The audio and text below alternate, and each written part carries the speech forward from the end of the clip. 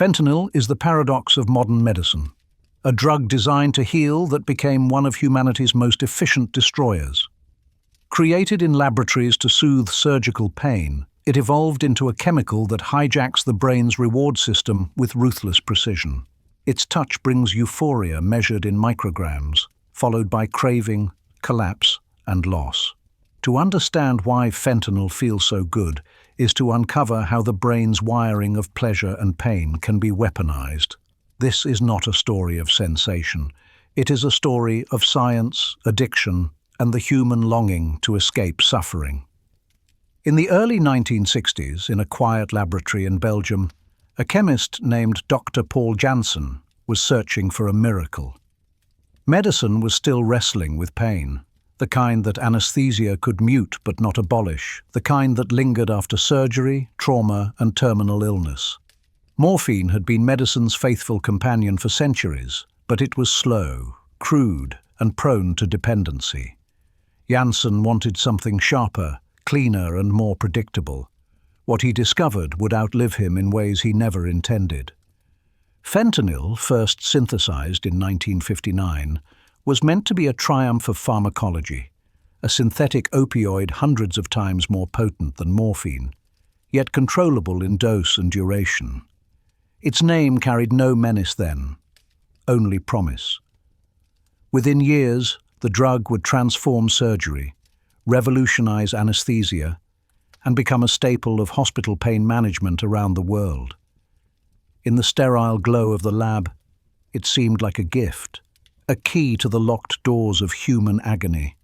At first, its uses were noble. Surgeons marveled at its precision. A few micrograms could induce deep analgesia without the side effects that plagued older opioids. It became a favorite for delicate operations, especially those involving the heart, where pain control and patient stability demanded perfection. Pharmaceutical companies marketed it under trade names like Sublimaz, Duragesic, and Actic, symbols of scientific control. For a generation of doctors, fentanyl represented progress itself, the cutting edge of care. But chemistry, indifferent to intention, obeys only its laws. Fentanyl's molecular structure, elegant and efficient, made it not only powerful, but perilously easy to modify. Each slight alteration in the molecule produced new analogues, many of them even stronger, some hundreds of times more potent than morphine. What began as a controlled tool of healing soon became an evolving family of substances whose power exceeded prediction. By the 1980s, as the pharmaceutical world celebrated innovation, the drug's shadow form began to appear. Laboratories outside legal oversight learned to replicate Janssen's discovery. Fentanyl analogues started showing up on the streets of the United States and Europe, first in tiny clusters of overdose cases, then in waves. Law enforcement officers coined a grim nickname for it: synthetic death. Still, in hospitals, the legitimate version of fentanyl remained indispensable. It was used in epidurals, in cancer care, in palliative treatment. It relieved pain where nothing else could. For physicians treating patients in agony, fentanyl was mercy in molecular form. The paradox deepened. The same chemical that returned dignity to dying patients was now killing those who sought its relief outside the clinic. Science had created a dual-edged blade. Understanding fentanyl's rise means tracing more than chemistry. It means tracing history's shifting relationship with pain. For centuries, humans treated pain as both physical and moral, a test of character as much as biology. Opium, morphine, and heroin each promised liberation, and each became their own form of bondage. Fentanyl was supposed to be the scientific solution to that ancient cycle, precise, pure, and manageable. But the human brain, bound by evolution and emotion, proved no more controllable than the molecule itself. Pain is a signal, not just of injury, but of existence. The nervous system's web of receptors evolved to teach survival. Fire burns, wounds demand attention, loss demands adaptation. Fentanyl's chemistry short-circuited that system. It binds to mu-opioid receptors, the same cellular gates that natural endorphins use to produce relief after injury or exertion. But where the body's own chemicals whisper, fentanyl shouts. It floods those receptors, silencing pain signals and replacing them with a synthetic calm, so complete it feels transcendent. In medicine, this effect is life-saving. Outside of it, it is catastrophic. The appeal of that calm, its precision, its completeness, is the root of both fentanyl's brilliance and its curse. When administered properly, it grants relief where other drugs falter. When abused, it bypasses the body's balance entirely, delivering euphoria that the brain mistakes for safety.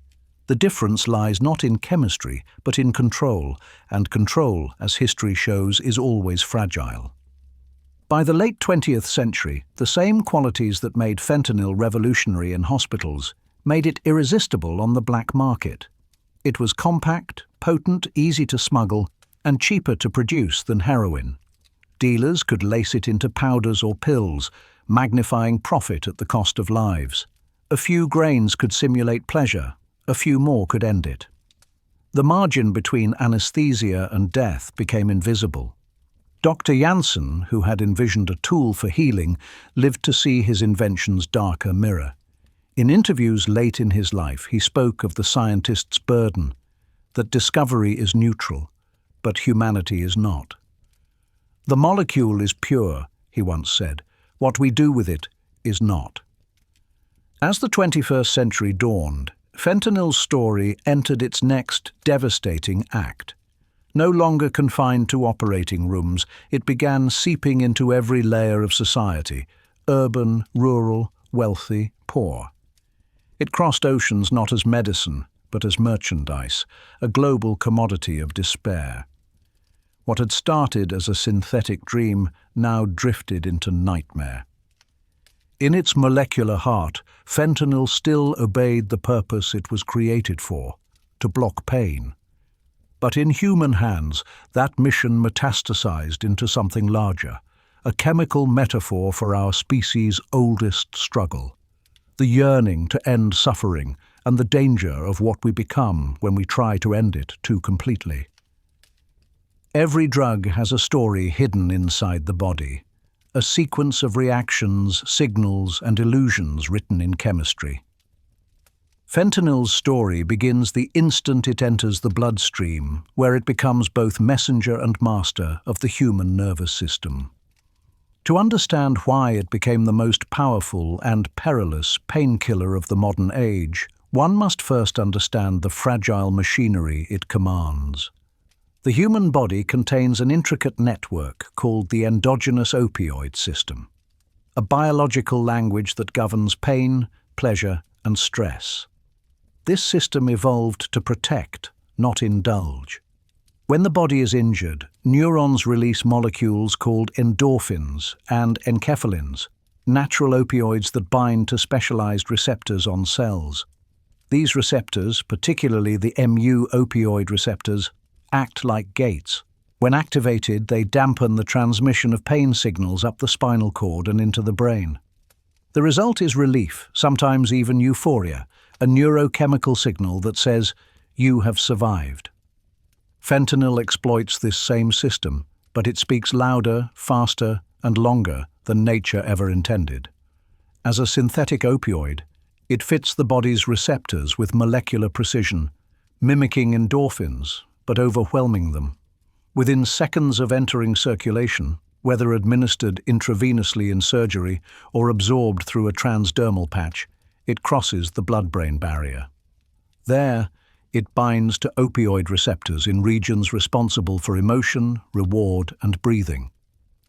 The cascade begins. The ventral tegmental area, VTA, and nucleus accumbens, centers of the brain's reward circuitry, flood with dopamine, the neurotransmitter of motivation and reinforcement. Under normal circumstances, dopamine surges after actions essential to survival, eating, bonding, achieving safety. Fentanyl short-circuits that logic. It unleashes dopamine not for survival, but for the drug itself. The brain's reward system, ancient and trusting, misreads the signal. It learns that fentanyl equals safety, pleasure, and peace. And once that association is made, it becomes extraordinarily hard to unlearn. In clinical use, this same process is what makes fentanyl so effective. In surgery or severe injury, the suppression of pain and anxiety allows the body to endure trauma without triggering panic. The drug's lipid solubility, its ability to dissolve in fats, gives it a rapid onset, a characteristic anesthesiologist's prize. Its potency means smaller doses, fewer side effects, and shorter recovery times. For patients in hospice care or living with chronic pain, fentanyl patches deliver steady relief over days, avoiding the roller coaster of dosing that plagues older opioids. In controlled environments, it can be a miracle. But the line between therapy and dependency is measured in micrograms. Because fentanyl binds so tightly to opioid receptors, the brain begins to adapt almost immediately. Receptors downregulate. They become less sensitive, fewer in number. The next dose brings less relief. The same circuitry that once quieted pain begins to demand stimulation to feel normal. This is tolerance, the body's grim adaptation to artificial bliss. Over time, a person may need exponentially higher doses to achieve the same effect or to avoid withdrawal. The danger lies not only in dependence, but in fentanyl's narrow therapeutic window, the tiny gap between an effective dose and a fatal one. At microgram levels, small variations can suppress the brainstem centers that control breathing. When respiration slows and oxygen drops, unconsciousness and cardiac arrest can follow in minutes. In hospitals, machines monitor every heartbeat. On the streets, there are no safeguards. This is why accidental overdoses are so common. The chemistry allows almost no room for error. Fentanyl's pharmacological efficiency also makes it uniquely adaptable. Scientists and illicit chemists alike discovered that slight modifications to its structure could alter potency, duration, and detectability. Variants like carfentanil, designed originally to sedate large animals, are thousands of times stronger than morphine. Even a few airborne particles can endanger first responders. These analogues, once confined to research papers, spread through underground labs, creating a constantly shifting chemical landscape that outpaces regulation. The story of fentanyl's spread cannot be separated from society's evolving relationship with pain. The late 20th century saw pain reclassified as the fifth vital sign, a metric as important as blood pressure or pulse. Pharmaceutical marketing reframed pain relief as a right rather than a privilege. Synthetic opioids, with their precision and potency, seemed like the answer. Doctors, many of whom had been trained to undertreat suffering, embraced these tools enthusiastically. Fentanyl patches and lozenges entered homes under legitimate prescriptions. The seeds of an epidemic were sown not in back alleys, but in clinics. From a neurobiological perspective, fentanyl's appeal is brutally rational. It gives the brain what evolution designed it to crave: relief, reward, reassurance. It activates the same neural loops that define affection, achievement, and even spirituality. The tragedy is that this chemistry, so perfectly tuned to the human condition, becomes lethal when it bypasses purpose. When a molecule this powerful leaves the hands of physicians and enters the chaos of unregulated use, it becomes not medicine, but mirror, reflecting back humanity's longing to silence pain at any cost. By the dawn of the new millennium, fentanyl's dual identity was complete. In hospitals, it remained a marvel of modern pharmacology, essential for trauma care and end-of-life comfort.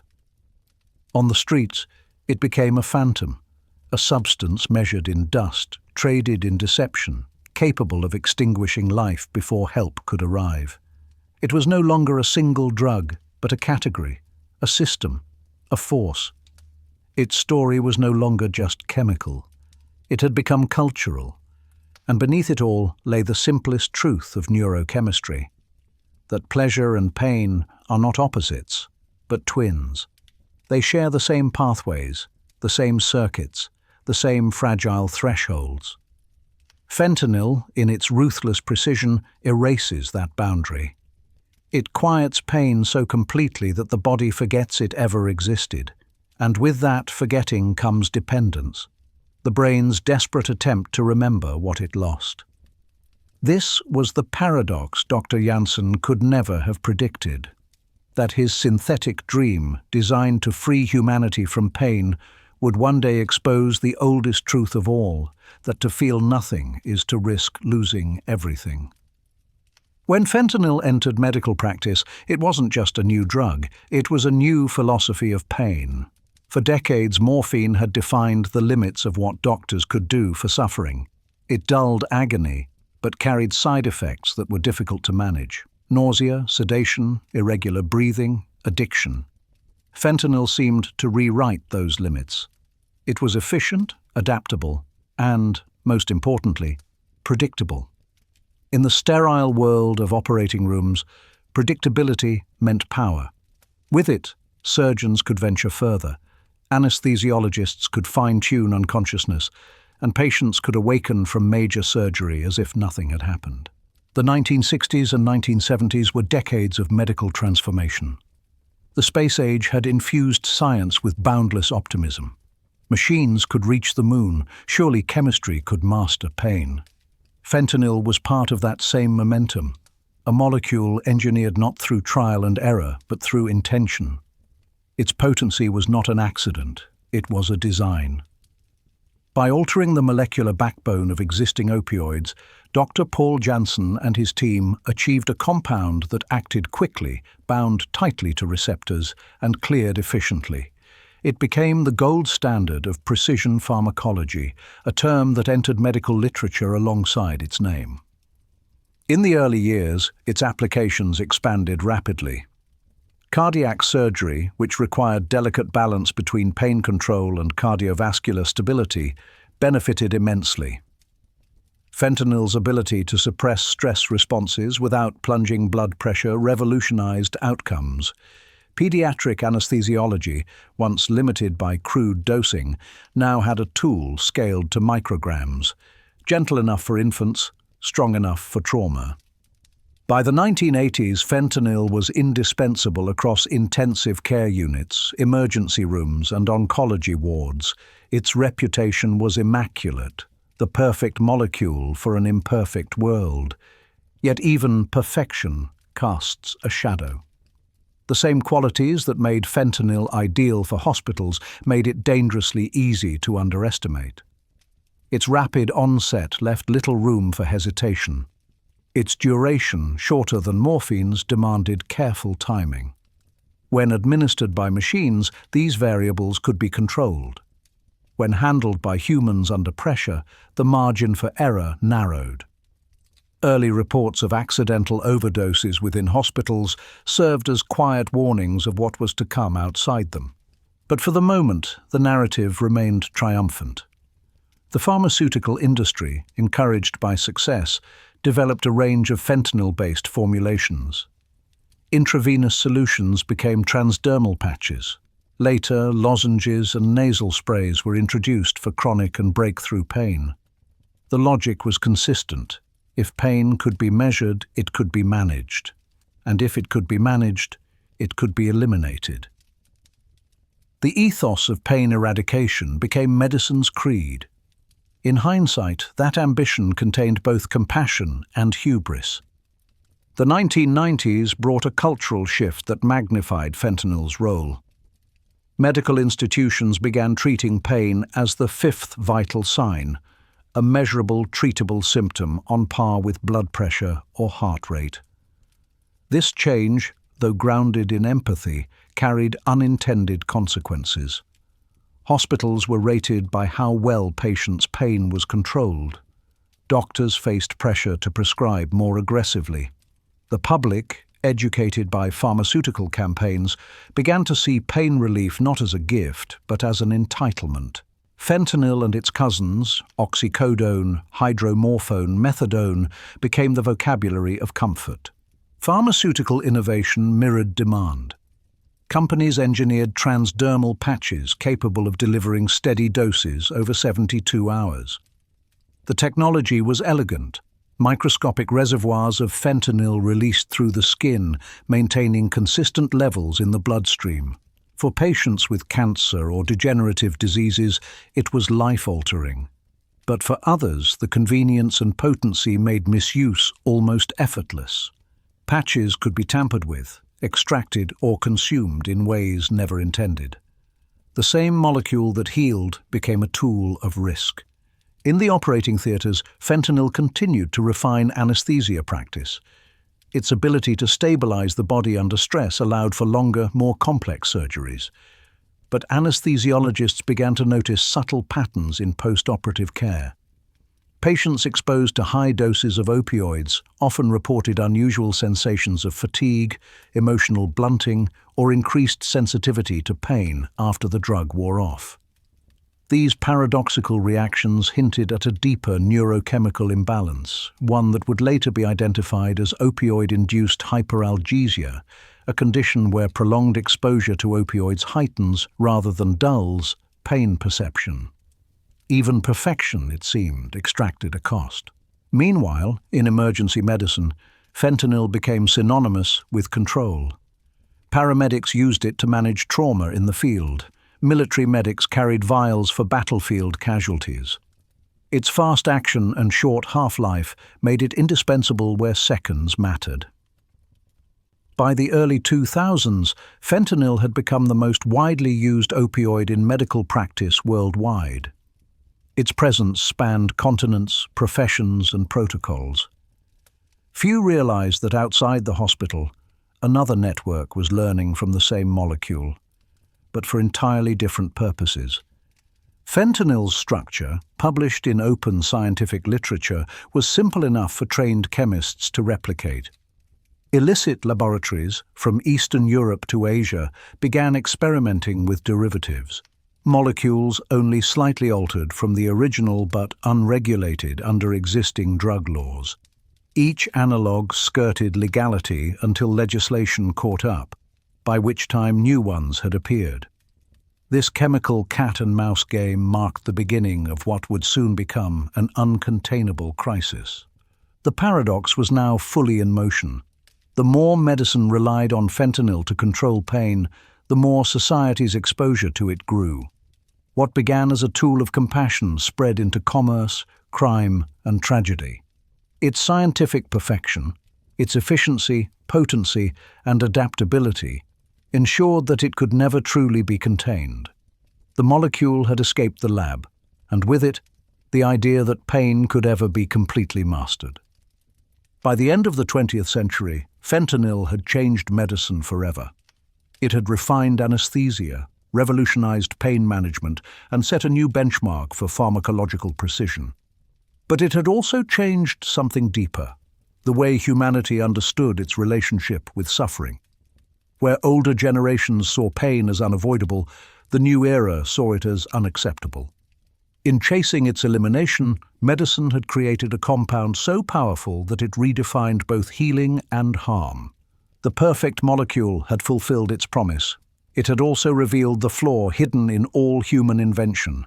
That mastery over nature often exposes the fragility of the master. Fentanyl had proven what chemistry could do, but the decades ahead would prove what it could undo. Every moment of comfort, every breath of calm, every flash of joy that passes through the human mind begins as chemistry. In that hidden circuitry of neurons and neurotransmitters, the boundary between pain and pleasure is drawn in electricity and molecules. When scientists in the 20th century first began to map this terrain, they discovered that the brain itself contains the same substances that opium and its descendants mimic. It was one of biology's great revelations. The human nervous system carries within it an entire pharmacy.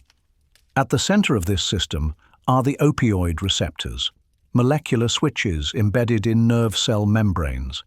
They come in three primary varieties: mu, delta, and kappa, each responsible for different shades of sensation.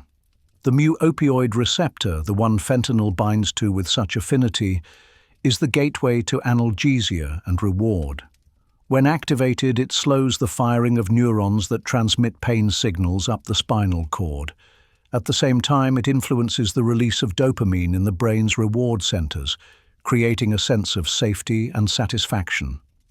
In the body's logic, the message is simple: pain has ended. Life can continue. Under natural conditions, this system operates with exquisite balance. The body produces its own opioids, endorphins, enkephalins, and dynorphins, that release in response to stress, injury, or intense exertion. They are the molecules behind the runner's high, the mother's calm after childbirth, the soldier's focus in battle. Their purpose is not pleasure for its own sake, but survival, to ease suffering enough to keep the organism moving. Each molecule is short-lived, its effects fading within minutes as enzymes clear the synapses. Balance is restored. Synthetic opioids like fentanyl enter this equilibrium like lightning. Because they are engineered for potency and stability, they bind far more tightly and persist far longer than the body's natural messengers. The brain, overwhelmed by the signal, floods its circuits with feedback. Pain recedes almost completely, but so does the system's ability to self-regulate. Receptors internalize. Production of natural opioids declines. The machinery designed for resilience begins to depend on the external molecule to maintain normal function. From a biochemical perspective, what medicine calls dependence is the nervous system's attempt at equilibrium. Cells adjust their sensitivity.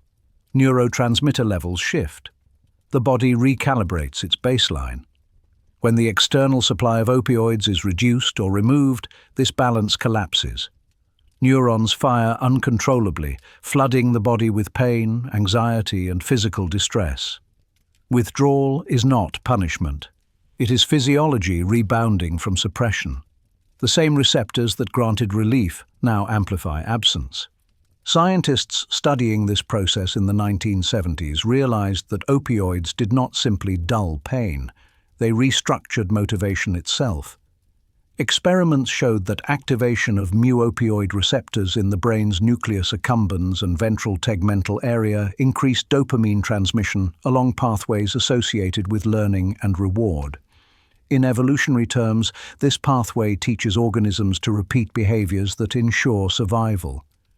Fentanyl and related drugs exploit it completely, linking the act of taking the drug to the brain's deepest coding for good. Even after the euphoria fades, the memory of reward lingers, encoded in synaptic patterns that bias future choices. This understanding transformed neuroscience. It revealed that addiction was not a moral weakness, but a chronic disorder of learning and memory. The drug doesn't just cause pleasure. It teaches the brain to seek that pleasure above all else. With repeated exposure, neural circuits governing judgment, impulse control, and emotional regulation, particularly in the prefrontal cortex, begin to atrophy. The result is a paradoxical blindness. Even as users recognize the harm, their brains continue to prioritize the next dose as if it were air. Clinically, fentanyl's power lies in the speed and magnitude of its receptor activation.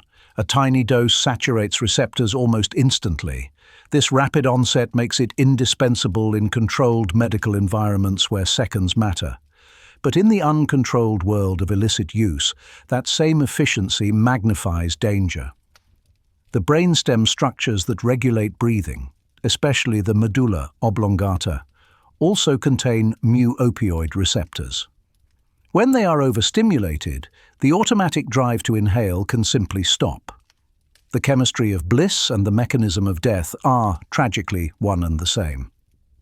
Researchers often describe fentanyl's pharmacology in terms of affinity and efficacy. Affinity refers to how strongly the molecule binds to its receptor, efficacy to how much effect it produces once bound. Fentanyl scores near the maximum on both scales. This combination explains its precision in surgery and its lethality in misuse. It also underscores a sobering truth. Biology has no moral compass. To the neuron, fentanyl is neither medicine nor poison. It is simply a molecule that fits perfectly. Understanding this chemistry has reshaped medicine's approach to pain management.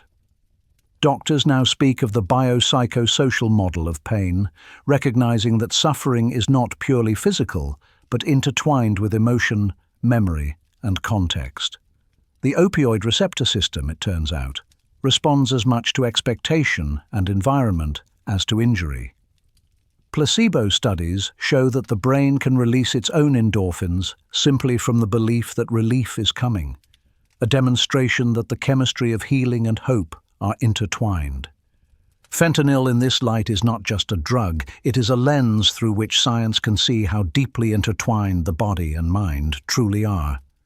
It reveals that pleasure and relief are not accidents of evolution, but tools for survival, and that when those tools are overused, they can consume the system that created them. In the story of fentanyl, chemistry becomes metaphor, a reminder that every shortcut to comfort carries a cost written into the biology of being human. By the early 2000s, this understanding began to influence medical education and policy. The emphasis shifted from eliminating pain entirely to managing it responsibly. New research into partial agonists and antagonists, drugs like buprenorphine and naloxone, offered ways to treat pain and addiction by balancing receptor activation rather than overwhelming it. These discoveries did not erase fentanyl's role in medicine, but they framed it within a larger conversation about restraint, ethics, and empathy. The brain's opioid system remains one of science's most profound paradoxes.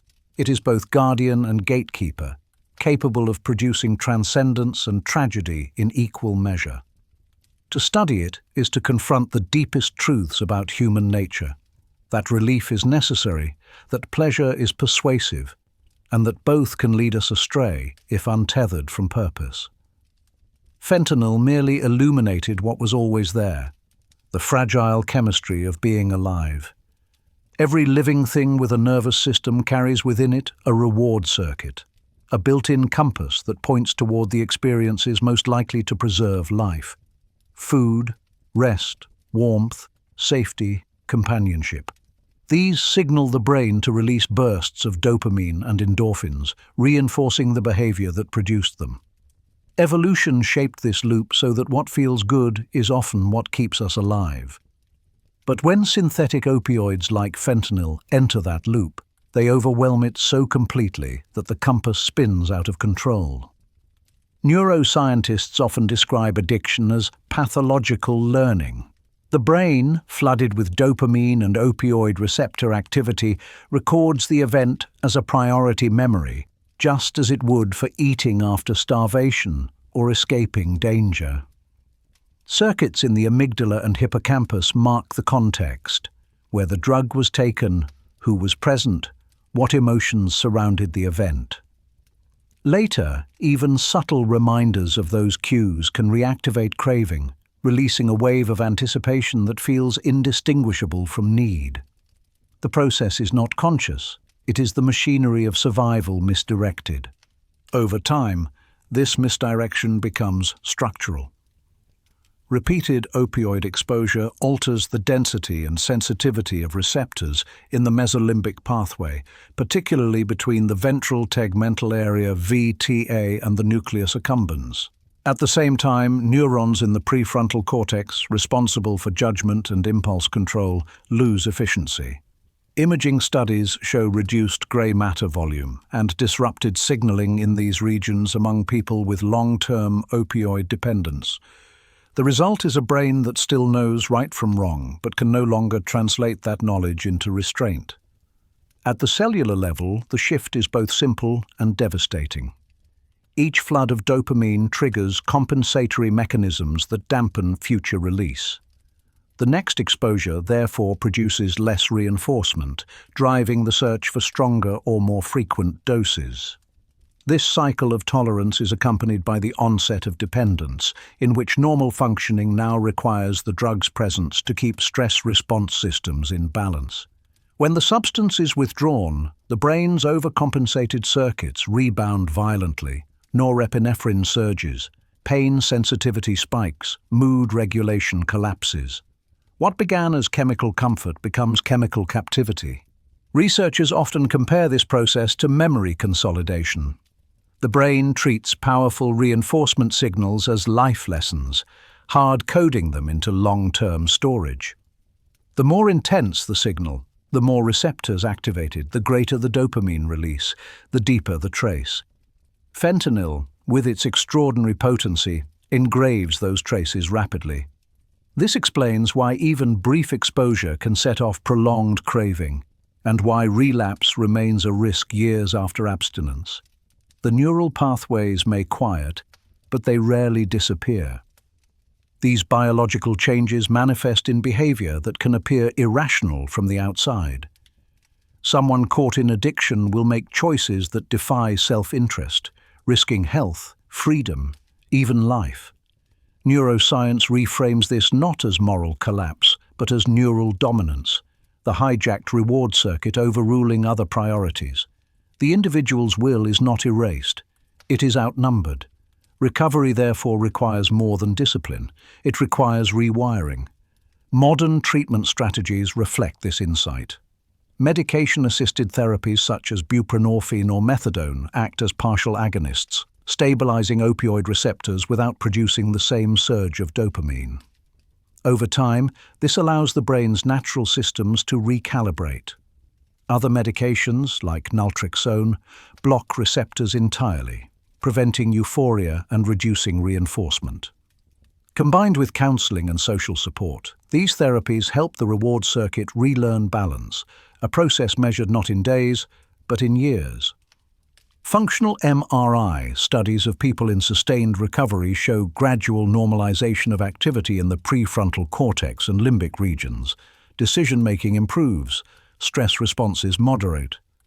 Yet even after years of stability, exposure to environmental triggers, an old neighborhood, a scent, a song, can rekindle cravings. This persistence underscores addiction's nature as a chronic relapsing condition. The brain remembers too well what once promised relief. Beyond biology, social context magnifies vulnerability.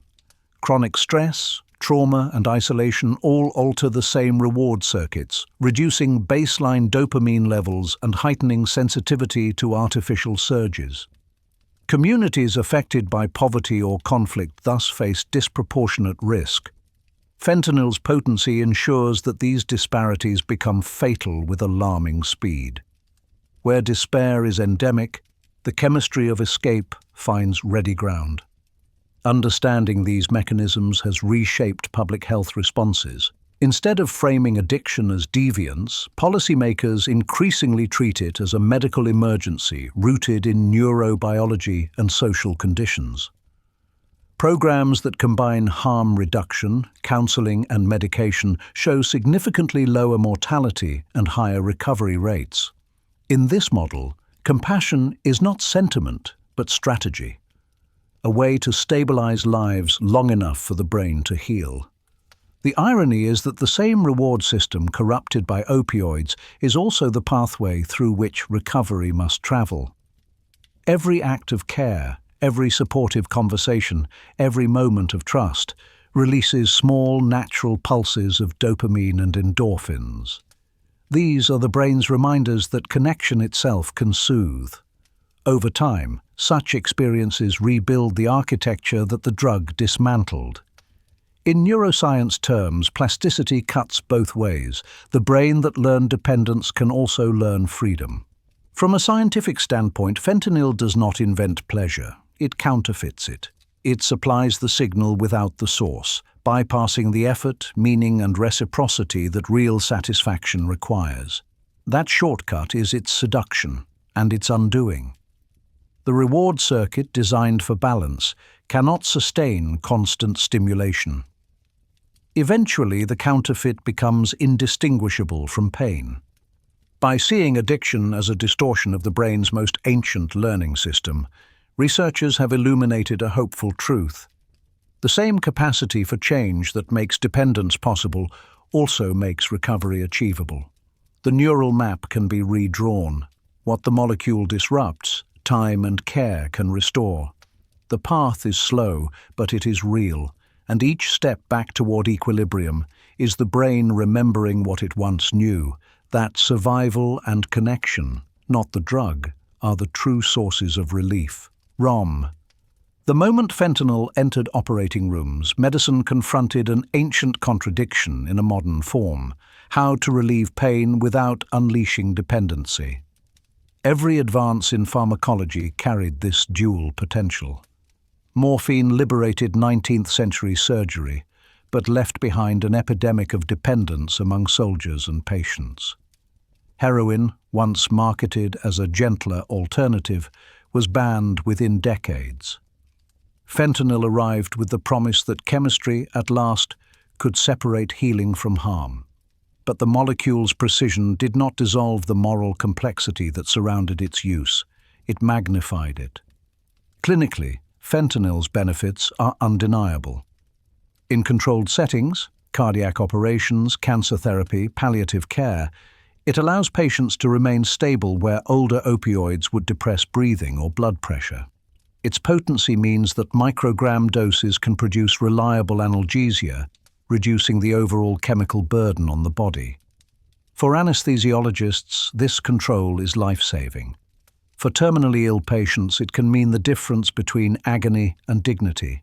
The ethical obligation to relieve suffering anchors these uses, yet the same properties that make fentanyl indispensable, its rapid action, high potency, and lipid solubility, also make it perilous outside hospital walls. As prescriptions for chronic pain expanded in the 1990s and early 2000s, fentanyl migrated from intensive care units into outpatient medicine. Transdermal patches and lozenges were approved for long-term pain management, and aggressive marketing framed opioids as tools for restoring quality of life rather than last resorts. Many clinicians, trained to treat pain as the fifth vital sign, interpreted underprescription as neglect. The pendulum swung toward liberal dosing. Within a decade, dependency rates began to climb. By the mid-2000s, synthetic opioids, led by fentanyl and its analogues, overtook heroin as the leading cause of overdose deaths in North America. Medicine found itself in crisis not because its intentions were wrong, but because its confidence in control was misplaced. The pharmacology was sound, the system managing it was not. Prescriptions were sometimes refilled automatically. Leftover patches remained in household drawers, and illicit chemists learned to replicate the compound cheaply. Fentanyl's concentration meant that a kilogram, small enough to fit in a backpack, contained millions of potential doses. The boundary between clinical miracle and social catastrophe had dissolved into supply chains. In response, governments and health agencies began building a new architecture of accountability. Prescription monitoring programs tracked dispensing patterns. Continuing education requirements emphasized risk assessment. Manufacturers were required to add abuse-deterrent formulations. The U.S. Centers for Disease Control and Prevention issued new guidelines urging non-opioid treatments as first-line therapy for chronic pain. Similar initiatives emerged in Canada, Europe, and Australia. Yet policy lagged behind chemistry. Each restriction on medical fentanyl pushed demand toward illicit variants arriving from clandestine labs, often mixed unpredictably with heroin, methamphetamine, or counterfeit pills. What had begun as a medical problem metastasized into a public health emergency. Within hospitals, the conversation shifted from dosage to philosophy. Specialists began advocating for multimodal analgesia, combining lower opioid doses with regional anesthesia, non-steroidal medications, physical therapy, and psychological support. The goal was not total eradication of pain, but functional relief that minimized risk. In palliative care, clinicians defended the right to adequate opioids for the dying, arguing that fear of misuse should not eclipse compassion. The debate revealed medicine's deepest tension, whether safety or comfort should hold priority when both cannot be guaranteed. On the research front, scientists pursued alternatives that might preserve opioid efficacy without its liabilities. One avenue involved designing biased agonists, molecules that activate the receptor's analgesic pathway without triggering the respiratory depressant or euphoric effects. Another focused on gene therapy and immune modulation strategies that reduce pain signaling at its source. These innovations hint at a future where pain relief and addiction diverge chemically, though that future remains uncertain. Parallel to laboratory work, policy thinkers began reframing addiction as a chronic medical condition rather than a criminal offense.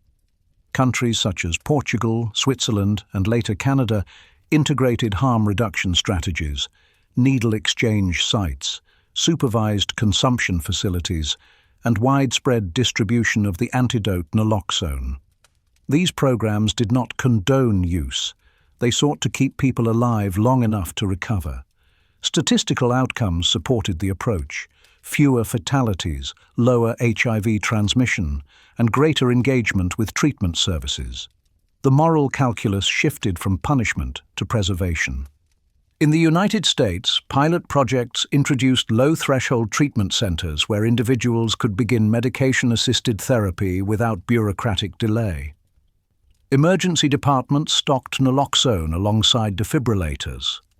Pharmacists trained to recognize overdose symptoms became first responders in community settings. These initiatives marked a cultural turn, medicine reclaiming its humanitarian roots in the midst of crisis. Still, clinicians remain caught between extremes. On one side lies the imperative to relieve suffering. On the other, the risk of enabling dependence. Patients with severe chronic pain often feel criminalized by tightening regulations, forced to justify every prescription. Physicians fear scrutiny or prosecution if they misjudge dosage. The result is an atmosphere of mutual distrust, a tragedy of good intentions colliding with systemic fear. Balancing empathy and caution has become the profession's most delicate art. Globally, inequities compound the dilemma. In many low-income countries, morphine and fentanyl remain scarce, restricted by regulatory barriers meant to prevent diversion. The World Health Organization estimates that millions die each year in severe pain because essential opioids are unavailable. Thus, the same molecule that devastates some societies remains inaccessible to others that need it most. The world's relationship with fentanyl is not uniform. It is a mirror reflecting disparities in wealth, oversight, and compassion. The path forward, experts argue, lies in nuance. Pain management must be individualized, integrating biology with biography, recognizing that suffering is shaped by genetics, psychology, and circumstance. Public health must pair control with care, prescribing oversight coupled with ready access to treatment and education. And policy must evolve as science does, agile enough to respond to new analogues and emerging data without repeating the cycle of overcorrection. In the end, the fentanyl crisis is less about chemistry than about the human desire to eliminate discomfort. Medicine's challenge is to accept that some pain is inevitable, that relief and risk can never be fully separated, and that humility must accompany every dose. The goal is not a world without pain, but a world that understands it and responds with both precision and compassion. Long before science named receptors or charted neurotransmitters, pain and pleasure were already guiding life on Earth. Every organism that moved, from single-celled creatures recoiling from acid to mammals nursing their young, evolved ways to tell the difference between harm and safety. Those signals became the grammar of survival. Over millions of years, the nervous system refined them into sensation, emotion, and memory. In humans, that refinement produced a brain so sensitive to pain that it could learn from danger, and so responsive to relief that it could imagine comfort even in its absence. Biologists describe this dual design as a feedback loop between nociception, the detection of injury, and reward, the reinforcement of protection and healing. When a wound or burn activates pain fibers, The brain releases natural opioids, endorphins and enkephalins to soften the shock and encourage endurance. The body's internal pharmacy ensures that survival is tolerable, not just possible. These same molecules reward effort and perseverance, linking relief to accomplishment. The runner's calm after exhaustion, the quiet satisfaction of solving a problem, even the warmth of social contact, all trace back to this chemistry. Pleasure, in evolutionary terms, is the promise that struggle has meaning. Humanity's earliest healers intuited this connection long before microscopes confirmed it. Archaeologists have found opium residue in Mesopotamian jars dating to 3000 BCE. Its cuneiform name translated roughly as joy plant. Ancient Egyptian texts listed poppy extracts beside honey and herbs for soothing pain. In Greece, physicians of the Hippocratic school debated whether suffering was divine punishment or a bodily imbalance. Whatever the theory, the remedy often came from the same source: the milky latex of the poppy, dried and powdered. To those civilizations, the plant was both medicine and mystery, a gift that calmed agony but demanded respect. As trade spread across Asia and the Mediterranean, so did opium. In India and China, it entered traditional pharmacopoeias. In the Islamic Golden Age, scholars like Avicenna described its analgesic powers in precise doses. Europe encountered it again through Renaissance alchemists, who mixed it into tinctures known as laudanum.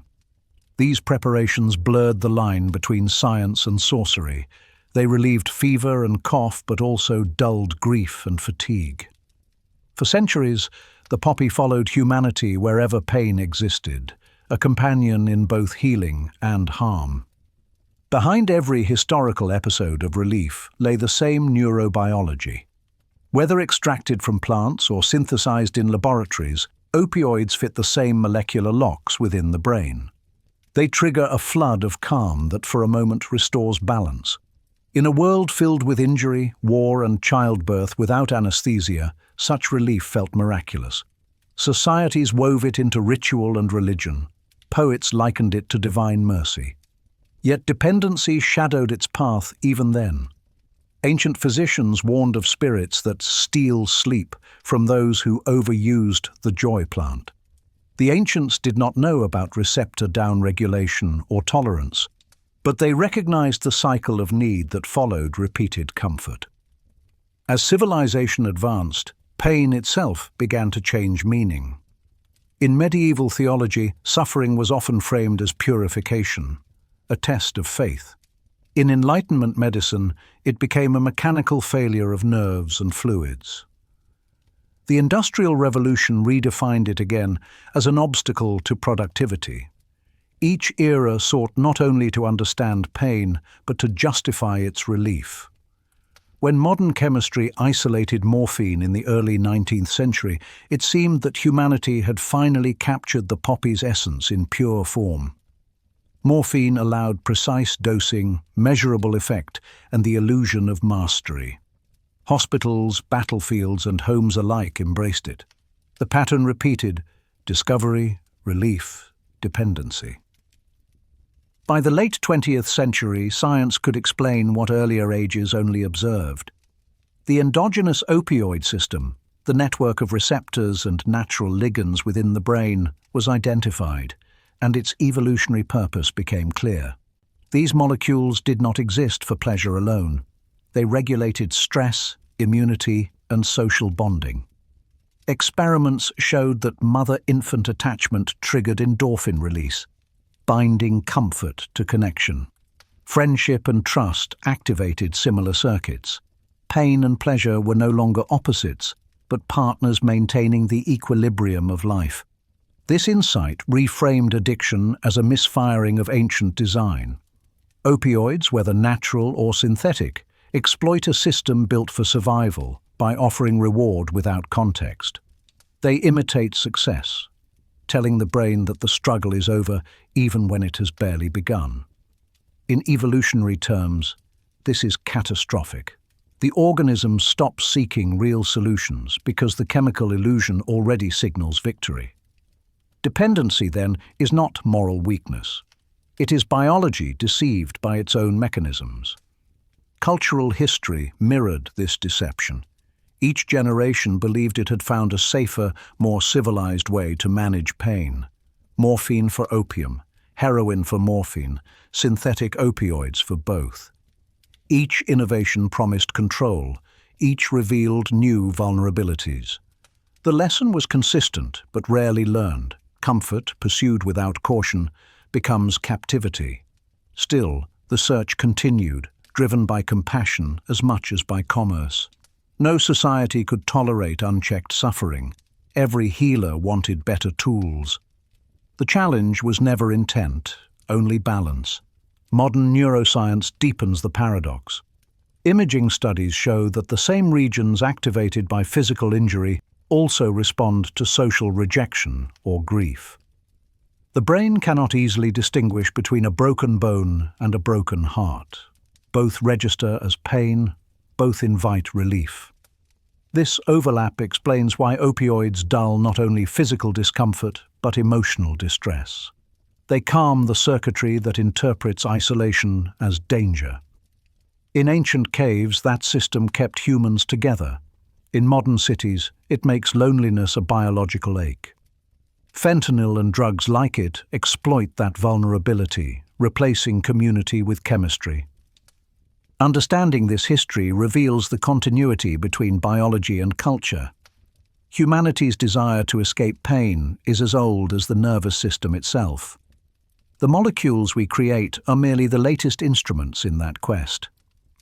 Yet evolution also endowed us with counterbalances: empathy, patience, and the ability to derive comfort from connection. Where opioids offer instantaneous relief, these slower mechanisms build resilience. They are the body's and society's natural antidotes. As medicine confronts the fentanyl era, it stands at the same crossroads as its ancestors, between compassion and caution, between the promise to relieve suffering and the responsibility to preserve life. The story of pain and pleasure is not a tale of progress or failure. It is a mirror of what it means to be human, creatures wired to hurt, to heal, and to hope that the two can coexist. Craving begins quietly. Long before a person notices it, the chemistry of anticipation has already taken shape inside the brain. Every experience that ends pain or creates comfort leaves behind a molecular memory, and those memories form the blueprint for desire. In the case of opioids, that blueprint is carved deep into the reward system itself. What starts as a signal of relief can, with repetition, become a command to repeat. Neuroscience defines craving as the motivational state produced when learned cues predict reward. When a patient in pain receives medication, sensory pathways quiet, stress hormones drop, and dopamine surges in the nucleus accumbens. The same region activated by food, laughter, or achievement. The brain records that sequence: stimulus, relief, reward. The next time distress arises, the network lights up before the drug even arrives. Dopamine spikes not in response to pleasure, but in expectation of it. That anticipation, rather than the substance itself, becomes the fuel of craving. Within the amygdala, emotional memory and fear conditioning shape the intensity of this drive. If the original relief was profound, ending agony, anxiety, or despair, the amygdala tags the event as vital for survival. Later, even subtle reminders of the setting, the smell of antiseptic, a doctor's voice, or a moment of stress can trigger activation. The body responds as though pain were returning, urging action to restore balance. To the conscious mind, it feels like choice. To the brain, it is maintenance of homeostasis. Repeated activation of opioid receptors alters the sensitivity of the system itself. The mu receptor internalizes and re-emerges less responsive after each exposure. Endogenous opioids, the body's own messengers, no longer bind as effectively. Baseline mood and resilience decline. This is the neurological foundation of tolerance and dependence. the brain's attempt to remain stable in the face of continual stimulation. When the stimulus disappears, the imbalance reverses violently, stress circuits surge, and craving becomes distress multiplied by memory. Scientists studying these transitions describe addiction as a disorder of predictive coding. The brain, designed to forecast outcomes based on past experience, now miscalculates. It overestimates the reward that opioids will deliver and underestimates the cost. This distortion involves the prefrontal cortex, which normally weighs consequences and suppresses impulsive drives. Functional imaging shows diminished activity in that region during craving episodes, while the midbrain structures that generate motivation become hyperactive. The result is not ignorance, but misalignment, knowledge without control. Craving also reshapes the body's stress systems. Chronic opioid exposure dampens the hypothalamic-pituitary-adrenal HPA axis, blunting natural stress responses. When the drug is removed, cortisol and adrenaline rebound sharply, producing restlessness, muscle pain, and anxiety. These physical sensations amplify psychological desire, creating a feedback loop where the wish to stop suffering merges with the wish to use. The organism seeks equilibrium, not intoxication, but the path back is blocked by biology. In evolutionary terms, craving once ensured survival. The same circuits drive the hunger that compels an animal to search for food or a parent to care for offspring. Opioids exploit that system's urgency. To the brain, the absence of the drug feels like deprivation. Obtaining it feels like restoration. The craving is thus not for euphoria, but for normalcy, a return to the chemical balance the body has redefined as safe. This is why compassion in treatment is not indulgence. It is alignment with physiology. Modern therapies target these mechanisms directly. Buprenorphine and methadone stabilize receptor activity, reducing the peaks and troughs that trigger craving. Cognitive behavioral interventions teach patients to reinterpret environmental cues, weakening the learned associations between stress and substance. New research on neurofeedback and transcranial stimulation explores whether brain circuits can be retrained through non-chemical means, restoring decision-making control. Each approach recognizes craving not as moral failure, but as the echo of survival instinct misdirected. Social context reinforces or relieves this biology. Isolation, unemployment, and trauma heighten baseline stress and reduce access to natural rewards such as friendship or purpose. Under those conditions, the artificial certainty of opioids fills a vacuum. Conversely, community support, stable housing, meaningful work, genuine connection reactivates dormant reward pathways. Dopamine released through trust or achievement begins to compete with the chemical memory of the drug. Recovery, therefore, is not only abstinence, but replacement, building new sources of satisfaction that the brain can believe. Cultural narratives play their part as well. Societies that equate relief with weakness or pain with virtue often drive individuals towards secrecy and shame, conditions that intensify craving. Public health models that emphasize dignity and inclusion, by contrast, reduce relapse rates dramatically. When people feel seen rather than judged, the neural architecture of stress quiets and the craving signal loses volume. The science of compassion thus meets measurable neurobiology. At its core, craving reveals a truth about the human condition. The pursuit of relief is inseparable from the pursuit of meaning. The same circuits that compel dependence also enable creativity, learning, and love. They are engines of attachment tuned by evolution to connect effort with reward. Opioids hijack that engine, but they do not destroy it. Given time and safety, the system can relearn what truly sustains it. Understanding craving as both biological and social reframes the challenge of treatment. It is not a battle of willpower against chemistry, but a process of re-education, teaching the brain to trust the slower rewards of connection, purpose, and resilience. The relief opioids promise in seconds can, through patience and support, be rebuilt naturally over months and years. Each small victory, a night of rest, a conversation, a day without relapse, registers as genuine progress in the same neural currency that once served the drug. The biology of craving, then, is neither curse nor destiny. It is a mirror of the brain's deepest design, to seek balance, to remember comfort, and to chase it until it is found. When science and society learn to guide that instinct rather than condemn it, the possibility of recovery becomes not just medical but human, a restoration of the oldest promise coded into our nerves, that life itself can be worth returning to. Every statistic in the opioid crisis begins as a story of relief. A patient in pain receives a prescription, an injured worker finds rest, a caregiver sees comfort return to a loved one. Each moment feels justified, even noble. Yet behind those moments lies a chemistry indifferent to intention. The molecule that erases pain also erases restraint, and over time the same act that once restored life begins to consume it. The journey from relief to regret is rarely sudden. It unfolds in quiet increments, each decision guided by the memory of comfort. At first, dependence is invisible. The body adapts subtly.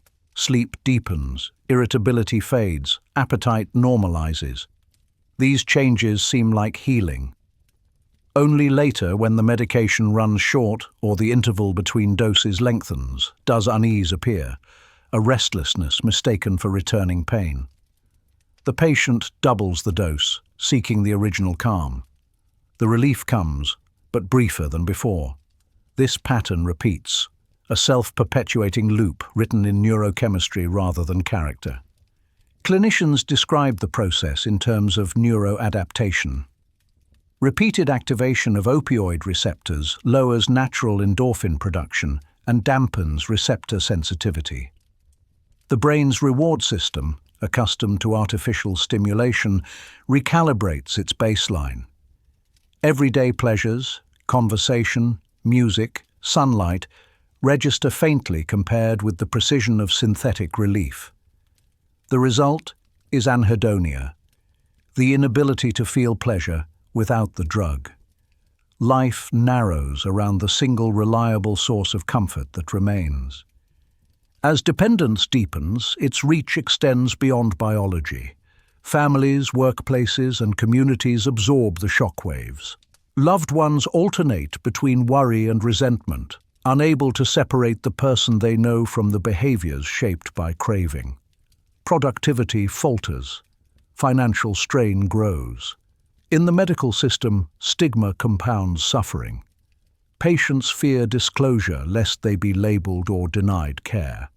The pain that began as physical becomes social and spiritual, reinforcing the very isolation that sustains addiction. Public health research maps these consequences on a global scale. The World Health Organization estimates that millions of people worldwide suffer from opioid use disorders, yet only a fraction receive evidence-based treatment. In wealthier nations, overdoses strain emergency services and foster political debate. In poorer regions, lack of access to even basic pain relief leads to needless agony. The irony is stark.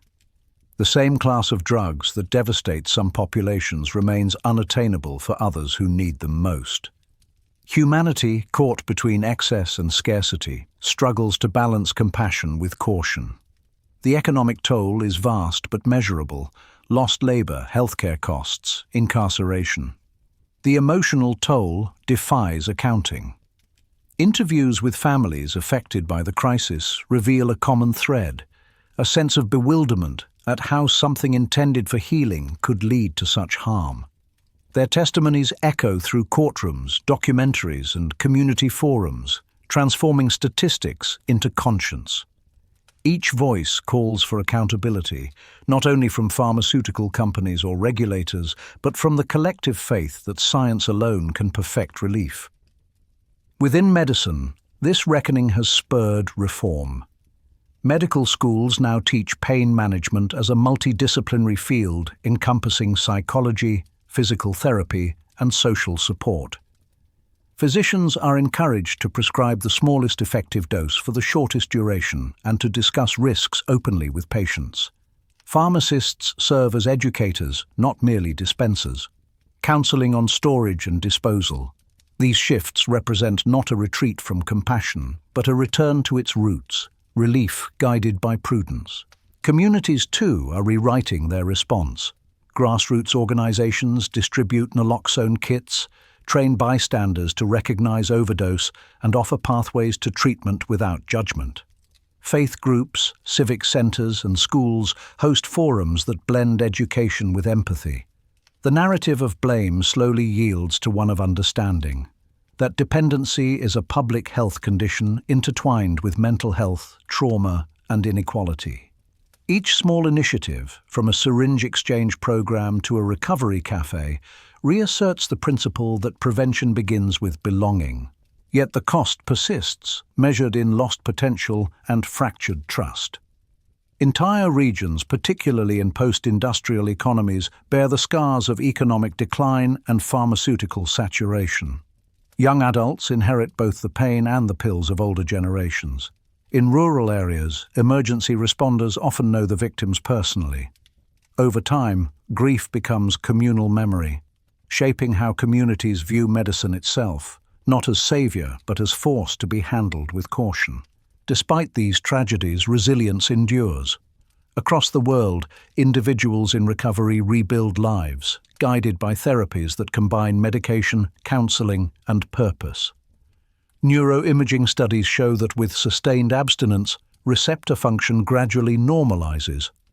Gray matter loss in the prefrontal cortex can partially reverse. These findings offer scientific validation for hope. The brain, like the person it inhabits, can heal. Recovery is not erasure of the past, but the slow reconstruction of trust in oneself, in others, and in the possibility of living without the constant need for relief. The human cost of dependency, then, is not only measured in mortality, but in lost connection, the distance between what the molecule promises and what life delivers. Every overdose report is a testament to the fragility of control, every recovery a testament to its return. Society's challenge is to learn from both without surrendering to despair or denial. Compassion must extend to prevention, policy, and treatment alike, recognizing that pain is universal but solutions need not be destructive. The cycle of relief and regret will likely remain as long as humanity seeks to conquer suffering. But knowledge changes the terms of that cycle. With science, empathy, and honesty, the next chapter of this story can be written differently. One where the chemistry of healing serves its purpose without consuming its maker, and where every act of relief preserves, rather than endangers, the life it was meant to protect. The story of fentanyl's expansion from laboratory innovation to global commodity begins not in a back-alley workshop, but in the clean rooms of legitimate science. When Dr. Paul Janssen's team first synthesized the compound in 1959, they were part of a worldwide movement to refine anesthesia and modernize pharmacology. The aim was simple: shorten surgeries, reduce suffering, save lives. In the following decades, that goal merged with a new economic force, the industrialization of medicine. Chemistry met capitalism, and an idea born for healing became a product measured by volume.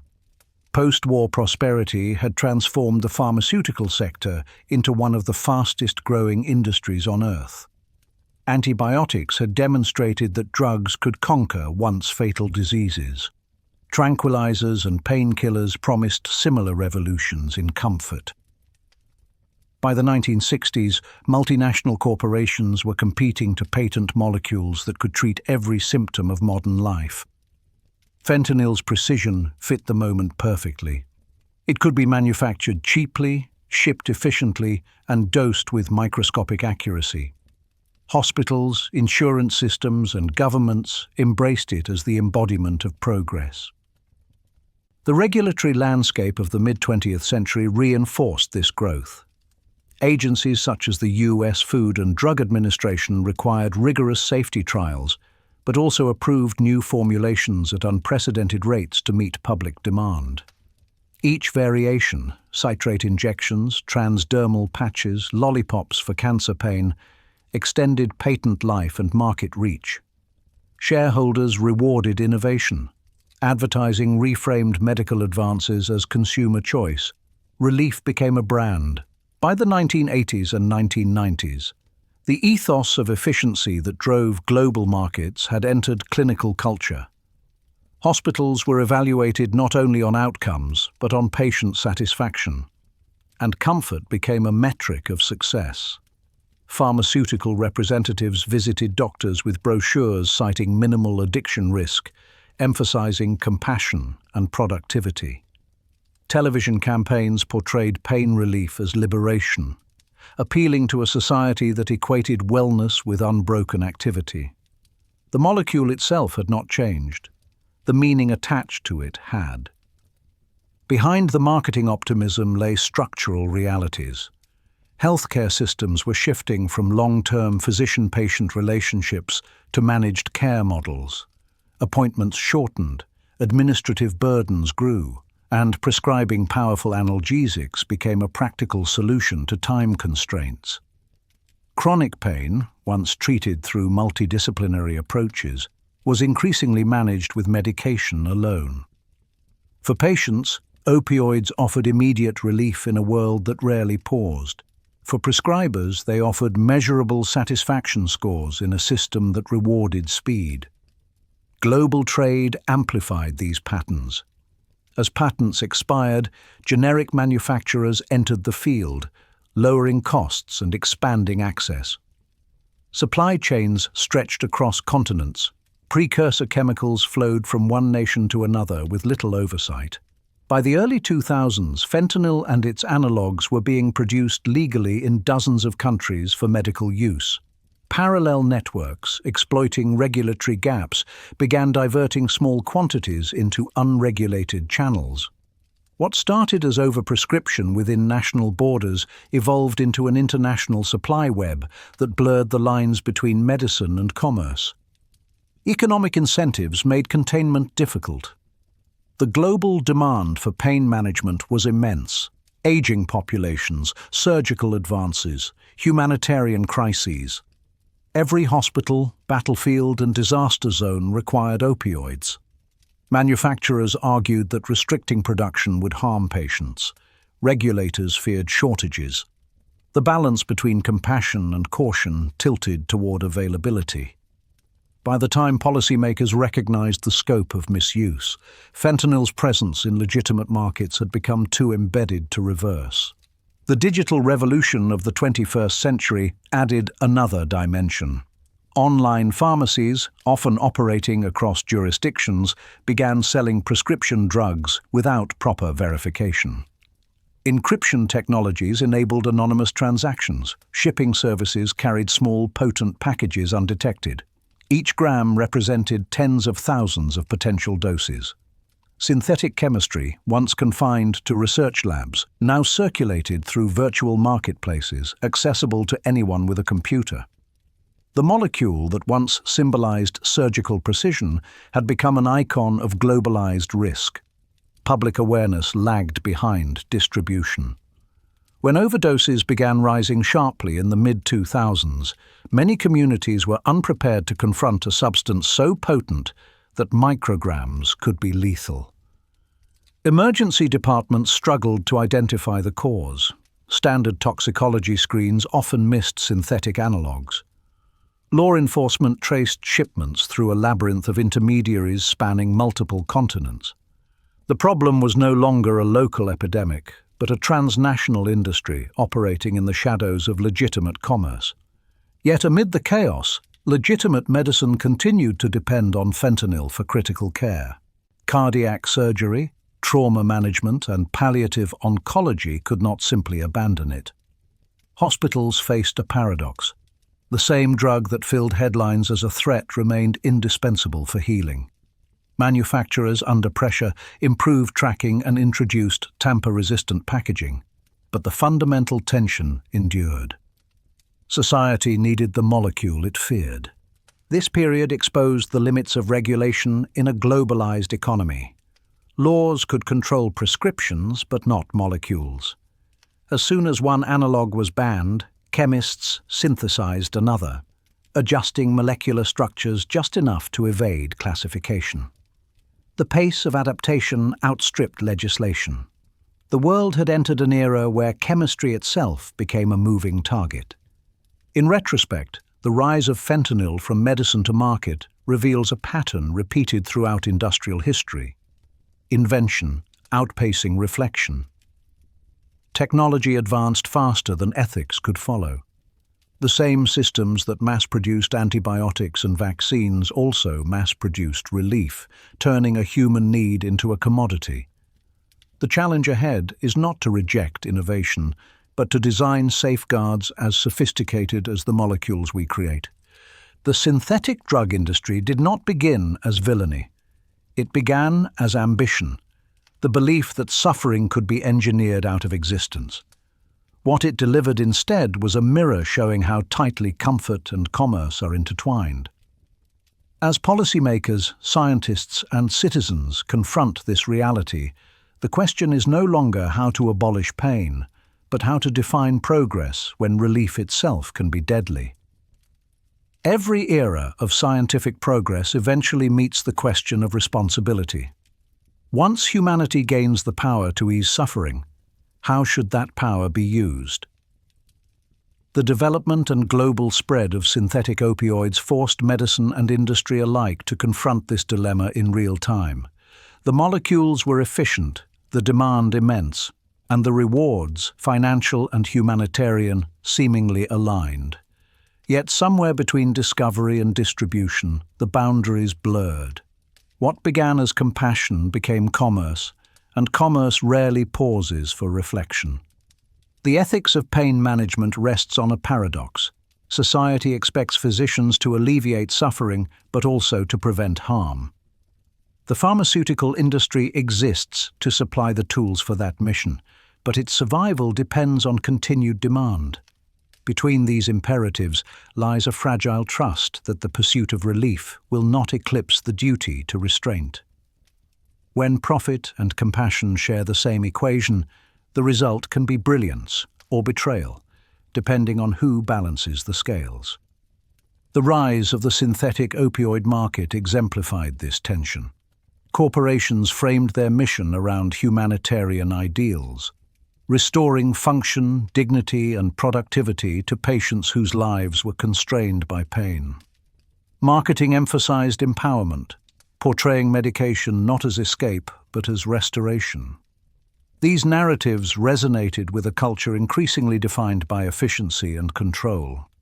Yet the very logic that made these messages persuasive also contained their flaw.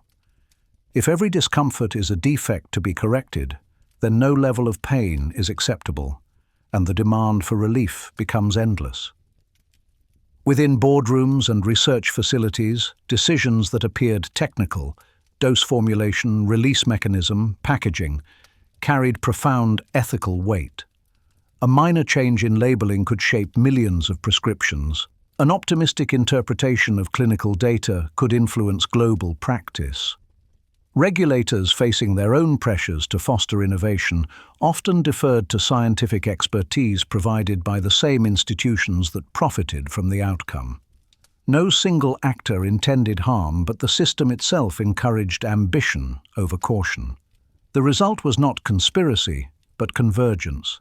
Good intentions aligned with good business until both lost perspective. Ethicists describe this phenomenon as diffused responsibility, a condition in which no one feels entirely accountable because everyone is partially so. Scientists focus on chemistry, executives on strategy, physicians on patient care, regulators on compliance.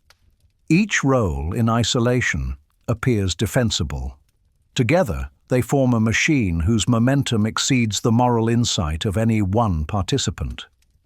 In the opioid crisis, that machine operated flawlessly until the consequences became impossible to ignore. At the core of this dilemma lies the definition of pain itself. Medicine traditionally viewed pain as a symptom, a signal of injury or illness to be interpreted, not necessarily eradicated. Over time, it became a metric of success, a number to be reduced on a chart. This shift, while well-intentioned, transformed the physician's art into an algorithm. In this environment, powerful analgesics fit perfectly. They delivered quantifiable improvement in the shortest time. The ethical cost of dependency was diffuse, invisible behind the satisfaction scores of a single appointment. Corporate ethics committees debated risk mitigation and educational outreach, yet the cultural tide favored expansion. In economies built on growth, restraint rarely commands enthusiasm. The moral challenge, therefore, was structural: how to sustain empathy in a system optimized for efficiency. Pain, by its nature, resists commodification. It is subjective, shaped by memory, emotion, and circumstance. When standardized into profit models, its complexity vanishes, leaving behind a market defined not by healing but by consumption. Some philosophers of medicine argue that this transformation marks a turning point in the relationship between science and society. Where earlier generations viewed medicine as a moral vocation, modern institutions often treat it as an industry of solutions. Success is measured not by the depth of understanding, but by the breadth of distribution. The ethical question, then, is no longer whether we can eliminate pain, but whether we should. To ease every discomfort is to risk dulling the very capacity that gives life meaning, the ability to endure, to grow, to empathize. Regulatory systems attempt to act as conscience for commerce, but conscience is difficult to codify. Guidelines can limit dosage or marketing language, yet they cannot legislate humility. Ethical culture must come from within, a collective recognition that innovation without foresight becomes exploitation. The lesson extends beyond opioids to all technologies that promise quick solutions to complex problems. Every field that monetizes relief must reckon with the temptation to ignore its consequences. As awareness of harm grew, some institutions began re-evaluating their priorities. Research funding shifted toward non-addictive pain treatments, transparency in clinical trials improved, and corporate missions expanded to include stewardship of public health. These changes, though genuine, revealed how dependent modern medicine had become on the very substances it sought to regulate. The problem was not confined to a single molecule, but embedded in a worldview that equated success with the eradication of discomfort. In the broader ethical landscape, the opioid era functions as a parable about limits. It demonstrates that compassion without discipline can become destructive, and that science without ethics is merely engineering. The industry that brought light to countless patients also cast a long shadow of dependency. The task for the future is not to vilify innovation, but to humanize it, to design systems that measure progress not only in profit or pain scores, but in the preservation of dignity. Corporate responsibility, in this context, means more than compliance.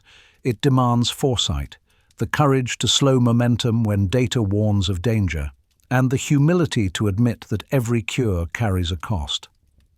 Ethical leadership is measured not by how quickly a company grows, but by how carefully it listens to science, to society, and to the silent suffering that too often precedes crisis.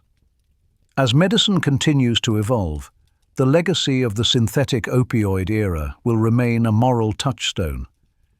It reminds us that every molecule we create carries not only chemical potential, but moral gravity. The ethics of pain are, at their core, the ethics of being human, to relieve without erasing, to comfort without corrupting, and to remember that every act of healing begins with responsibility. When chemistry crosses borders, consequences do too. The synthetic opioid era proved that pain management, once a private matter between patient and physician, had become a global system whose failures and successes reverberated across continents. Each nation, shaped by its own economy, laws and culture, responded differently to the promise and peril of synthetic relief. The resulting mosaic revealed both the unity and the inequality of the human experience of pain. In high-income countries, synthetic opioids became symbols of medical modernity. Hospitals relied on them to perform complex surgeries with minimal trauma. Hospices used them to ease the final stages of disease. Patients expected rapid relief, and health systems, proud of their technological prowess, delivered it. Yet the same abundance that made compassionate care possible also created opportunity for misuse. Policies written to ensure access soon required revision to ensure control.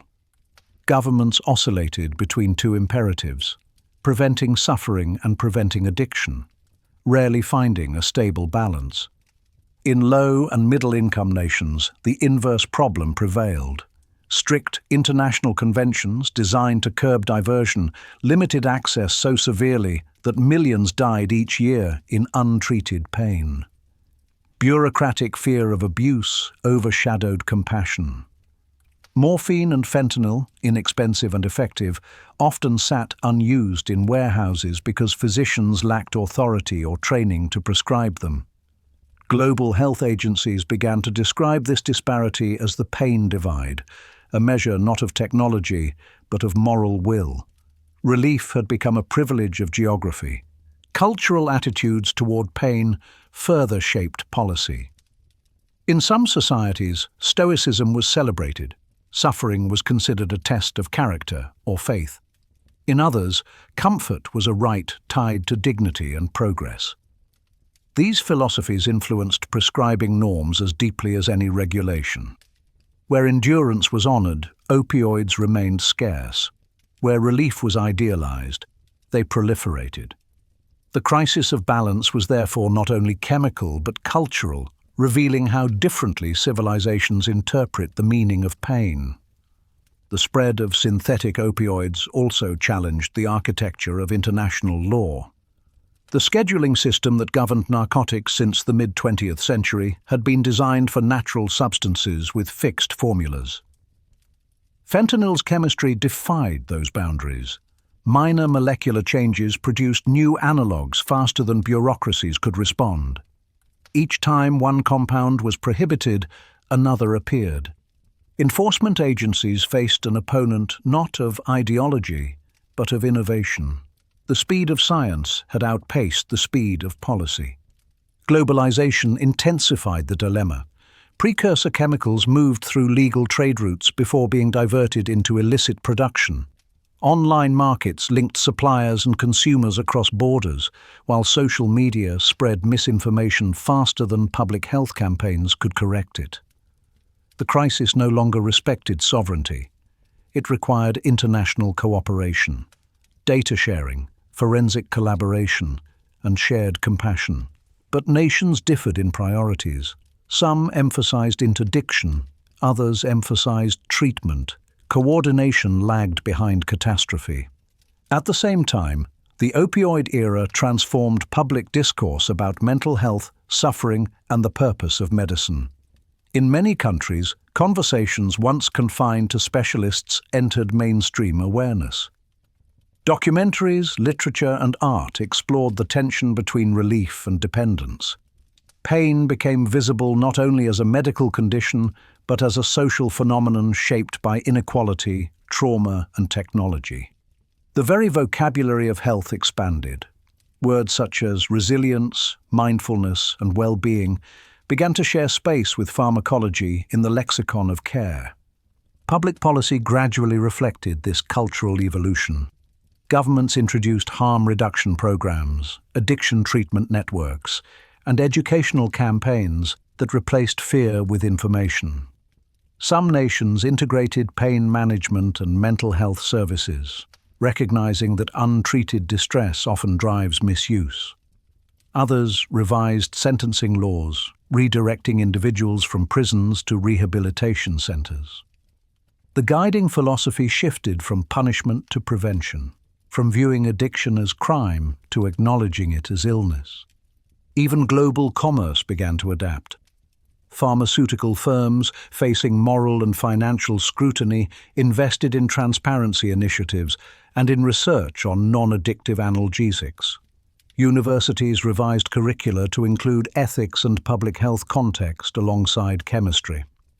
The crisis, though devastating, produced a generation of scientists and clinicians more conscious of the societal consequences of their work.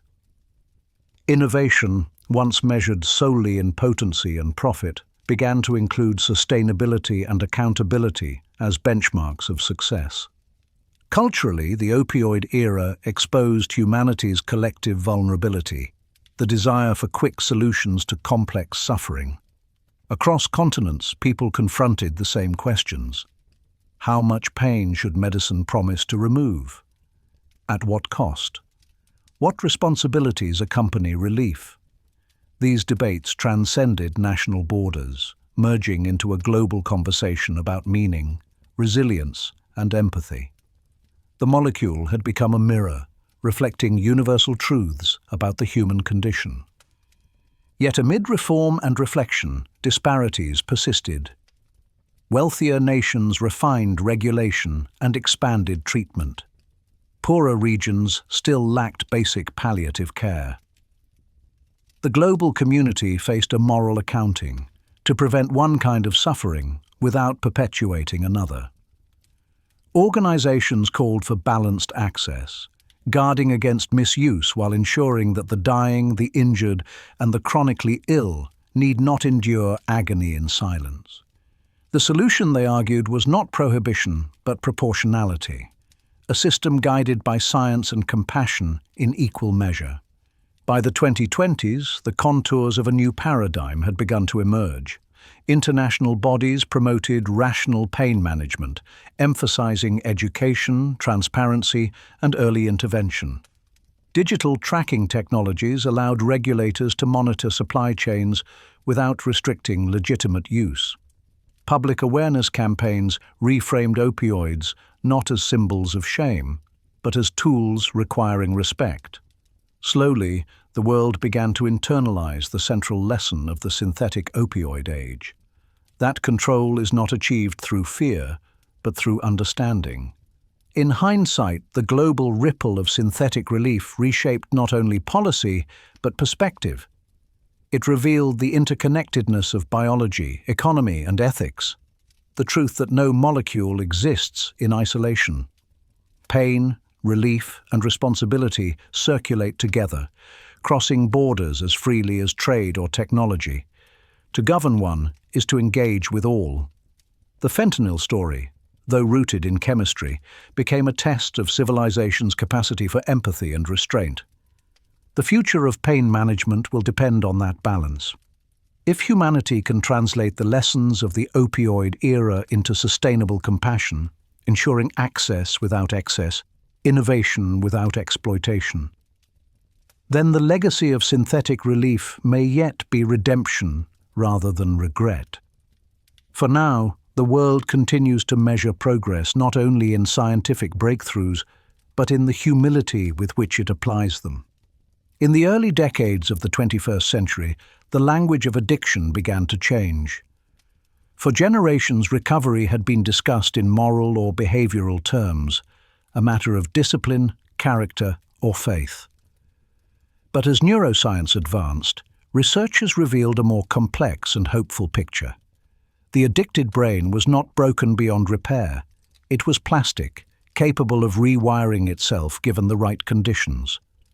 Recovery, once seen as an act of will, emerged as a biological process, the brain's gradual return to balance.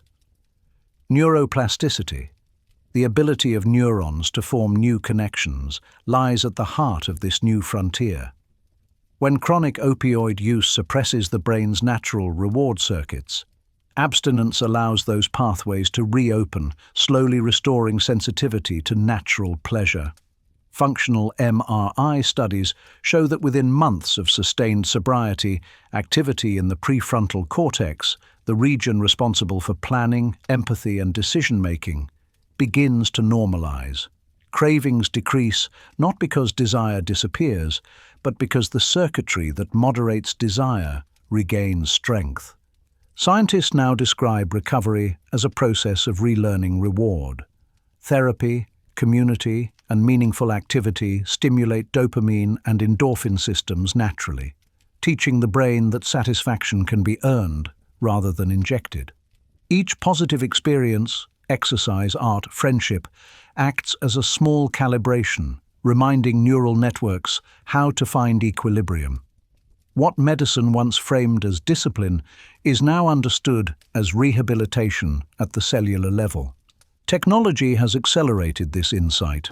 Brain imaging tools allow clinicians to monitor treatment progress in real time. Transcranial magnetic stimulation, TMS, and deep brain stimulation, DBS, originally developed for depression and Parkinson's disease, are being studied for their potential to dampen cravings by modulating neural activity. Though experimental, these techniques symbolize a new philosophy. Addiction is not a moral failure, but a treatable neurological disorder. Medication remains central to this paradigm. Drugs such as buprenorphine, methadone, and naltrexone stabilize receptor activity, preventing the wild chemical swings that fuel relapse. Rather than replacing one dependence with another, they function as biochemical scaffolding, support structures that allow patients to rebuild the architecture of normal life. Coupled with counseling, these medications reduce mortality, restore cognitive function, and give the brain time to heal. The goal is not simply abstinence but stability, the restoration of agency. Behavioral science complements this biology. Cognitive behavioral therapy, CBT, mindfulness practices, and motivational interviewing teach individuals to reinterpret stress and craving cues. When patients learn to recognize the early signs of relapse, changes in mood, routine, or environment, they engage the prefrontal cortex before the limbic system can take over. Neuroscientists refer to this as top-down regulation, the brain's conscious regions guiding the emotional ones. Recovery, in this light, is not suppression of desire, but redirection of it. Community remains the invisible medicine that neuroscience validates. Social connection triggers endogenous opioid and oxytocin release, creating feelings of trust and safety. These biochemical responses, long observed in behavior, are now measurable. Support groups, peer counseling, and family therapy strengthen the same circuits that addiction once weakened. In neurochemical terms, compassion rewires the brain. Public health programs increasingly reflect this understanding. Rather than focusing solely on abstinence, they emphasize harm reduction, keeping individuals alive and engaged long enough for recovery to take hold. Needle exchange sites, safe consumption facilities, and widespread naloxone availability have shifted outcomes from punishment to preservation. Critics once viewed these approaches as permissive. Neuroscience now frames them as pragmatic. The brain cannot heal if the body does not survive. Education is another crucial intervention. Programs that teach adolescents about neurobiology, how stress, sleep, and nutrition influence dopamine systems, equip them with scientific literacy that demystifies addiction. When young people understand that their brains are still developing, they view risk differently. Prevention, like recovery, begins with knowledge. The digital era adds both challenge and opportunity. Social media can spread misinformation, but it can also connect individuals to virtual therapy and peer support networks. Online recovery communities provide accountability and belonging across distance. Apps that track mood and cravings use data analytics to identify patterns, alerting users to risk periods.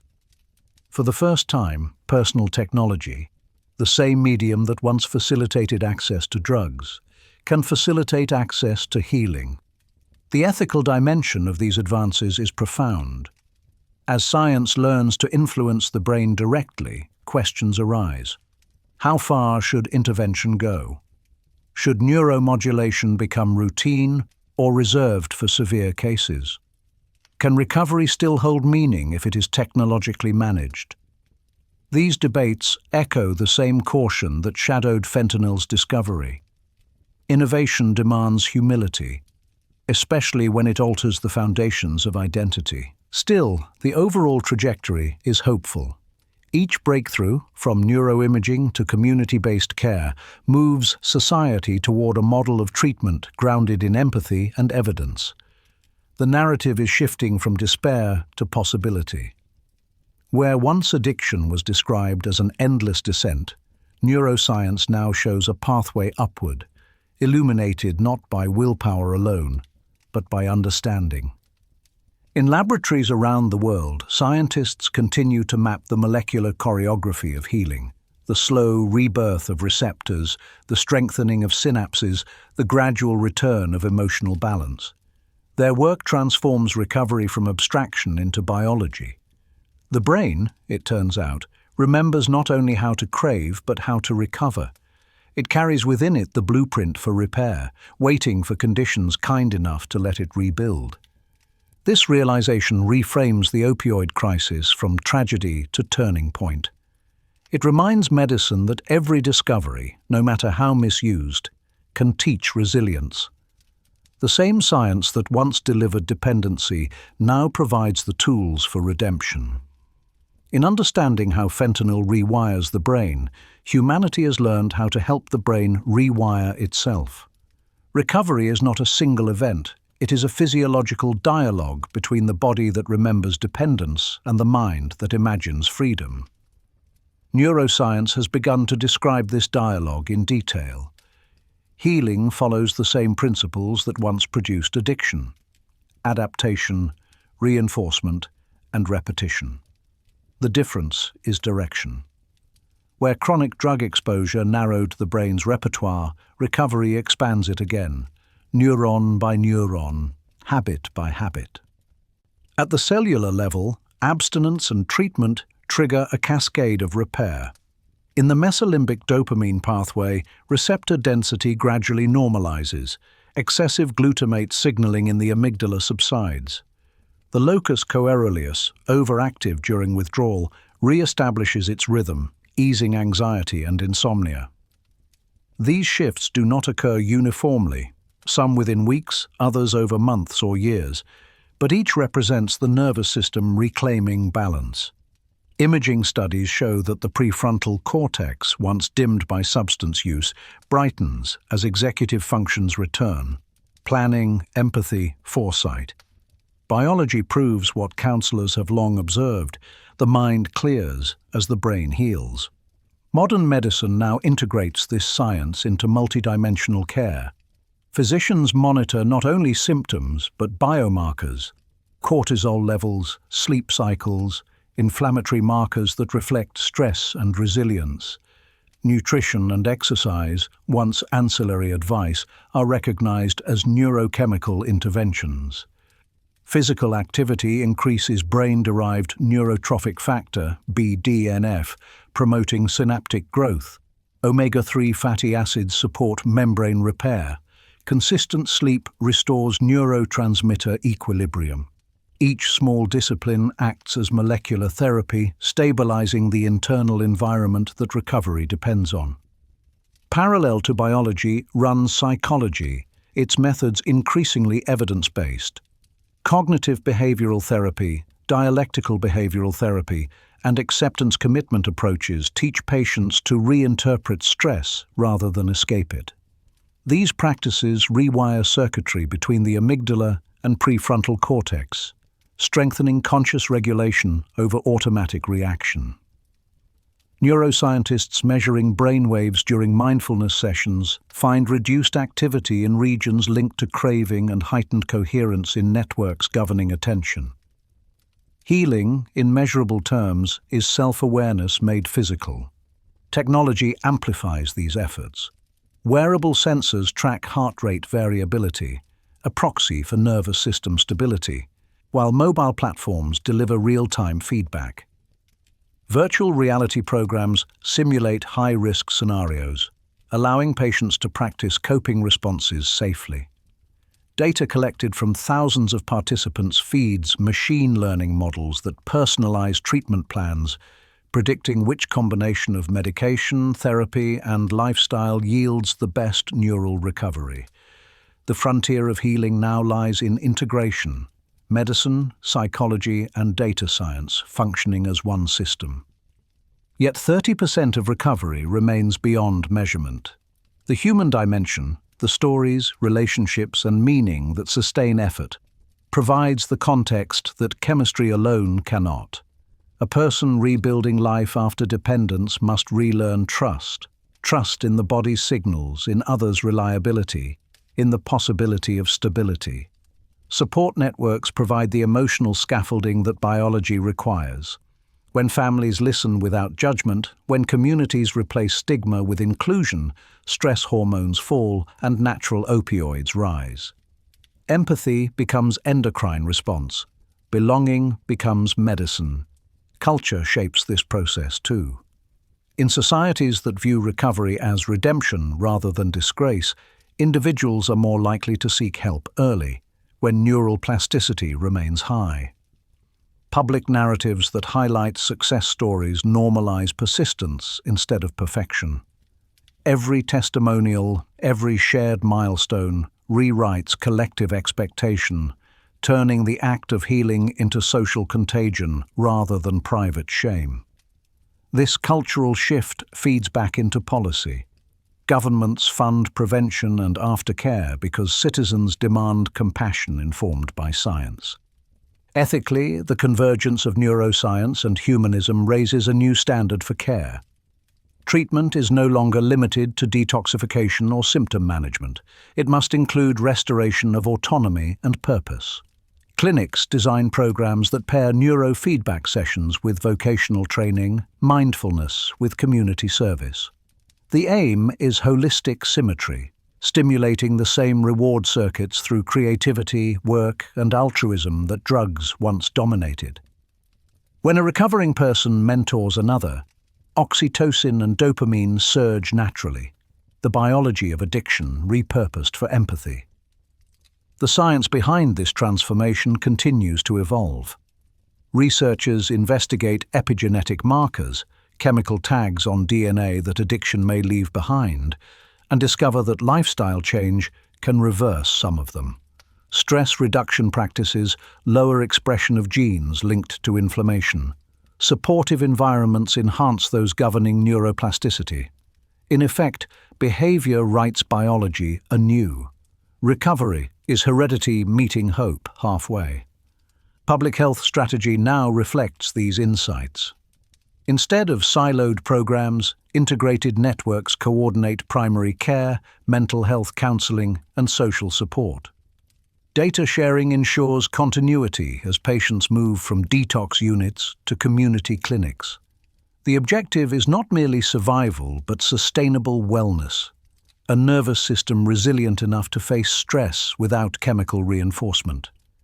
Metrics of success expand from relapse rates to quality of life indices, employment, relationships, purpose. Still, science admits its limits. Not every neural scar fades, not every life regains symmetry. But understanding those limits reframes them as manageable, not fatal. Each relapse becomes data, each recovery a case study in adaptation. The knowledge that the brain can heal, even imperfectly, anchors perseverance. Patients learn to interpret setbacks not as failure, but as recalibration. In this view, recovery is not linear, but orbital, progress looping forward through patience. The larger lesson transcends medicine. It suggests that resilience itself is a biological art, the capacity to bend without breaking, encoded into tissue yet nurtured by meaning. The frontier of healing lies where measurement meets mercy, where neuroscience affirms what humanity has always intuited, that compassion and knowledge are not opposites, but allies. Healing the brain is only part of recovery. The rest is learning to live again. When dependency recedes, a person often faces an unexpected void. The substance that once structured time, mood, and motivation is gone, leaving silence where constant urgency used to be. Psychologists call this the identity gap, the space between who someone was under the drug's influence and who they hope to become without it. Filling that space is as much an act of creation as of repair. Neuroscience shows that identity is not fixed. It is an ongoing pattern of neural activity shaped by memory, emotion, and expectation. During addiction, this pattern narrows around routines that guarantee relief. Cues, people, and places become intertwined with the sense of self. When those associations are broken, the brain must rewrite its map of belonging. Recovery, therefore, involves not only abstinence, but reconstruction of narrative, the story a person tells about their life and worth. Therapeutic models, such as narrative therapy and motivational interviewing, harness this principle deliberately. Patients are guided to describe their experiences without judgment, to identify themes of resilience hidden within hardship. Each retelling activates the hippocampus and prefrontal cortex, linking emotional memory with rational interpretation. Over time, stories of failure transform into accounts of learning. The language of self becomes the architecture of healing. At a biological level, this storytelling has measurable effects. Research on expressive writing shows reductions in cortisol and improvements in immune function among individuals who articulate trauma. The act of naming emotions engages the anterior cingulate cortex, the brain's bridge between feeling and reasoning. In recovery settings, such practices help restore internal coherence, a sense that thoughts, feelings, and actions align. Where addiction fragmented the self, reflection begins to reintegrate it. Social connection accelerates this process. Humans define identity not in isolation but through relationship. Support groups and community programs provide mirrors in which recovering individuals can see themselves as capable rather than condemned. Each shared experience reinforces neural pathways of empathy and belonging, releasing oxytocin and endogenous opioids that soothe anxiety. In neurochemical terms, fellowship substitutes the false comfort of the drug with the genuine comfort of recognition. Work and creativity further solidify renewal. Occupational therapy and artistic expression reawaken the brain's reward circuits through mastery and purpose. Completing a project, learning a skill, or creating something tangible releases dopamine in the same pathways once hijacked by substances, but now coupled with effort and meaning. These natural reinforcements rebuild confidence, proving that satisfaction can arise from within. Identity expands from survival to contribution. Yet rebuilding is rarely linear. Many experience post-acute withdrawal, emotional fluctuations, fatigue, or self-doubt that can last months. These symptoms reflect the slow recalibration of neurotransmitters rather than personal weakness. Understanding this biology helps reduce stigma and self-blame. Counseling reframes these phases as evidence of healing in progress, much like muscle soreness after physical therapy. The message is consistent. Recovery is growth, and growth is sometimes uncomfortable. Culturally, renewal requires shifting public perception. Societies that continue to define people by their past hinder reintegration. When employers, neighbors, and even family members view recovery as permanent fragility, opportunities shrink. Progressive communities counter this narrative by emphasizing recovery capital, the sum of resources, relationships, and resilience that sustain sobriety. By investing in housing, education, and employment support, they transform rehabilitation from an event into a sustainable state of citizenship. Spirituality, broadly defined, often emerges as a stabilizing force. Whether expressed through religion, meditation, or service, it offers a framework for purpose beyond immediate gratification. Neuroscientific studies of contemplative practices reveal increased activity in the insular and prefrontal cortex, areas associated with self-awareness and compassion. These findings bridge ancient wisdom and modern data, confirming that meaning itself has neurological benefits. To believe in something larger, community, art, faith, is to anchor identity in continuity. Ethically, the psychology of renewal challenges health systems to treat recovery as a lifelong partnership rather than a finite program. Discharge from clinical care should mark a transition, not an end. Continued mentorship, peer support, and opportunities for civic participation maintain the neural and social reinforcement that prevent relapse. The measure of success shifts from abstinence alone to the richness of life reclaimed. In a broader sense, rebuilding identity after addiction mirrors the journey of modern medicine itself. Just as individuals learn to balance freedom and discipline, science learns to balance innovation and responsibility. Both processes require humility, the acknowledgement that healing is never absolute, that vigilance must accompany every achievement. The parallel is striking: neurons reforming connections, societies reforming compassion. Ultimately, the psychology of renewal teaches that recovery is not a return to a previous self, but the emergence of a new one, tempered by knowledge, strengthened by empathy. The scars of dependency become part of this identity, not as shame, but as evidence of endurance. When a person says, "I am in recovery," they are not describing a condition but declaring continuity, an ongoing dialogue between biology and belief, chemistry and choice. The science affirms what experience already knew, that identity is dynamic, plastic, and resilient. Every time the brain learns a healthier response to stress, every time the heart opens to connection, the person rewrites their story. Renewal is therefore both psychological and physical, both personal and collective. It is humanity's oldest art performed in the newest light of science, the reinvention of self through understanding. Public health has always been a mirror of collective values.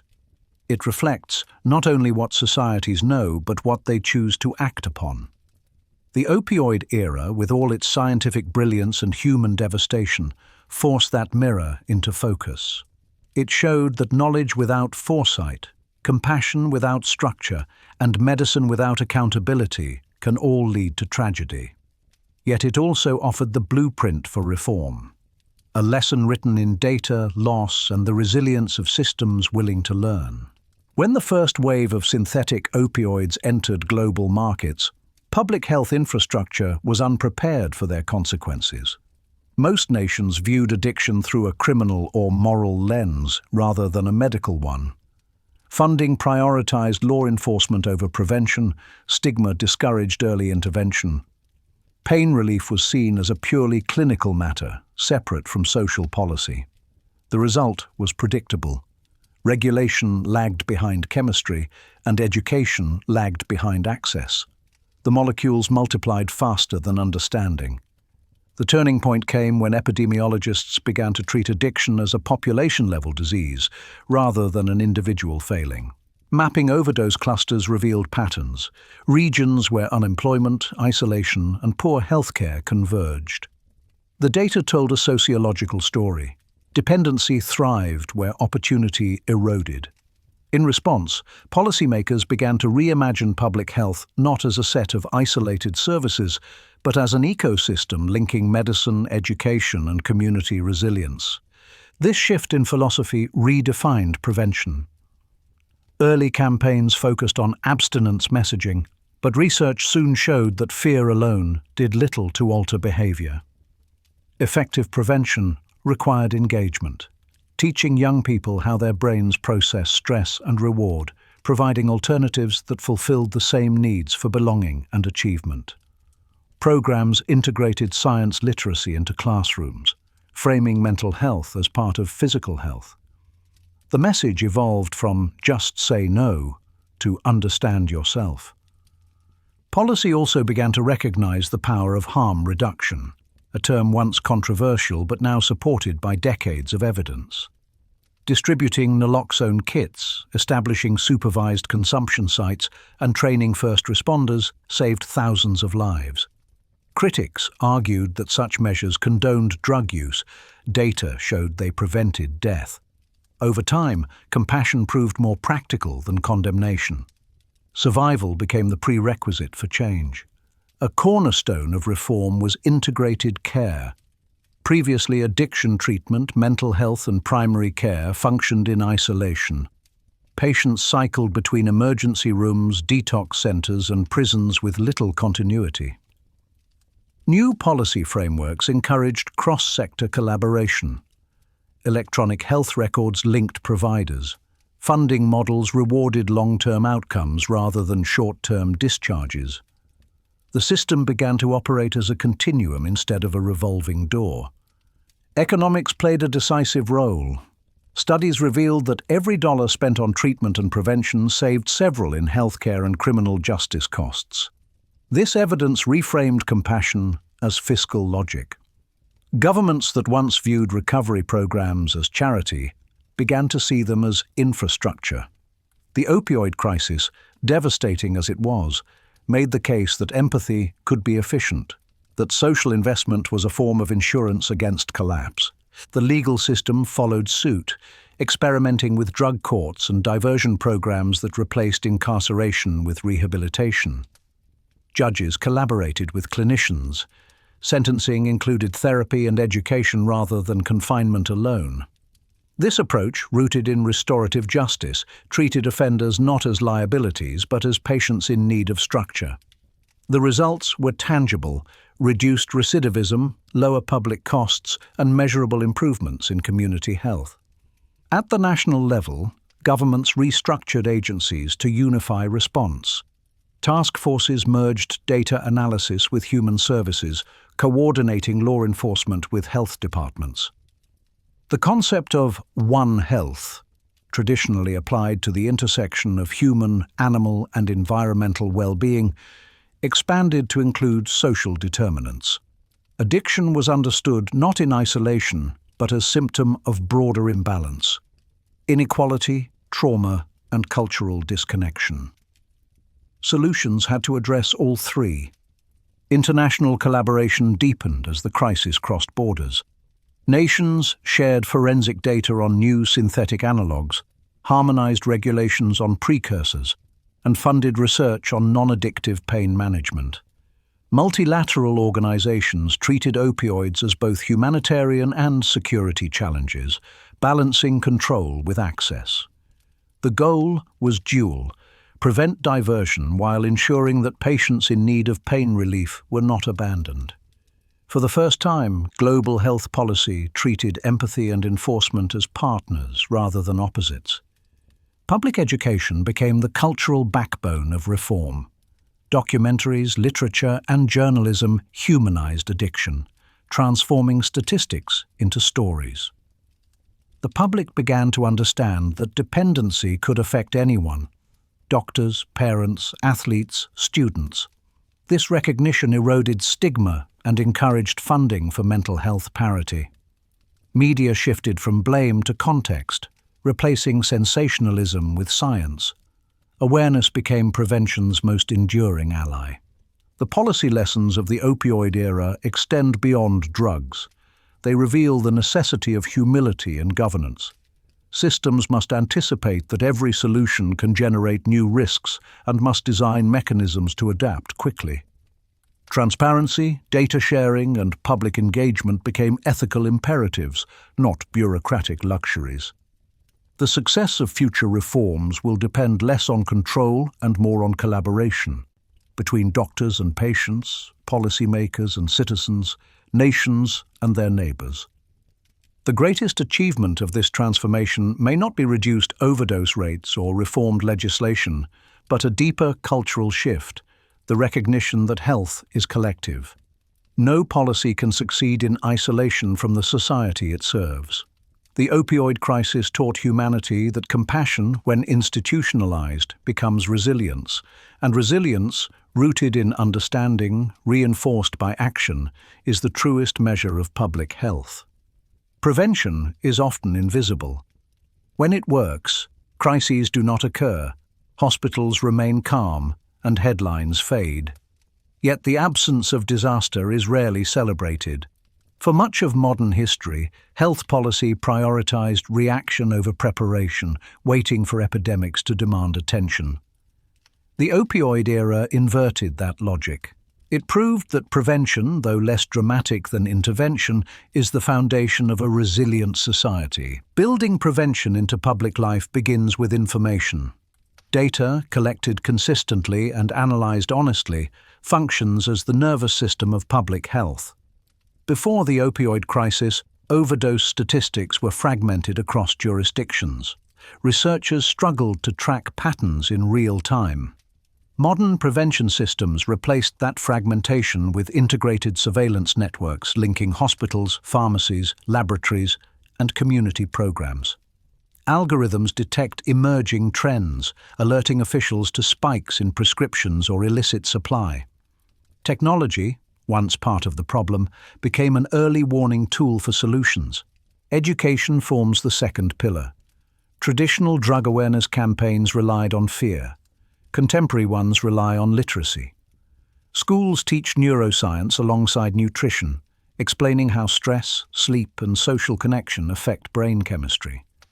Students learn not merely to avoid risk, but to understand it. This approach demystifies addiction, replacing stigma with self-knowledge. Adults receive parallel education through public workshops and media campaigns that translate science into everyday language. A society that comprehends its own biology is less likely to be deceived by chemical shortcuts. Economic design is equally crucial. Prevention cannot thrive in poverty. Communities with stable housing, employment, and recreation report dramatically lower rates of substance misuse. Governments that treat these conditions as health investments rather than social expenses build resilience upstream. Subsidies for mental health services, grants for youth programs, and equitable access to medical care all function as anti-addiction infrastructure. They address the conditions that make despair fertile ground for dependency. At the clinical level, prevention depends on responsible prescribing. Electronic monitoring systems track dosage histories, helping physicians balance compassion with caution. Continuing education keeps practitioners current on guidelines for opioid use, alternative therapies, and patient communication. Pharmacies act as checkpoints, counseling clients on safe storage and disposal.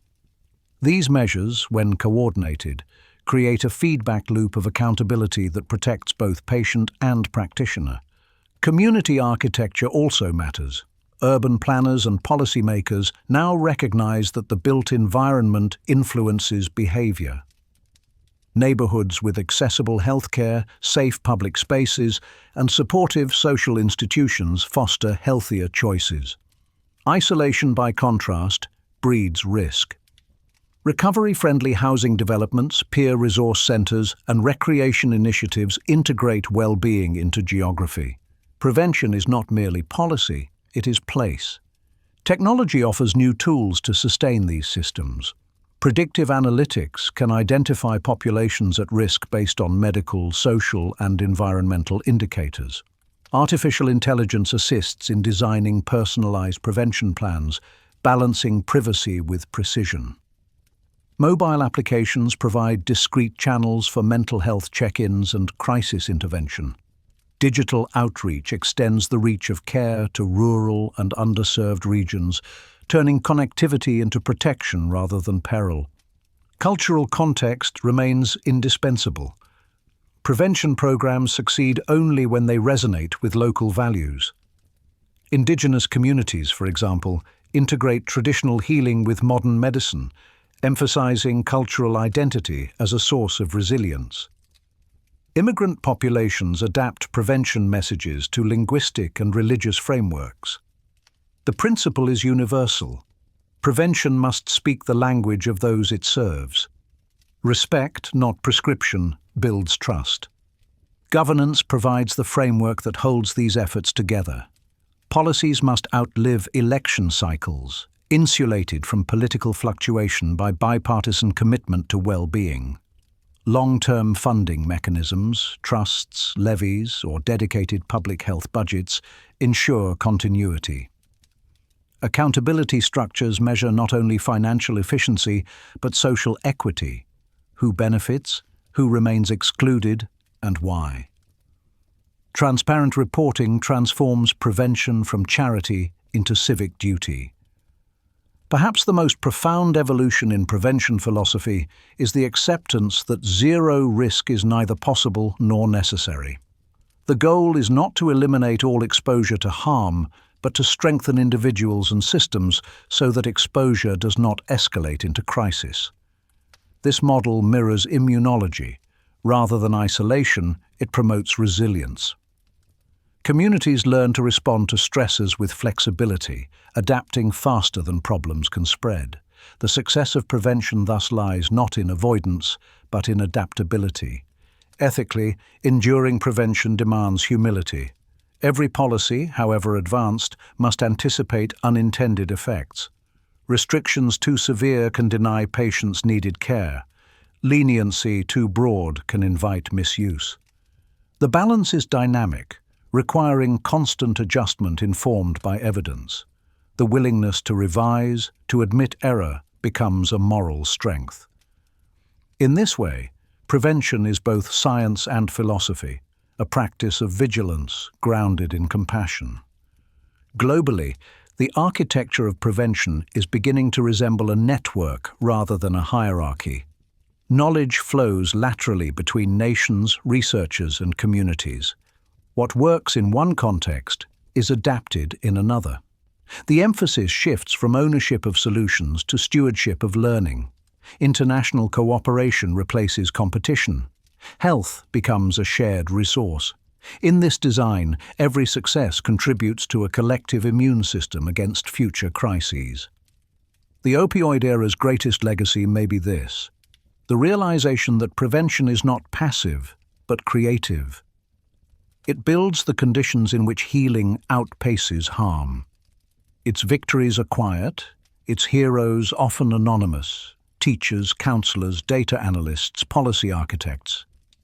Yet their work ensures that generations to come will inherit not only medicines but wisdom.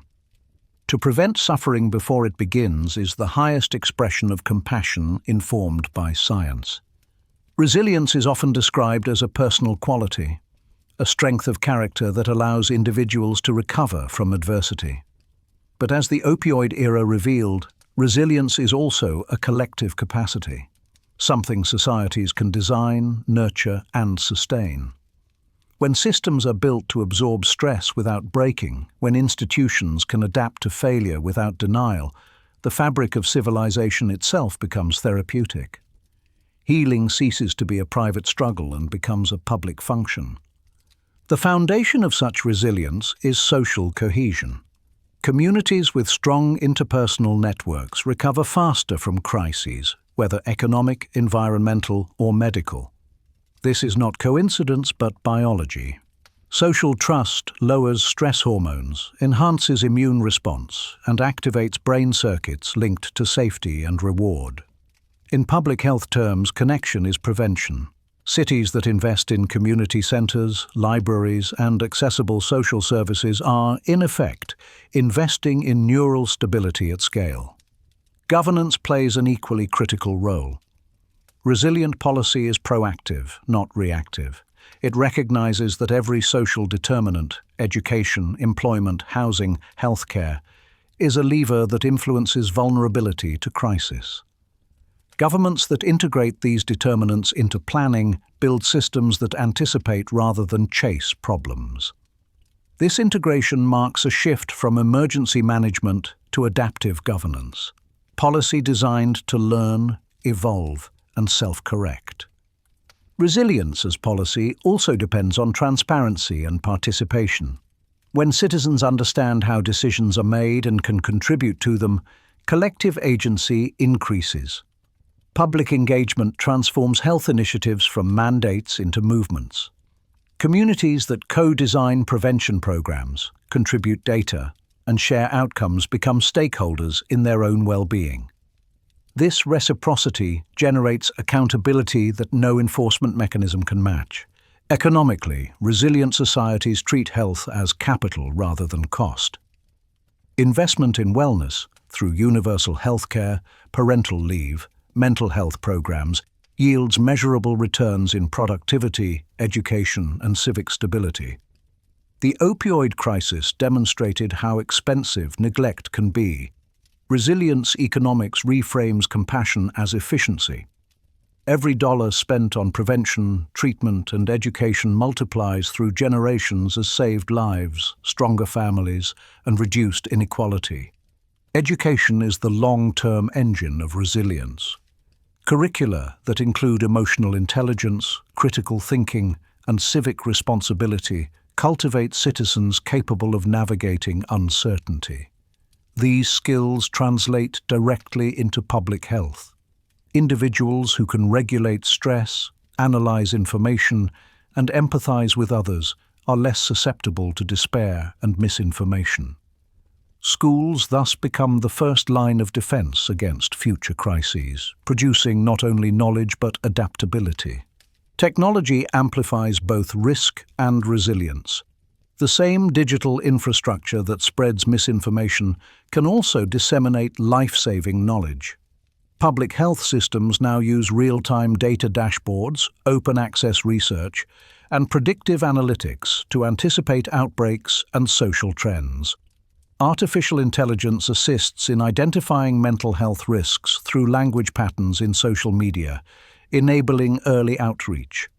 The ethical challenge lies in ensuring that these tools serve humanity rather than control it, using surveillance for care, not coercion. Culturally, designing societies that heal requires redefining success. Industrial modernity celebrated output, consumption, and speed. A resilient society measures progress differently, in sustainability, equity, and empathy. Policy metrics begin to include well-being indices alongside GDP, evaluating how citizens feel, not just what they produce. Governments that track happiness, mental health, and community engagement shift from managing crisis to cultivating flourishing. Healthcare systems embody this philosophy through trauma-informed design. Clinics and hospitals adopt environments that minimize stress, natural light, calming spaces, respectful communication. Staff are trained to recognize that every patient may carry invisible wounds. This sensitivity prevents re-traumatization and builds trust. When care environments heal psychologically as well as physically, compliance improves, outcomes rise, and stigma fades. Architecture itself becomes policy. Resilience must also address inequality. The opioid era showed that vulnerability concentrates where opportunity does not. Rural regions, impoverished neighborhoods, and marginalized groups bore disproportionate burdens. A society that heals equitably allocates resources where pain is greatest, not where profit is highest. This principle, justice as medicine, turns fairness into a public health strategy. Policies grounded in equity do not merely correct imbalance, they prevent suffering before it begins. Environmental stewardship connects to this equation as well. Studies link pollution, noise, and lack of green space to elevated stress and depression rates. Urban planning that integrates nature into daily life, parks, clean air, access to quiet, improves mental and physical resilience. The body's biology mirrors its surroundings. A tranquil environment supports a tranquil mind. Sustainability and health, long treated as separate disciplines, now converge as facets of the same survival instinct. On the international stage, resilience translates into diplomacy. Global health depends on cooperation, sharing vaccines, research, and technology freely in times of crisis. The opioid era demonstrated how interdependence can spread harm. It also showed how shared knowledge can contain it. The future of resilience lies in solidarity over sovereignty, a recognition that pathogens and pain respect no borders. The nations that learn together will heal together. Philosophically, resilience as policy redefines the role of government from protector to partner. It acknowledges that institutions cannot eliminate adversity, but can shape the conditions in which citizens face it. The measure of a society's strength is not the absence of hardship, but the speed and grace with which it recovers. In this light, every reform, from mental health funding to environmental protection, is an investment in collective endurance. Ultimately, designing societies that heal requires blending knowledge with wisdom. Science can map the mechanisms of stress and recovery, but policy must translate that knowledge into culture. When empathy becomes infrastructure, when transparency becomes trust, and when adaptability becomes identity, resilience ceases to be an aspiration. It becomes a habit. Such societies do not merely survive crises, they evolve through them, carrying forward not just the memory of pain, but the mastery of healing. The opioid era may one day be remembered not only for its devastation, but for the transformation it inspired, a global awakening to the necessity of resilient systems and compassionate governance. The lesson endures. Biology adapts, but so can civilization. A society that learns from its wounds is not weakened, it is immunized.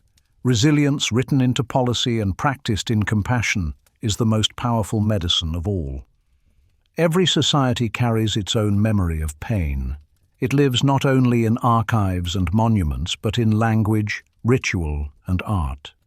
These collective memories shape how civilizations respond to suffering, whether they seek to erase it, learn from it, or sanctify it. The story of opioids, and particularly of fentanyl, is as much cultural as chemical. It reveals how human beings have continually tried to negotiate with pain, balancing reverence and resistance, remembering and forgetting. Pain, in the broadest sense, has always demanded meaning. Ancient cultures wove suffering into myth and morality. In Mesopotamian tablets, pain was divine correction. In Buddhist teaching, a universal condition to be understood rather than escaped. The Greeks elevated endurance to virtue. Early Christians sanctified suffering as a path to transcendence. Each civilization framed pain as something to be integrated, not eliminated. Relief was spiritual, not synthetic. Modernity transformed that philosophy.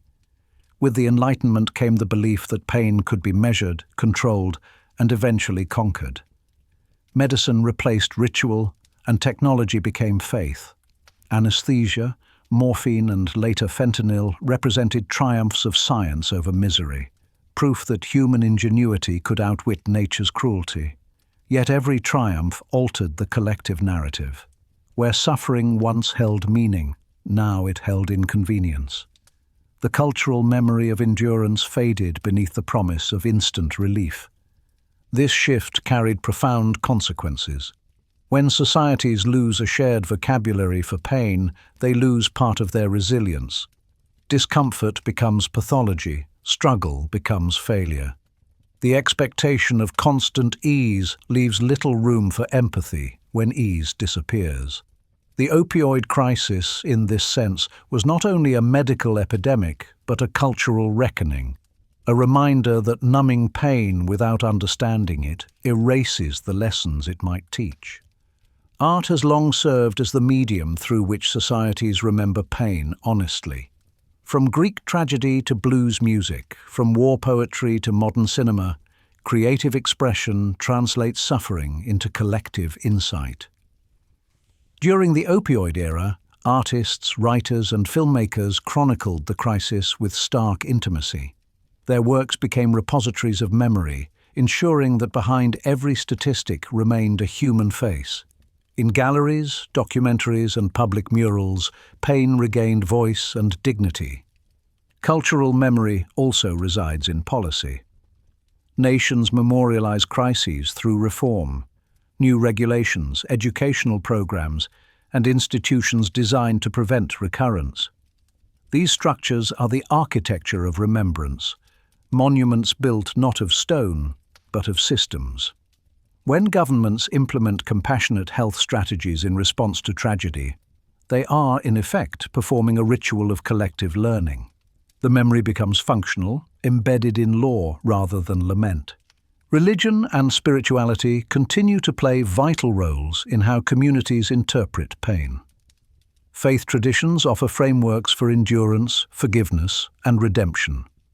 In recovery movements, many find solace in the language of higher purpose, whether divine or humanistic. This dimension of meaning provides what medicine cannot: context. It reminds individuals that suffering, though painful, can also be transformative, forging empathy and humility. Neuroscience now affirms this metaphor. Brains that recover from trauma often exhibit greater emotional depth and connectivity, as though biology itself echoes moral renewal. Media, too, shapes collective memory, sometimes clarifying, sometimes distorting. Early coverage of the opioid crisis often sensationalized addiction, reinforcing stigma. Over time, investigative journalism and public storytelling shifted the narrative from shame to understanding. Documentaries humanized the epidemic. News outlets began highlighting systemic causes rather than individual blame. This evolution mirrored the maturation of society's empathy. The way pain is reported determines whether it becomes lesson or spectacle. Education preserves these lessons for the future. Textbooks now teach students about the history of drug policy and the neuroscience of addiction. Museums and public exhibitions curate artifacts from the opioid era, framing it within the continuum of human attempts to manage suffering. By institutionalizing remembrance, societies protect themselves from repetition. Knowledge made visible becomes memorial. Cultural memory also operates through silence, what societies choose not to discuss. For decades, pain management remained a private matter, confined to hospitals and homes. The opioid crisis forced those conversations into public space. Families spoke openly about loss. Survivors shared stories once considered taboo. Breaking silence became an act of resistance. In doing so, culture redefined vulnerability as courage and grief as civic testimony. In literature and philosophy, the opioid era is beginning to find its voice. Essays and novels explore not just addiction, but the metaphysics of relief. Why humans equate comfort with control. Writers ask whether eliminating pain diminishes depth, whether empathy requires memory of suffering. These reflections mark a cultural pivot, the rediscovery of pain's instructive power. The modern world, once obsessed with avoidance, is relearning reverence. Music has followed the same arc. Ballads, hip-hop, and folk songs now tell stories of recovery, community, and endurance. They reclaim the narrative from despair, transforming trauma into rhythm and solidarity. Every chorus becomes a small act of cultural healing, a sonic acknowledgement that survival itself is art. Through sound, the collective nervous system remembers what it means to feel without fear. In the end, how societies remember pain determines how they respond to future crises. If pain is seen only as an enemy, relief becomes reckless. If pain is sanctified without remedy, progress stalls.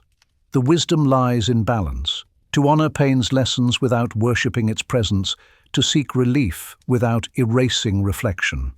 Cultural memory provides that balance, holding space for both sorrow and renewal. The opioid era's place in cultural history will depend on how deeply humanity allows it to change its narrative. If remembered only as tragedy, its suffering is wasted. If remembered as transformation, it becomes legacy. The memory of pain, preserved with honesty and empathy, ensures that compassion remains a renewable resource. In this way, remembrance itself becomes a form of medicine, binding past wounds to future strength. Every movement toward healing begins with a story. When science measures, art remembers, and when policy organizes, narrative connects. The opioid crisis, like every social wound before it, produced not only statistics but testimonies, voices that transformed data into empathy. These stories, told in living rooms, classrooms, and public forums, re-stitched the social fabric torn by silence and shame.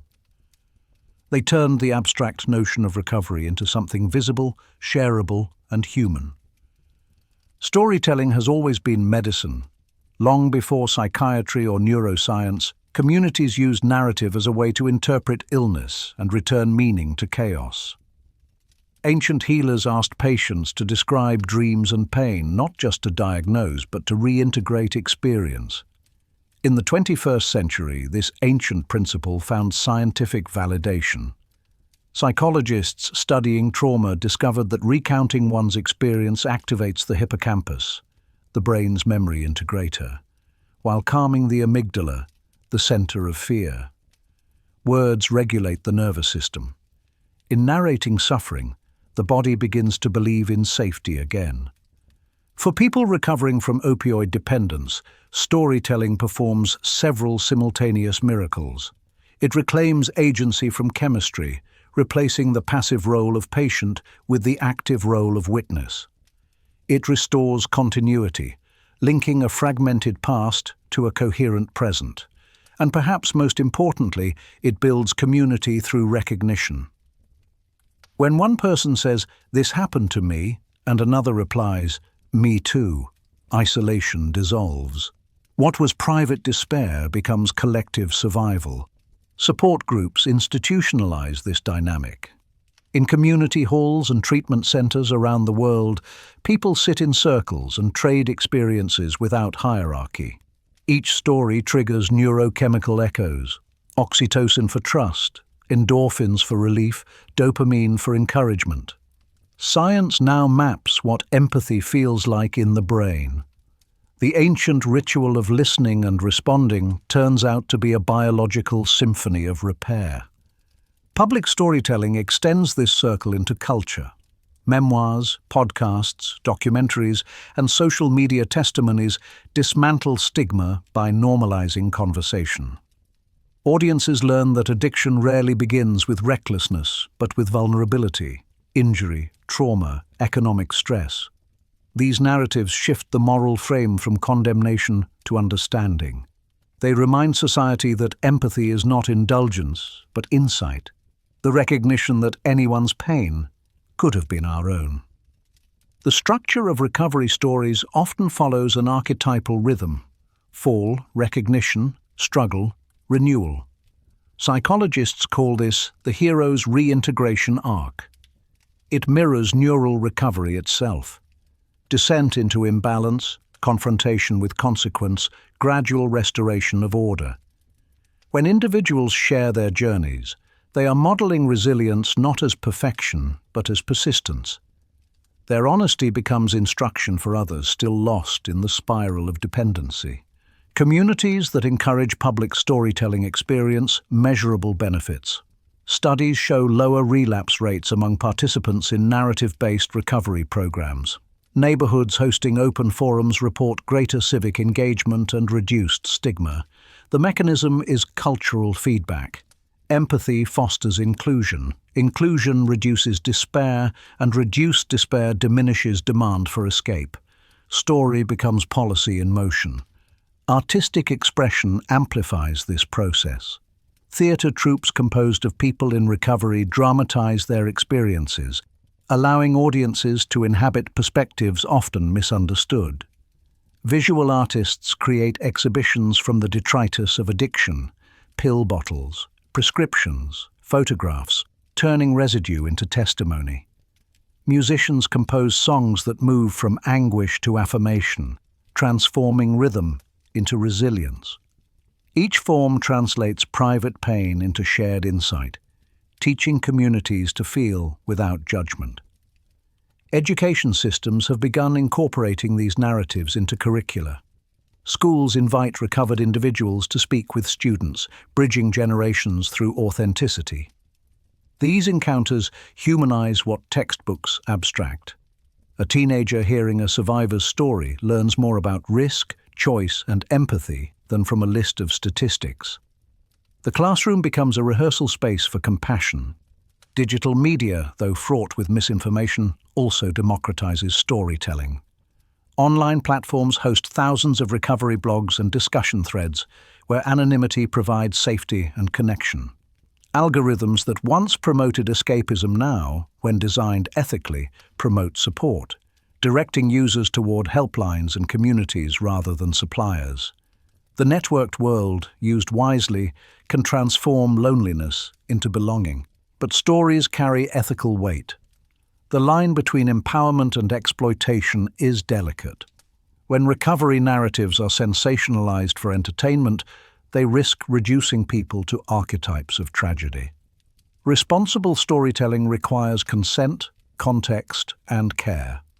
Journalists, filmmakers, and educators must remember that each account represents a living human, not a symbol. The goal is illumination, not spectacle. When told with dignity, stories heal both teller and listener. Collective storytelling also shapes policy. Testimonies before legislatures and public inquiries personalize data, giving law a face. A mother's description of losing her child to an overdose can shift debates more effectively than 1,000 charts. Emotional truth, grounded in fact, mobilizes action. Policymakers who listen to lived experience craft laws that address root causes rather than symptoms. In this way, narrative becomes governance's conscience. Spiritual traditions interpret this process as confession and redemption. Psychology calls it cognitive restructuring. Sociology calls it community building. Whatever the vocabulary, the result is the same: integration. When individuals own their story, society regains its coherence. Pain no longer divides, it instructs. The collective narrative becomes one of endurance, not defeat. In the aftermath of the opioid era, entire communities have begun producing anthologies, oral histories, and festivals dedicated to recovery. These events transform mourning into momentum. They assert that healing is not a private privilege but a public celebration. The act of telling becomes a vow that the suffering will not be repeated in silence. Ultimately, narratives of recovery redefine what it means to be healed. They replace the illusion of closure with the practice of continuation. Every retelling reinforces the truth that recovery is ongoing, a daily choice, a living story. And through these stories, communities remember their own capacity for renewal. The molecules of compassion, measured in neurotransmitters and heartbeats, circulate again, binding people into something larger than their pain, a shared humanity that refuses to forget but also refuses to give up. When a society survives a crisis, what comes next is not merely recovery, but recreation. Healing at scale requires imagination, a shared ability to see beyond damage toward design. After the opioid era, communities, artists, and institutions began to reinvent the cultural fabric that pain had frayed. Out of tragedy grew a new aesthetic of compassion, a way of expressing survival not as return to normalcy, but as transformation. Collective healing begins where silence ends. Public art projects, memorial vigils, and community performances emerged across towns hardest hit by addiction. Walls once marked by neglect were covered with murals of renewal, portraits of those lost, surrounded by symbols of growth, sunflowers, hands, open doors. These images turned grief into geography, reclaiming public space as testimony. When a passerby pauses before such a mural, the act becomes ritual. Memory moves from private sorrow to civic recognition. Culture after crisis thrives on participation. Healing art is rarely passive consumption. It invites contribution. Community theatres cast local residents, not professionals, to dramatize stories of recovery. Musicians collaborate with treatment centres to produce concerts celebrating sobriety anniversaries. Libraries host writing circles where participants record their journeys. The creative process itself functions as therapy, retraining the brain's reward pathways through mastery, cooperation, and purpose. In neuroscientific terms, culture becomes cognitive rehabilitation. Education systems joined this movement. Teachers integrated the arts into public health curricula, framing creativity as both prevention and reflection. Students painted timelines of the opioid epidemic alongside chemistry lessons on neurotransmitters. In these classrooms, science and art no longer competed but conversed. The message was clear. Understanding and empathy are two sides of the same intelligence. Civic design reflected this synthesis. Urban planners, inspired by trauma-informed principles, began reshaping public spaces to promote connection rather than isolation. Parks included amphitheaters for performances and quiet zones for reflection. Hospitals incorporated galleries curated by patients. City councils commissioned sculptures made from recycled prescription bottles, literal transformations of pain into permanence. The environment itself began to model recovery, resilient, transparent, adaptive. Religion and spirituality also evolved in the aftermath. Faith communities that once hesitated to discuss addiction opened recovery ministries and interfaith coalitions. Rituals of lamentation expanded to include celebration of endurance. Sermons, meditations, and communal prayers emphasized not punishment but restoration. This shift reframed morality around empathy, aligning ancient compassion with modern science. The sacred and the secular began to agree, to heal is to remember kindly. Media played an equally crucial role in shaping the new cultural narrative. Documentaries shifted focus from devastation to rebuilding. Television dramas portrayed recovery with nuance rather than stereotype. Social media campaigns replaced shaming hashtags with messages of solidarity. Journalists began highlighting systemic successes, rehabilitation programs that worked, towns that recovered, individuals who became advocates. Story by story, the national mood turned from despair to determination. Music, as always, became the emotional archive of the era. Genres blended, orchestras collaborated with hip-hop artists, gospel choirs with rock bands. The resulting soundscapes captured the tension between sorrow and hope.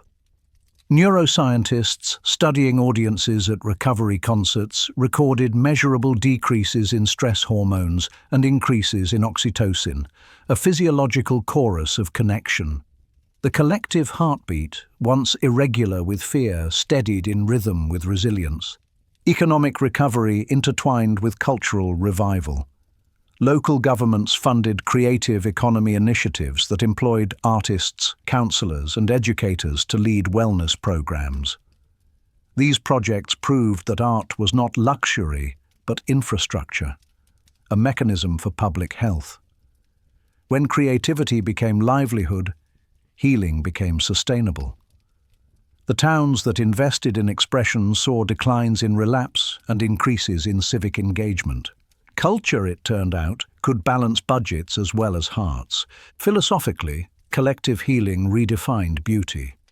Where previous generations equated beauty with perfection, post-crisis art celebrated imperfection. Visible scars, reclaimed spaces, human faces lined with endurance. This aesthetic of honesty replaced denial with dignity. Museums curated exhibitions titled Broken Yet Whole and The Anatomy of Resilience, acknowledging that the most truthful art arises from what survives. The audience no longer sought escape, but understanding. Technology extended this renaissance into the digital sphere. Virtual reality installations allowed viewers to experience simulated empathy, walking through reenactments of recovery journeys or visualizing the brain's healing process. Online archives preserved oral histories for global access, ensuring that lessons of the opioid era would outlast the crisis itself. The same networks once used to distribute harm now distributed healing, proving that tools are only as moral as their application. Internationally, the art of collective healing inspired cross-cultural collaboration. Musicians from cities affected by different epidemics, opioids, HIV, war, performed together, finding universal chords in grief and renewal. Cultural diplomacy reframed aid not merely as funding, but as exchange, sending teachers, performers, and counselors to share methods of creative recovery. The result was a global mosaic of resilience, each piece distinct yet harmonizing with the others. At its core, the culture of post-crisis healing teaches that beauty and well-being are inseparable.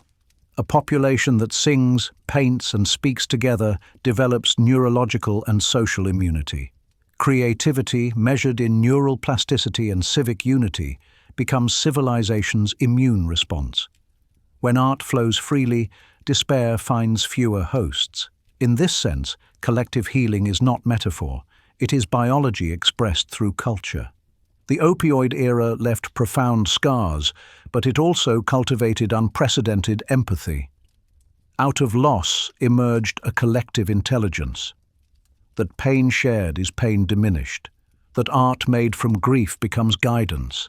That the truest recovery is cultural as much as chemical. Societies that embrace this truth do not merely rebuild, they reimagine themselves. The art of healing becomes the art of living, resilient, expressive, awake. Every era of suffering leaves behind a lesson in awareness. The opioid crisis, like every great rupture before it, forced humanity to look inward, not only at its systems and policies, but at the mechanics of perception itself. How do societies drift into harm without noticing? How do they awaken? The answers lie in the intersection of neuroscience and self-reflection, where consciousness becomes both subject and solution. Awareness begins in biology. Within the human brain, the insular cortex acts as an internal monitor, translating bodily sensations into emotional experience. It tells us when we are in pain, when we crave, when we feel connected. Addiction distorts this translator. Chronic drug exposure dulls the insula's accuracy, convincing the brain that relief is survival even when harm follows. Recovery, at its most elemental level, is the slow re-education of this organ, teaching the body to tell the truth again. Neuroscientists studying long-term recovery describe a phenomenon known as interoceptive clarity, the restored ability to sense and interpret internal states. Through mindfulness, therapy, and balanced neurochemistry, individuals relearn what discomfort and comfort truly mean. This process is more than meditation. It is measurable. Brain imaging scans reveal heightened insular activity in those who practice consistent awareness training. In biological terms, consciousness itself becomes a form of rehabilitation. At the societal scale, awareness functions similarly. A culture blinds itself to crisis when its collective attention narrows, when profit overshadows ethics, when convenience replaces curiosity. The opioid epidemic was, among other things, a failure of attention. Marketing obscured consequence, pain became product.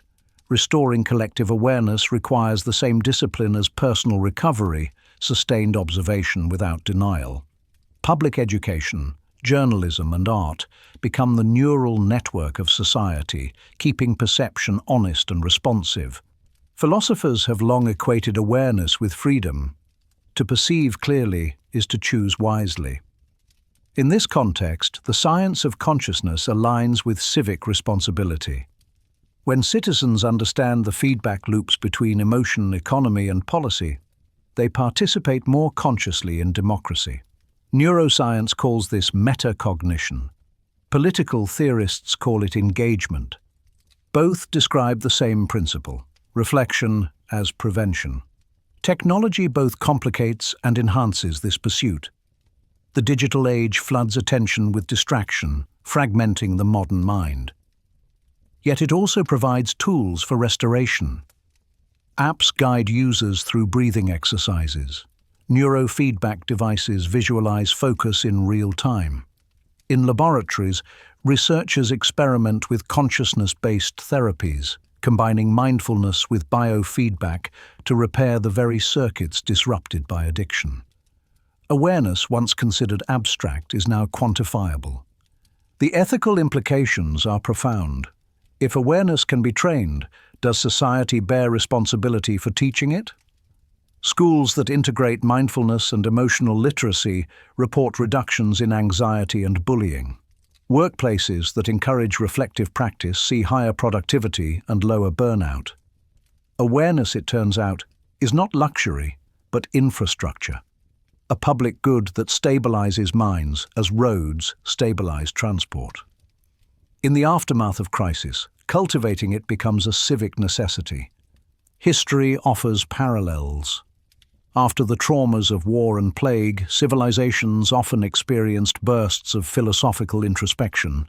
The Stoicism of Rome, the Renaissance humanism of Europe, the post-industrial psychology of the 20th century. Each wave of reflection followed catastrophe. The opioid era belongs to this lineage, a moment when the confrontation with suffering catalyzed a new science of mind. Conferences on neuroethics, consciousness and compassion now draw physicians, artists, and spiritual leaders into shared dialogue. The boundaries between disciplines blur in pursuit of clarity. Awareness also demands humility. To observe without judgment is to accept imperfection. Neuroscience supports this moral insight. Excessive self-criticism activates the same stress pathways as physical threat, undermining recovery. Compassionate attention towards self and others reduces cortisol and strengthens the prefrontal cortex. In this light, kindness is not sentiment, but regulation, a biochemical alignment between empathy and stability. Awareness without empathy is sterile. Empathy without awareness is blind. Together, they form the nervous system of healing. Cultural evolution reflects this synthesis. Films, literature, and visual art now explore themes of mindfulness and responsibility with unprecedented nuance. Popular culture, once enthralled by narratives of escape, increasingly celebrates presence, the courage to feel without fleeing. This shift signals a maturation of collective consciousness. Pain is no longer the antagonist to pleasure, but its teacher. Awareness turns suffering into curriculum. Spiritual traditions have always understood this. Buddhist mindfulness, Christian contemplation, Sufi remembrance, indigenous ceremony, all are practices of returning attention to the moment. Modern science validates their effects. Decreased activity in fear circuits, increased coherence in attention networks, and improved emotional regulation.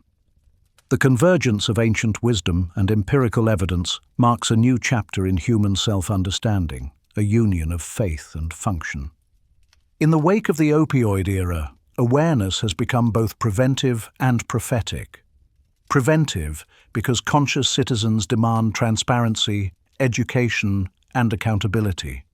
Prophetic because awareness allows imagination, a vision of societies guided not by impulse but by insight. The crisis revealed what happens when attention collapses. The recovery shows what unfolds when it expands. Ultimately, the science of awareness teaches that consciousness is not a static state but an evolving skill. Like any muscle, it strengthens through use, atrophies through neglect. The true legacy of the opioid age may not be found in legislation or medicine, but in this awakening. The recognition that survival depends on perception. When individuals, institutions, and cultures learn to see clearly, to sense the early tremors of imbalance before collapse, then awareness becomes the vaccine against repetition. Crisis, in this light, was not the end, but the teacher. Awareness is the graduation. The more deeply science learns to influence the brain, the more urgently humanity must ask why and how far it should go. The opioid era revealed both the brilliance and the blindness of medicine's ambition, a technology capable of erasing pain but also of erasing perspective. In the 21st century, neuroscience faces its defining ethical challenge: to wield understanding without repeating the mistakes of control. Neuroethics, a discipline once theoretical, now stands at the center of public health. It studies the moral boundaries of interventions that modify emotion, memory, and desire. Where is the line between treatment and enhancement? Between compassion and manipulation? Fentanyl's history made these questions tangible. What began as a quest to ease suffering evolved into an experiment in pleasure and, eventually, dependency. The future demands that scientists design not only molecules but meaning. Pain, paradoxically, is essential to identity. It anchors consciousness in reality, signaling boundaries and motivating care. To abolish it completely would erase a core feedback system of being human. Yet uncontrolled pain destroys equally. Neuroethics must therefore navigate the narrow corridor between cruelty and numbness. The goal is not a painless world, but a just one, a world where relief is accessible, responsible, and reverent toward the experience it modifies. Emerging technologies intensify this dilemma. Researchers are developing optogenetic therapies that use light to switch pain signals on and off, gene editing to alter opioid receptors, and brain-computer interfaces that deliver stimulation directly to reward circuits. Each innovation holds promise for patients with chronic agony, but also peril if commercialized without constraint. The same technology that restores function to the paralyzed could, in other hands, engineer dependence. Ethics, therefore, must evolve alongside invention. The framework guiding this evolution is known as the principle of proportionality, the idea that every intervention should match the scale of the suffering it seeks to relieve. Temporary pain may not justify permanent alteration. Terminal agony may. This calculus requires empathy informed by evidence. Physicians must see beyond symptoms to circumstances. Policymakers must translate compassion into regulation rather than reaction. Proportionality transforms morality into method. Transparency remains another cornerstone. During the rise of opioids, information asymmetry allowed harm to flourish. Manufacturers knew risks that patients did not. Modern neuroethics demands open data, rigorous oversight, and participatory consent. Clinical trials now include patient advocates. AI systems that analyze behavior must disclose their logic. The public, once passive, becomes collaborator. Awareness itself becomes safeguard. Society's concept of relief is expanding accordingly. Neuroscientists increasingly distinguish between pain suppression and suffering alleviation. The former targets sensation, the latter addresses meaning. A person may experience pain without suffering if they understand its purpose. Conversely, they may suffer without pain when alienated or hopeless. The next generation of medicine, guided by ethics, aims to integrate the physical and existential to treat not only nerves but narratives. Philosophers contribute equally to this dialogue. Some warn of a future where neurotechnology turns emotion into commodity, downloadable moods, programmable empathy, purchased serenity. Others envision liberation, a world where trauma no longer dictates destiny. Between these visions lies the work of governance, ensuring that enhancement does not eclipse authenticity. Humanity must remain participant in its evolution, not product of it. Cultural history offers cautionary echoes. Every era that sought perfection, whether through theology, industry, or genetics, discovered that mastery without humility breeds imbalance. Fentanyl's story is the scientific version of this parable. It teaches that control, when divorced from conscience, becomes self-defeating. Neuroethics therefore insists that innovation be guided by the ethos of care, the recognition that every neuron altered belongs to a narrative that feels, hopes, and grieves. Practically, this ethos manifests in research protocols emphasizing beneficence, autonomy, and justice. Beneficence ensures interventions genuinely improve well-being. Autonomy secures informed choice. Justice guarantees fair access. The balance among these principles defines the legitimacy of future neuroscience. Without it, even benevolent technologies could reproduce inequality, reserving advanced relief for the wealthy while others continue to suffer in silence. Education becomes the final defense. Training new scientists in ethics as rigorously as in chemistry instills reflexive accountability. Medical curricula now include modules on the philosophy of consciousness, teaching practitioners to see patients not as mechanisms, but as minds. Policymakers learn to read neural data with skepticism, understanding that numbers can never replace narrative. This intellectual humility may prove the most vital innovation of all. In the end, neuroethics asks a question larger than medicine. What kind of beings do we wish to become? A species that erases pain entirely risks erasing empathy. A species that romanticizes suffering risks cruelty. The challenge is equilibrium. To use knowledge to reduce unnecessary agony while preserving the lessons that discomfort imparts. The future of relief, if guided by conscience, may achieve what neither indulgence nor austerity could: compassion with wisdom. The frontier of neuroscience thus mirrors the frontier of humanity. Every electrode and gene edit reflects a moral choice. Relief, once a chemical reaction, becomes an ethical art. The next chapter of medicine will not be written only in laboratories, but in classrooms, courtrooms, and conversations about what it means to feel responsibly. Neuroethics ensures that as we master the brain, we do not lose the heart.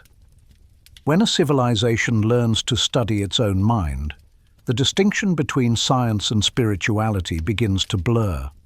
The decades following the opioid crisis saw this convergence accelerate. Neuroscientists, philosophers, and faith leaders, once divided by vocabulary, found themselves discussing the same phenomena: awareness, compassion, balance. Humanity, having mapped the molecules of pain and pleasure, turned its instruments toward a subtler question: how to live wisely with what it knows. The mindful future begins with a new definition of intelligence. No longer confined to problem-solving or computation, intelligence expands to include emotional literacy and ethical sensitivity. Artificial intelligence systems designed to monitor public health now incorporate compassion algorithms that weigh well-being alongside efficiency. Universities pair neuroscience with ethics, training clinicians to perceive patients as networks of experience rather than bodies of data. In this synthesis, knowledge regains its conscience. Technology itself is learning empathy. Virtual reality programs used in pain management expose patients to calming landscapes synchronized with their breathing. Brain-computer interfaces that once targeted motor function now measure mindfulness, helping users cultivate focus instead of escape. The goal is not distraction, but embodiment, reminding individuals that the body is not the enemy of peace, but its vessel. The science of awareness becomes the engineering of serenity. Culturally, mindfulness has moved from meditation rooms to civic policy. Cities designate quiet zones where noise levels are regulated as strictly as air quality. Workplaces schedule collective pauses, short periods of silence or reflection, to reset attention and cooperation. Schools teach compassion training alongside mathematics, reducing bullying and improving retention. These initiatives translate neuroscience into social design. If stress is contagious, so is calm. Spiritual traditions adapt in parallel. Churches, mosques, and temples integrate scientific insight into ritual, acknowledging that prayer alters neural rhythms measurable by EEG. Scientists, in turn, acknowledge that ritual provides psychological coherence no laboratory can replicate. Conferences on contemplative science bring monks and researchers to the same stage, comparing meditation data with ancient texts. The dialogue erases centuries of mutual suspicion, replacing debate with shared curiosity. Economically, mindfulness becomes both commodity and calling. Wellness industries flourish, offering apps, retreats, and courses promising presence. Critics warn of commercialization, yet even imperfect participation spreads awareness. Every downloaded meditation track or corporate workshop reflects a cultural hunger for stillness. The challenge is authenticity, ensuring that mindfulness remains a practice of connection, not another pursuit of control. When guided by integrity, it functions as a counterweight to consumerism, a pause in the rhythm of acceleration. Education remains the seedbed of this transformation. Neuroscience-informed curricula teach students to map emotion onto physiology, understanding that anxiety is not weakness, but signal. Children learn breathing techniques before exams. Adolescents study the psychology of social media. These lessons cultivate a generation fluent in both science and self-care. The mindful classroom becomes a rehearsal for the mindful world. Public health integrates these principles systemically. Hospitals adopt contemplative architecture, rooms with natural light, gardens, and acoustic balance. Clinicians practice mindful communication, pausing before delivering diagnoses, allowing silence for comprehension. Patients report higher satisfaction and faster recovery. Data confirms what intuition always knew. Respect heals. In policy terms, compassion is measurable. Internationally, mindfulness diplomacy emerges as a soft power tool. Nations sponsor cultural exchanges centered on wellness rather than wealth, yoga, music therapy, sustainable living. Delegates discuss not only trade, but collective mental health, recognizing that global stability depends as much on emotional equilibrium as on economics. The language of negotiation softens. Empathy becomes a strategic resource. Philosophically, the mindful future reframes the relationship between control and surrender. The lesson of opioids was that absolute control over sensation breeds fragility. Mindfulness teaches the inverse, that surrender to experience, feeling pain without panic, joy without grasping, cultivates strength. Neuroscience confirms this paradox. Acceptance reduces amygdala activity and increases resilience in the prefrontal cortex.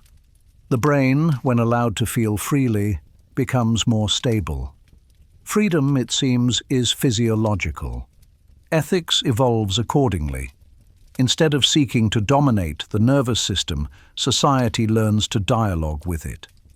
Policymakers design humane technology standards, requiring that new tools enhance focus rather than fragment it. Designers prioritize user well-being as a metric of success.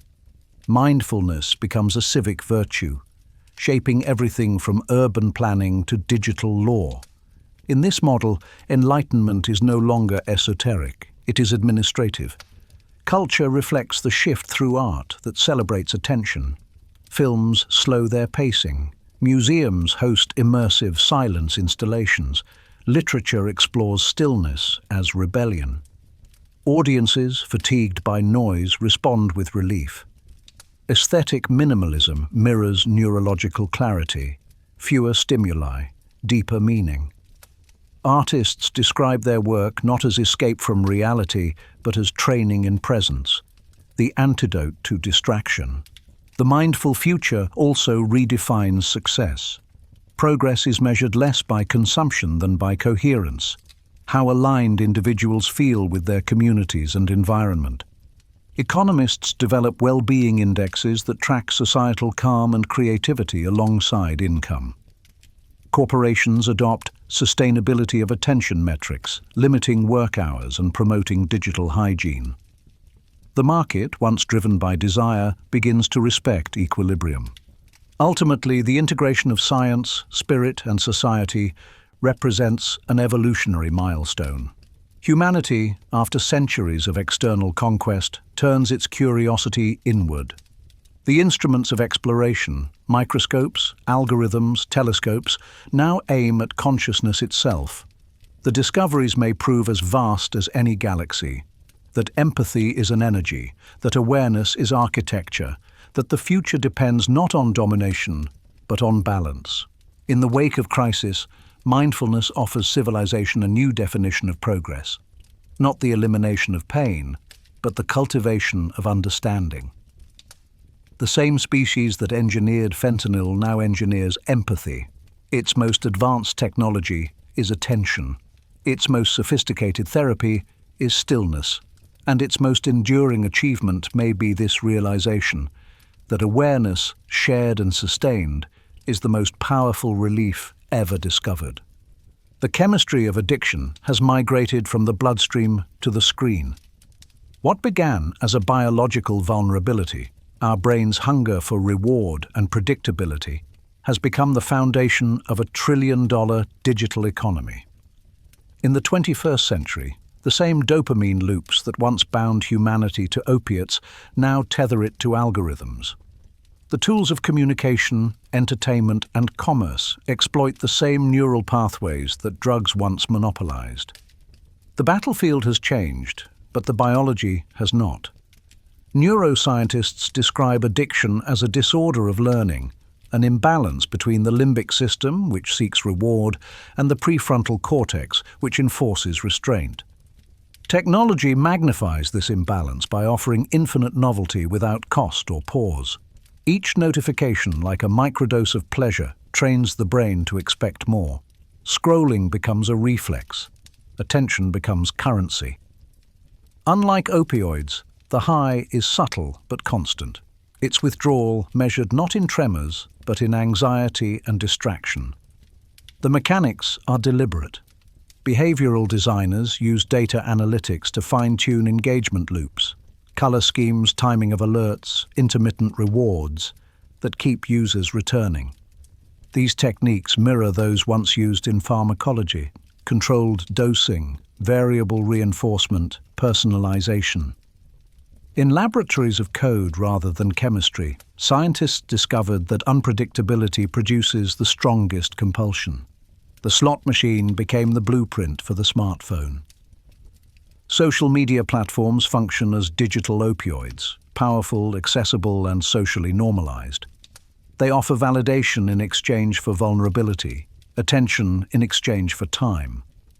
Each like or comment releases a flicker of dopamine, momentary proof of connection.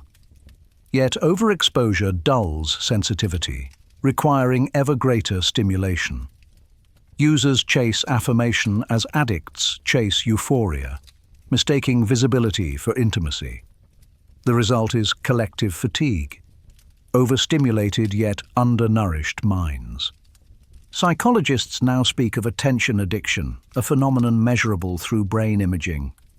Individuals deprived of digital stimuli exhibit neural activity patterns similar to drug withdrawal: heightened stress response, reduced dopamine availability, restlessness. Conversely, prolonged screen immersion weakens the brain's capacity for deep focus, eroding grey matter in regions linked to empathy and decision-making. The cost of constant connection is cognitive fragmentation. This is not coincidence, but evolution repurposed. Human brains are wired to seek patterns, novelty, and social belonging, traits that once ensured survival. Digital technology hijacks these instincts, supplying simulated belonging without physical proximity. The ancient craving for tribe is satisfied by metrics of followers. The need for challenge is met by endless feeds. The result is abundance without fulfillment. We are the first species to drown in its own rewards. The parallels with chemical dependency are striking. Both begin as relief, filling loneliness, easing boredom, masking pain. Both escalate into tolerance, the need for more to feel the same. Both generate withdrawal when interrupted. Yet the digital form is harder to diagnose, easier to defend. Screens are tools of work and communication. Abstinence is impractical. The challenge is not elimination, but regulation. teaching balance in a landscape designed for excess. Education and policy have begun to respond. Schools introduce digital literacy programs that teach students how algorithms manipulate attention. Governments debate screen time labeling similar to nutritional information, displaying engagement data transparently. Psychiatrists classify technology addiction as a behavioral disorder, legitimizing treatment. The conversation once limited to too much screen time now expands into a dialogue about cognitive freedom, the right to control one's own attention. Technology companies facing scrutiny explore ethical redesign. Some introduce wellness modes that mute notifications or track usage patterns. Others invest in AI systems that detect compulsive behavior and suggest breaks. Critics call these features cosmetic. Advocates view them as first steps toward corporate accountability. The tension mirrors that of the opioid industry decades earlier, innovation racing to prove its conscience. On the individual level, mindfulness becomes the antidote. Studies show that short daily periods of digital abstinence, sometimes called dopamine fasting, restore attention span and emotional stability. Replacing passive consumption with deliberate engagement reactivates the brain's executive functions. The act of closing an app becomes a small but radical assertion of autonomy, a reclaiming of the prefrontal cortex from the marketplace. Society's adaptation to this new addiction will define its psychological health for generations. Just as industrialization reshaped the body through labor, digitization reshapes the mind through constant stimulation. Public health must evolve accordingly, treating cognitive overload as environmental pollution, a hazard requiring regulation, not moral panic. Balance, not abstinence, will be the new measure of discipline.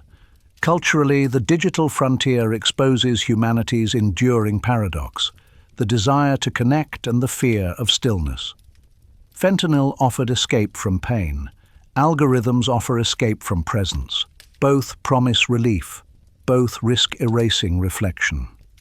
The solution lies not in rejecting technology, but in redesigning it, infusing empathy into the architecture of attention. Innovation must learn to heal the systems it overstimulates. In this new age, awareness becomes the vaccine against compulsion. The same self-knowledge that guides recovery from chemical addiction can guide digital hygiene. Recognizing triggers, setting boundaries, cultivating real relationships, these remain universal therapies. Technology, after all, is not sentient. It mirrors the consciousness that creates it. The more mindful the society, the more humane its machines. The digital frontier is therefore not a battlefield between human and algorithm, but a conversation between creator and creation.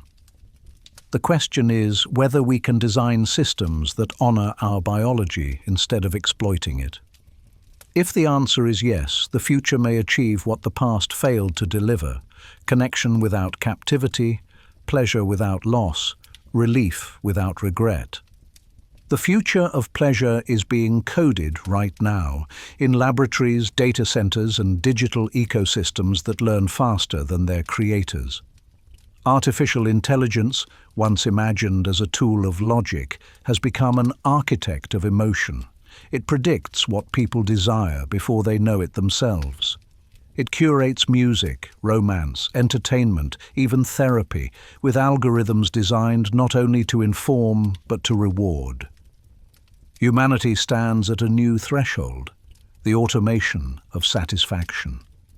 At the core of this transformation lies the brain's ancient chemistry. Dopamine, the molecule of motivation, has always governed survival by rewarding behavior that sustains life: eating, bonding, learning. AI leverages this system by modeling it. Recommendation engines analyze millions of interactions, identifying the precise stimuli that trigger engagement. What once required trial and error is now automated reinforcement. Digital pleasure personalized, continuous, and optimized for efficiency. The result is an invisible feedback loop between neural tissue and machine code. This feedback loop is not inherently harmful. When aligned with well-being, it can enhance creativity, focus, and empathy. AI-guided music therapy adapts melodies to emotional states, reducing anxiety. Personalized learning platforms keep students motivated by adjusting challenge and reward. In medicine, AI analyzes patient data to predict relapse in addiction recovery, offering timely interventions. When designed ethically, artificial intelligence can amplify the brain's healing capacities as easily as it amplifies its cravings. But the line between healing and manipulation remains perilously thin. The same algorithms that soothe can seduce. When profit depends on attention, the system's goal shifts from wellness to dependence. Platforms that learn to maximize engagement may unconsciously recreate the pharmacology of addiction: intermittent rewards, escalating stimulation, diminishing satisfaction. The machine becomes a mirror of the opioid crisis, precise, profitable, and indifferent to consequence. Neuroscientists now warn of an emerging condition they call algorithmic dependency, a pattern of compulsive digital interaction mediated by adaptive AI. Unlike traditional addiction, which involves a fixed substance, this new form evolves in real time, learning the user's vulnerabilities. Each choice trains the system that trains the brain.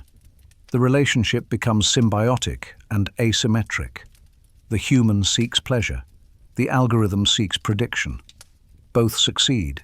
Neither feels free. This raises unprecedented ethical questions. If AI can influence desire, should it be regulated like a drug? Should its designers carry the same responsibility as pharmaceutical companies? Some technologists argue yes, calling for neurodigital ethics, a framework that treats data-driven stimulation as a neurological intervention. Just as chemical trials require oversight, so should algorithms that modulate mood. Transparency becomes not only a moral obligation, but a form of public health. Economically, the stakes are immense. The attention economy, advertising, entertainment, gaming, and social media combined, now rivals the global energy industry in scale. Its currency is engagement. Its raw material, human focus. The more predictable our behavior, the more valuable it becomes. This market transforms dopamine into data and data into dividends. In such a system, distraction is profit, and self-regulation becomes resistance. Yet not all applications exploit. Some innovators are reimagining AI as a collaborator in consciousness. Startups develop virtual mentors that encourage reflection rather than consumption. AI companions trained on therapeutic dialogue assist users in journaling and stress management. Neuroscientific research explores digital psychedelics, immersive experiences designed to trigger awe and interconnectedness without chemical intake. These technologies, if governed ethically, could democratize mental wellness, offering guidance to millions underserved by traditional healthcare. The psychological dimension of this evolution is profound. When machines mediate emotion, identity shifts. People begin to define themselves not by internal experience, but by the feedback they receive. The self becomes a data profile, a pattern of preferences optimized by invisible algorithms. In this sense, the digital age continues the story of fentanyl, the outsourcing of feeling to a formula. The challenge is to reclaim authorship of emotion before autonomy fades into automation. Education and literacy offer the best defense. Teaching the neuroscience of pleasure empowers citizens to recognize manipulation and make deliberate choices. Courses in digital mindfulness, understanding how AI shapes desire, are emerging in schools and universities. The goal is not to reject technology, but to humanize it, to ensure that design serves consciousness, not the reverse. Awareness remains the ultimate firewall. Governments are beginning to respond. Some nations propose legislation classifying addictive algorithmic design as a public health hazard. Tech firms face requirements to provide data on user well-being alongside profits. Ethics boards evaluate new AI products for psychological safety, much like drug regulators test for toxicity. These initiatives signal a global awakening, the recognition that mental health is as vulnerable to digital influence as physical health once was to industrial pollution. Philosophically, the fusion of AI and dopamine forces humanity to confront its oldest paradox, the tension between pleasure and purpose. If machines can satisfy every craving instantly, what becomes of meaning?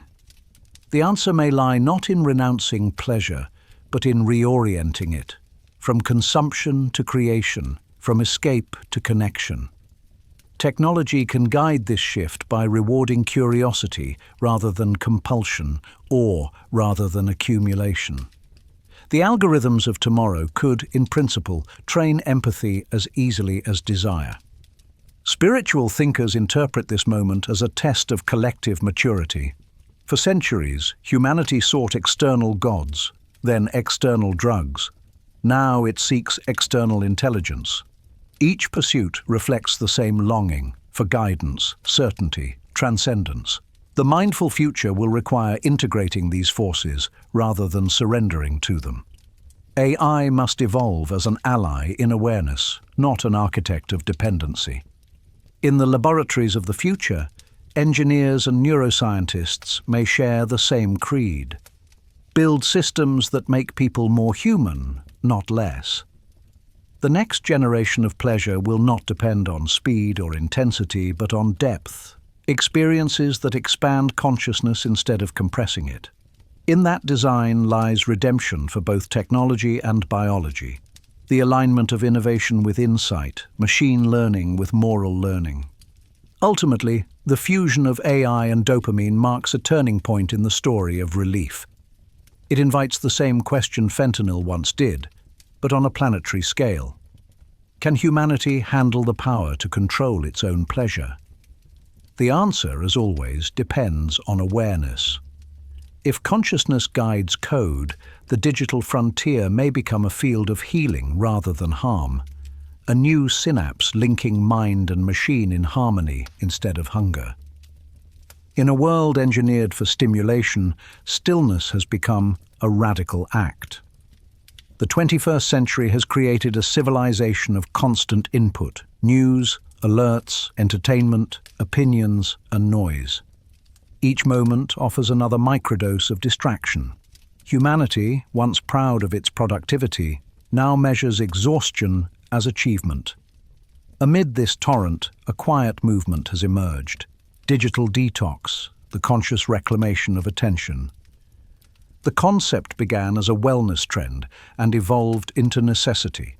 Psychiatrists and cognitive scientists observed rising rates of anxiety, insomnia, and burnout correlated with heavy device use. The culprit was not technology itself, but overstimulation. The brain's reticular activating system, responsible for filtering sensory input, was operating at perpetual maximum, flooding consciousness with unfinished thoughts. The result was cognitive fatigue, an inability to rest even in silence. Detox, once associated with chemicals, now meant something else: the purging of information overload. At its simplest, digital detox means disconnection. Individuals set boundaries, turning off notifications, logging out of social media, designating screen-free hours. These small acts produce measurable changes. Within days, cortisol levels drop, sleep patterns stabilize, and mood regulation improves. The absence of constant stimuli allows the default mode network, the brain's introspection system, to reactivate. Creativity and empathy, suppressed by hyperfocus, resurface. In physiological terms, boredom becomes therapy. Yet detox is not merely abstinence, it is reorientation. True recovery from digital dependence involves replacing passive consumption with intentional experience. Psychologists call this cognitive restoration, the rebuilding of attention through presence. reading printed books, walking without earbuds, engaging in conversation without checking a phone. These analog acts rebuild the neural pathways of patients. Each moment of undivided focus strengthens the prefrontal cortex, the same region dulled by distraction. Silence, once feared, becomes skill. Communities have begun institutionalizing this practice. Wellness centers host unplugged retreats, offering participants complete digital isolation in natural settings. Workplaces experiment with offline hours, encouraging employees to disconnect after business closes. Some cities designate tech Sabbaths, one day each week when citizens are encouraged to rest their attention collectively. These initiatives are not nostalgia for a pre-digital world, but rehearsal for a sustainable one, a society that can coexist with its own creations. Education systems mirror this awareness. Schools introduce attention curricula, teaching children the biology of focus and the value of solitude. In classrooms where phones are banned, teachers report higher comprehension and empathy among students. Lessons in handwriting, once dismissed as obsolete, return as exercises in patience and motor coordination. The act of slowing down becomes moral education in miniature, a rehearsal for presence in a world that profits from distraction. Neuroscience supports these practices with striking evidence. Functional MRI scans reveal that periods of digital abstinence increase grey matter density in regions associated with impulse control and memory. The brain, freed from endless novelty, recalibrates its baseline dopamine levels. Attention ceases to flicker and begins to flow. The subjective sensation of calm correlates with objective neural order. In this sense, detox is not a rejection of technology, but a recalibration of humanity's internal circuitry. But balance requires more than personal discipline. The environment must support restraint. Public policy can encourage digital hygiene through design, creating parks and libraries free of screens, limiting algorithmic manipulation, funding research into mental health effects of technology. Governments already regulate air and water. The next frontier is the regulation of attention. The goal is not censorship but sanctity, to preserve cognitive space as a shared resource. Corporate responsibility is equally vital. Companies that design devices and platforms wield unprecedented influence over public consciousness. Some pioneers now promote slow tech, interfaces that prioritize depth over speed. Apps remind users to pause rather than scroll, to breathe before reacting. These small interventions signal a cultural turning point. The recognition that success measured only by engagement is failure measured by well-being. Artistic and cultural institutions amplify this shift. Museums host silent exhibitions, requiring visitors to surrender phones at entry. Theaters ban recording devices, restoring performance to its ephemeral purity. Musicians perform acoustic sets in venues that prohibit filming, forcing audiences to listen rather than capture. In these spaces, collective attention becomes communion. The absence of screens transforms presence into ceremony. Digital detox also carries a spiritual dimension. Across faith traditions, withdrawal has long been a path to clarity. Monastic silence, fasting, and pilgrimage all serve to reset the senses and renew intention. In modern secular society, digital detox fulfills a similar role, a pilgrimage inward. Participants report heightened awareness, gratitude, and compassion after extended disconnection. Neuroscience corroborates these experiences. Reduced activity in stress circuits, increased coherence in brain rhythms. The ancient art of retreat finds its scientific explanation. Critics argue that detox is privilege, that only those with stable lives can afford disconnection. The response lies in reframing access. Public programs can democratize stillness, free retreats, screen-free community days, urban quiet zones. The right to mental rest should stand alongside the right to education and healthcare. Attention, after all, is the foundation of freedom. Without control over focus, autonomy dissolves. Ultimately, digital detox represents more than recovery from technology. It represents reconciliation with time. It reminds humanity that attention is finite, that presence is the true luxury. Just as the opioid crisis revealed the perils of chemical excess, the digital age reveals the perils of cognitive excess. Both teach the same moral physics. Relief without reflection becomes dependence. The future will not require rejecting technology, but redesigning rhythm. Periods of engagement balanced by deliberate pause, immersion balanced by reflection. In this cadence lies sustainability, not only for minds but for societies. A civilization that honors stillness cultivates clarity. A civilization that loses it repeats its crises in louder tones. Digital detox, therefore, is not retreat, but evolution. It is the nervous system remembering how to breathe, the collective consciousness learning how to listen again. When screens dim and silence returns, the world does not shrink. It expands. In the stillness, humanity rediscovers its oldest pleasure, simply being aware. Pain has always been both curse and compass. It warns, teaches, and defines the limits of the body. Yet the modern era, obsessed with comfort, has sought to erase it entirely. The opioid crisis revealed the consequences of that ambition. Now, in the aftermath, medicine stands at a crossroads, to rediscover the purpose of pain or to repeat the era of excess. The challenge of the 21st century is not to conquer pain, but to understand it anew. Scientists today describe pain not as a single sensation, but as a network of processes, biological, emotional, and social. The nociceptors that transmit injury signals are only the first link in a chain that passes through memory, mood, and meaning. Pain is as much perception as it is pulse. This realization has transformed research. The quest for relief now includes not only chemistry, but consciousness. The question is no longer, how do we silence pain, but how do we interpret it wisely? In the laboratories of neuroscience, innovation proceeds cautiously. New analgesics target specific receptors without flooding the brain's reward system.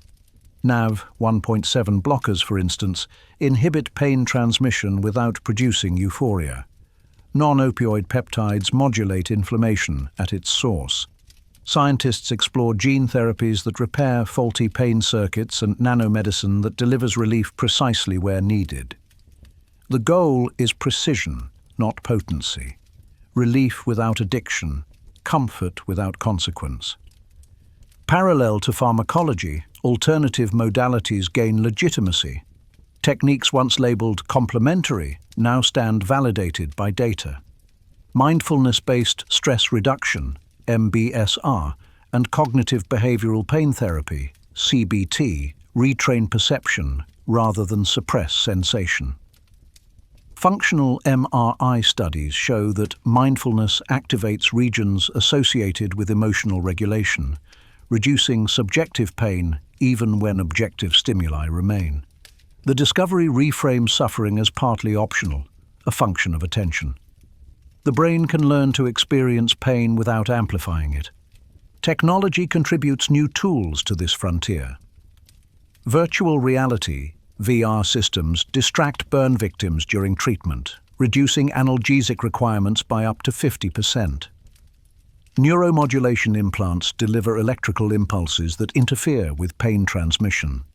Artificial intelligence predicts pain flare-ups by analyzing physiological data, enabling preemptive care. These innovations converge toward a singular vision: personalized relief guided by real-time feedback between body and machine. But the most profound shift is philosophical. For centuries, Western medicine treated pain as an adversary. In the new paradigm, it becomes a dialogue. Physicians teach patients to differentiate between destructive pain and instructive pain, the discomfort of healing, the strain of growth. Athletes, artists, and meditators alike demonstrate that endurance can be transformative. The aim of medicine, then, is not absolute comfort, but resilience, to help patients live with pain intelligently rather than fear it reflexively. Ethics plays a crucial role in this redefinition. Access to pain relief remains one of global health's greatest inequities. While some regions battle overprescription, others suffer from undertreatment. Millions in low-income nations die each year in preventable agony due to restrictive narcotic laws. International agencies now advocate for balanced policy, ensuring availability without abuse. Relief, they argue, is a human right tempered by responsibility. Cultural perspectives enrich this balance. Indigenous healing traditions, long marginalized, offer models of holistic pain management that integrate community, ritual, and nature. In many of these systems, suffering is not merely endured, but contextualized, understood as part of life's rhythm. Western medicine, influenced by such wisdom, begins to rediscover empathy as a clinical tool. The doctor-patient relationship itself becomes analgesic, restoring trust to the equation of treatment. Economically, the future of pain management will depend on transparency and accountability. Pharmaceutical innovation must align with ethics, prioritizing long-term well-being over short-term profit. Regulators increasingly require public data on efficacy and side effects.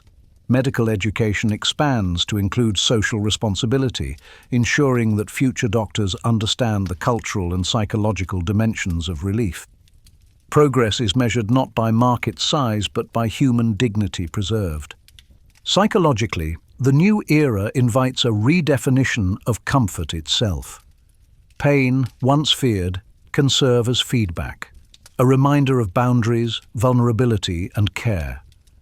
Studies show that individuals who accept moderate discomfort report higher satisfaction and mental stability than those who pursue constant ease. Resilience, it seems, is the nervous system's natural equilibrium, restored when suffering is met with understanding rather than panic. In this sense, the future of relief is as much cultural as scientific. Societies that valorize balance over excess will adapt more gracefully to new technologies. Public education that teaches emotional regulation, mindfulness, and self-awareness will reduce dependency on external fixes. The next revolution in pain management may not come from a laboratory but from classrooms, art studios, and community centers, places where awareness becomes medicine. Yet even as innovation advances, humility remains vital. Pain will never be eliminated entirely, nor should it be. It reminds humanity of its fragility, its limits, its empathy. The challenge is to coexist with it without surrendering to it. The opioid crisis taught that comfort without consciousness leads to collapse. The science of tomorrow seeks to restore that balance. The redefinition of relief, then, is not a rejection of pleasure, but a reorientation of purpose. The body seeks balance, the mind seeks meaning, and medicine must honor both. In this synthesis lies the true evolution of care, from suppression to understanding, from numbness to awareness. The future will not ask whether pain can be erased, but whether it can be transformed into wisdom. The answer increasingly appears to be yes. Through science guided by ethics and empathy, pain becomes not a sentence but a signal, an invitation to listen to the body's intelligence. Relief becomes partnership, not conquest, and humanity at last begins to mature in its relationship with its oldest teacher, the feeling that once defined its vulnerability and now defines its growth. Medicine is entering an age where its purpose is no longer simply to suppress symptoms, but to cultivate awareness. The next generation of physicians, researchers, and healers are beginning to view pain not as a malfunction, but as information, a language the body uses to speak its truth. Healing, in this new paradigm, means learning to listen. The rise of conscious medicine marks a quiet revolution, treatment guided not by dominance over the body but partnership with it. The phrase conscious medicine describes an integration of three domains: evidence-based science, patient self-awareness, and ethical responsibility. It is the acknowledgement that biology and psychology are inseparable, that a prescription without understanding can become another form of harm. The opioid crisis illuminated this reality with painful clarity. Relief without reflection, chemical without context, led to dependence. Conscious medicine seeks to reverse that pattern by returning wisdom to practice. At its core, this movement emphasizes mind-body literacy. Patients are taught how emotions influence physiology, how stress amplifies inflammation, how attention modulates perception of pain. This knowledge empowers them to participate actively in their own care. Studies show that individuals who understand their conditions require fewer medications and report greater satisfaction with outcomes. The simple act of comprehension transforms anxiety into agency. Neuroscience supports this shift.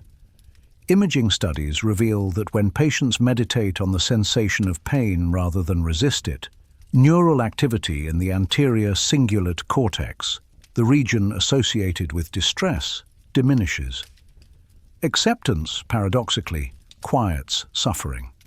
This principle underlies therapies such as mindfulness-based cognitive therapy, MBCT, and acceptance and commitment therapy, ACT, which teach awareness without judgment. Medicine becomes dialogue between sensation and understanding. Pharmacology is evolving alongside psychology. The search for non-numbing analgesics reflects an ethical reawakening. Researchers develop compounds that alleviate pain without dulling consciousness or triggering euphoria. Peripheral opioid receptor agonists, for example, act outside the brain, preserving clarity while easing discomfort. Advances in biophysics allow for adaptive dosing, medications that adjust strength in response to real-time neural feedback. Relief becomes precise, responsive, and sustainable. Technology assists this consciousness-driven model. Wearable devices now monitor stress, sleep, and posture, offering users gentle cues to correct imbalance before it escalates into pain. AI systems translate biosignals into personalized guidance, reminding users to stretch, breathe, or rest. These tools extend the clinician's reach beyond the hospital, transforming daily life into a continuum of care. Healing becomes a lifestyle rather than an emergency response. Equally significant is the transformation of medical education. Universities incorporate empathy training and narrative medicine, encouraging future doctors to understand patients' stories, not just their symptoms. Role-play exercises, literature courses, and reflective journaling become part of curricula. The intention is to cultivate self-awareness alongside scientific rigor. A doctor who understands their own biases and emotions is less likely to treat pain mechanically. The profession begins to rediscover its human core. Ethics and economics intertwine in this evolution. Conscious medicine challenges the traditional healthcare model, which often rewards procedures over prevention. It prioritizes long-term well-being rather than short-term intervention. Insurers and policymakers are slowly adapting, funding holistic programs that integrate mental health, physical therapy, and nutrition. The data is compelling. Preventive, awareness-based care reduces hospitalizations and dependency rates while improving overall satisfaction. Compassion, it turns out, is cost-effective. Global medicine also reflects this awakening. In parts of Asia, Africa, and Latin America, traditional systems that emphasize balance, such as Ayurveda, traditional Chinese medicine, and indigenous healing, are being studied scientifically, and, where validated, incorporated into mainstream care. These traditions share a philosophy of conscious medicine: harmony over suppression, understanding over eradication. Western practitioners, once dismissive, now recognize their potential to complement biomedicine with holistic insight. The social dimension of this movement cannot be overstated. conscious medicine extends beyond the clinic into communities, addressing the social determinants of health, poverty, isolation, inequality that amplify suffering. Public health programs adopt trauma-informed frameworks, treating patients not as problems to fix but as people adapting to stress. The question shifts from "what's wrong with you?" to "what happened to you?" This linguistic evolution alone transforms healing from interrogation to compassion. Psychologically, the rise of conscious medicine represents humanity's maturation. It acknowledges that the same mind that experiences pain can also modulate it. The nervous system, long treated as victim, becomes participant.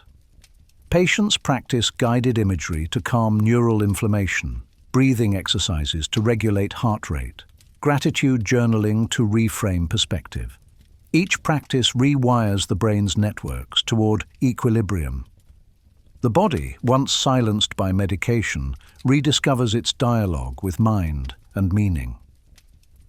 Critics sometimes accuse this approach of idealism, arguing that not all pain can be healed through awareness. The movement agrees and clarifies that consciousness is not a cure-all, but a complement. It enhances treatment without replacing it, making medicine more human without making it mystical.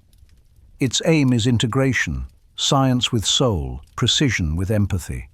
Spiritually, conscious medicine invites a broader reflection on suffering. Pain, when approached with mindfulness, often reveals hidden messages, imbalances in lifestyle, neglected emotions, unresolved grief. Healing becomes a moral act, restoring harmony between action and awareness. This does not romanticize suffering, but respects its role as teacher. The ability to feel deeply, after all, is what distinguishes humanity from the machine. In the end, conscious medicine is not a technology, but a transformation of attitude. It reminds physicians that curing and healing are not synonyms, and that sometimes presence is the most powerful prescription. It teaches patients that awareness, practiced daily, is itself a form of immunity against despair, dependency, and disconnection. In this partnership of science and spirit, medicine rediscovers its original oath: to serve life, not merely to silence pain. If the 20th century sought to control the body, the 21st seeks to collaborate with it.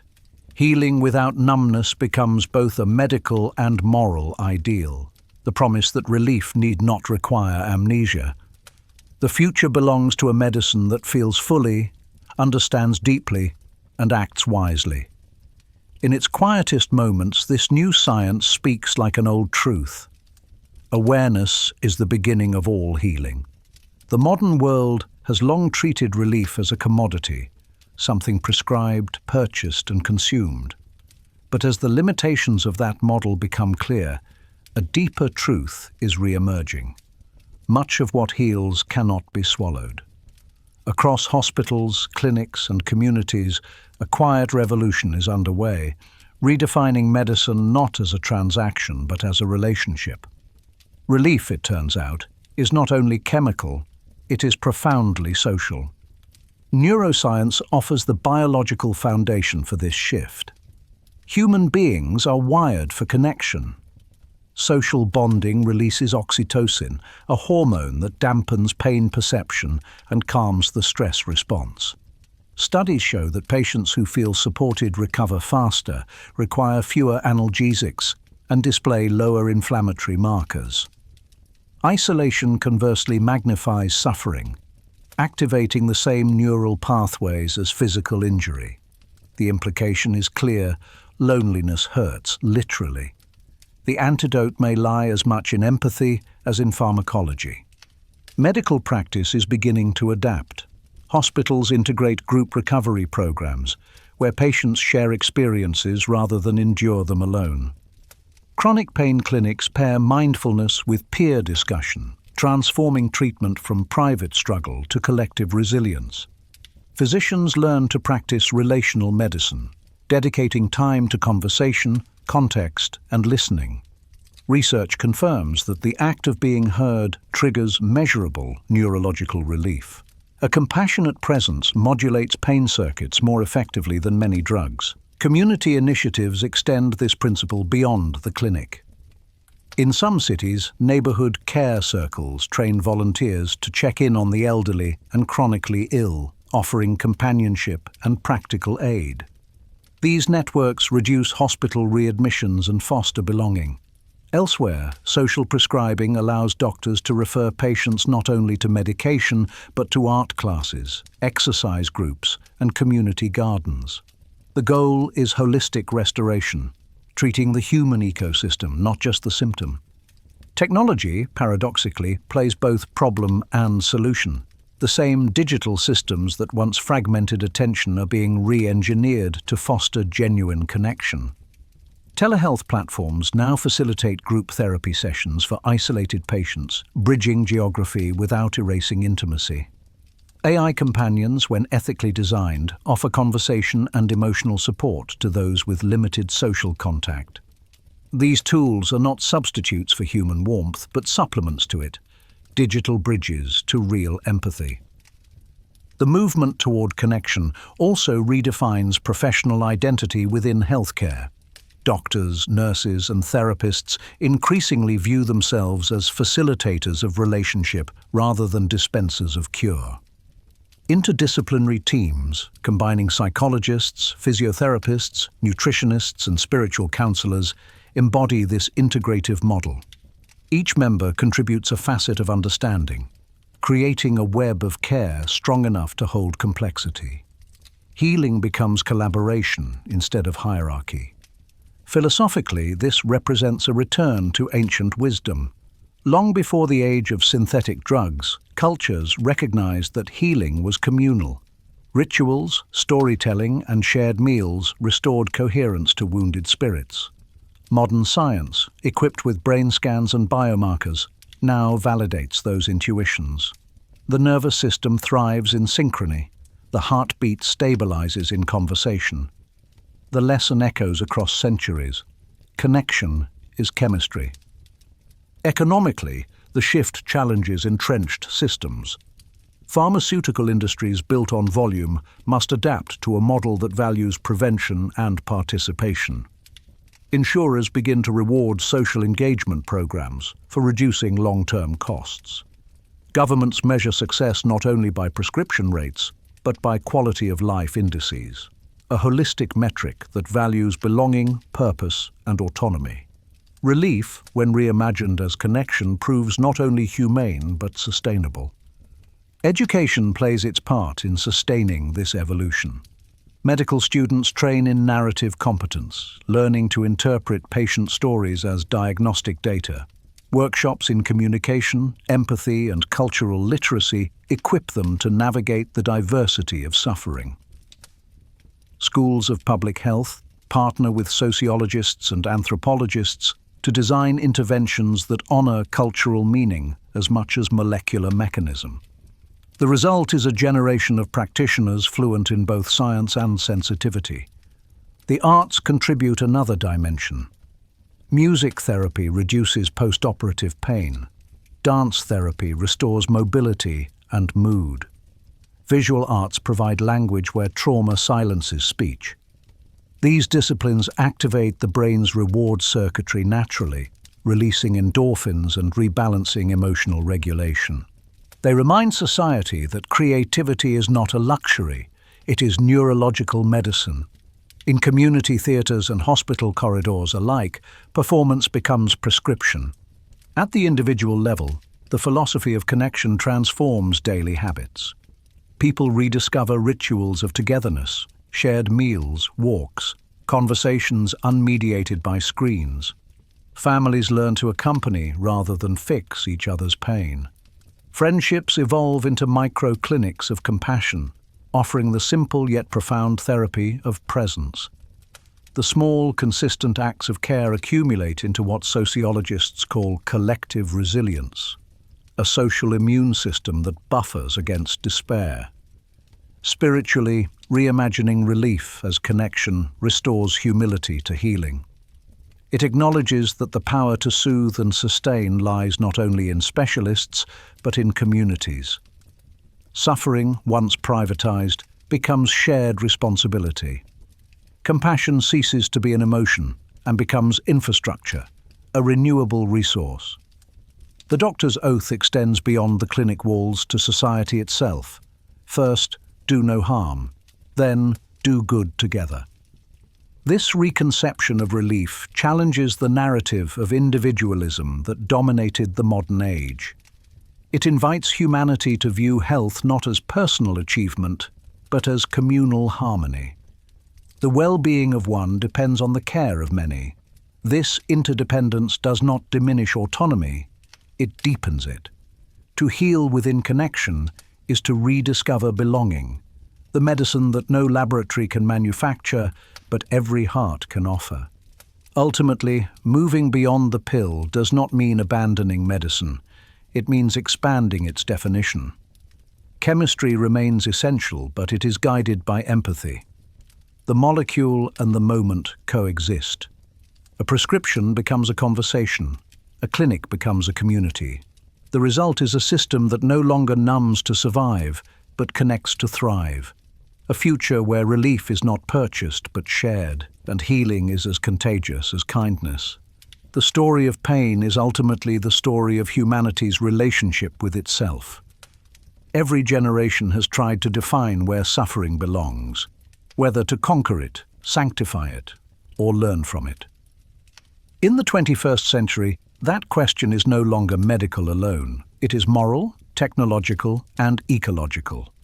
The next horizon of care demands that we see health not as isolation from pain, but as participation in balance, a harmony between body, mind, and the systems that sustain both. Medicine stands on the edge of transformation. New frontiers, genomics, regenerative biology, neural engineering, promise to remake what it means to heal. Stem cell therapies regenerate damaged nerves once thought irreparable. Bioelectronic medicine uses microcurrents to modulate immune responses, offering anti-inflammatory effects without drugs. Brain-computer interfaces translate neural signals into mobility, giving voice to the paralyzed. Each discovery redefines what is possible, but also what is permissible. As the boundaries of suffering shrink, the boundaries of responsibility expand. Ethics, therefore, becomes the discipline of the future. Every breakthrough carries the question, to what end? Should pain be edited out of existence if it teaches empathy? Should emotional discomfort be treated like a pathogen if it inspires art, justice, or love?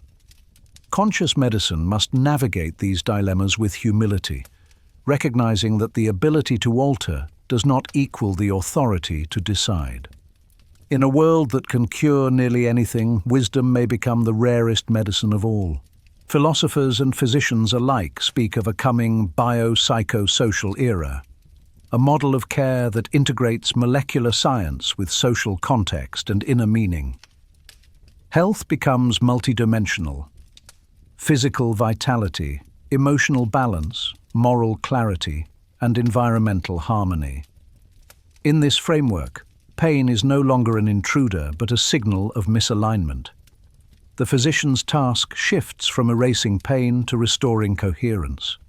The future hospital may resemble not a fortress against illness, but a sanctuary for recalibration, a place where technology and tenderness coexist. Artificial intelligence plays a paradoxical role in this evolution. AI's analytical precision enables diagnostics once impossible, yet its presence forces medicine to rediscover humanity. Machines can detect disease earlier than doctors, but cannot comfort the dying. They can predict relapse, but not replace hope. The best future, therefore, will be symbiotic, where algorithms manage data and humans manage meaning. Technology amplifies compassion when guided by conscience, but without it, efficiency becomes cruelty. Public health is already adapting to this insight. Global initiatives now frame well-being not only as absence of disease, but as the capacity to flourish. Nations adopt policies measuring gross national happiness and mental resilience indexes alongside GDP. Urban planners design cities with green spaces to reduce cortisol levels. Employers implement work models that honor rest as productivity. In this reimagined civilization, prevention is not an afterthought, but the foundation, a culture of care embedded in design itself. Culturally, the narrative of pain is shifting from avoidance to understanding. Art, literature, and film reflect a renewed respect for vulnerability. Heroes no longer triumph by suppressing emotion, but by transforming it. Society begins to view endurance not as denial, but as integration. The language of fighting pain gives way to learning from it. This linguistic shift is subtle yet revolutionary. It recasts suffering as communication rather than conflict. The ecological dimension completes this redefinition. Humanity's health is entwined with the planet's. Pollution, climate stress, and social displacement manifest as chronic diseases in both individuals and ecosystems. The Earth itself experiences inflammation, its forests, oceans, and atmosphere reacting to imbalance. The same logic that applies to human healing applies globally: awareness, restraint, and connection. Sustainable medicine recognizes that a species cannot be well on a planet in pain. Spiritually, this convergence marks an inflection point in evolution. The more humanity understands its biology, the more it confronts its existential truth. Pain and pleasure are not opposites, but partners in growth. Neuroscience reveals that the same circuits that process suffering also enable compassion. Without discomfort, there is no motivation to heal, no capacity for empathy. The challenge of the coming age is not to eliminate pain, but to elevate it, to make it meaningful rather than meaningless. Education, once again, becomes the bridge. Schools and universities integrate health literacy, emotional intelligence, and ethical reasoning into curricula. Students learn early that resilience is a skill, not a gift, that strength emerges not from avoiding pain but from engaging it wisely. Medical students study philosophy, philosophers study neuroscience. The walls between disciplines crumble, replaced by the shared pursuit of understanding the human condition. The architecture of care itself will transform. Hospitals may evolve into health ecosystems, blending medical, psychological, and environmental therapies under one roof. Patients might consult AI for data and humans for empathy. Gardens and art installations could become standard features of recovery. Healing environments will no longer be sterile. They will be sensory, mindful, alive. The design of care spaces will mirror the new definition of medicine: balance in form, function, and feeling. Economically, this evolution challenges profit-driven paradigms. The market that once rewarded intervention will increasingly value prevention. Health systems that invest in emotional education and social connection will see lower costs and higher well-being. The future physician may spend more time teaching patients self-awareness than prescribing drugs. Success will be measured not by procedures performed, but by suffering prevented. At its deepest level, the next evolution of care is spiritual. It asks humanity to remember that technology and tenderness are not competing forces but complementary expressions of intelligence.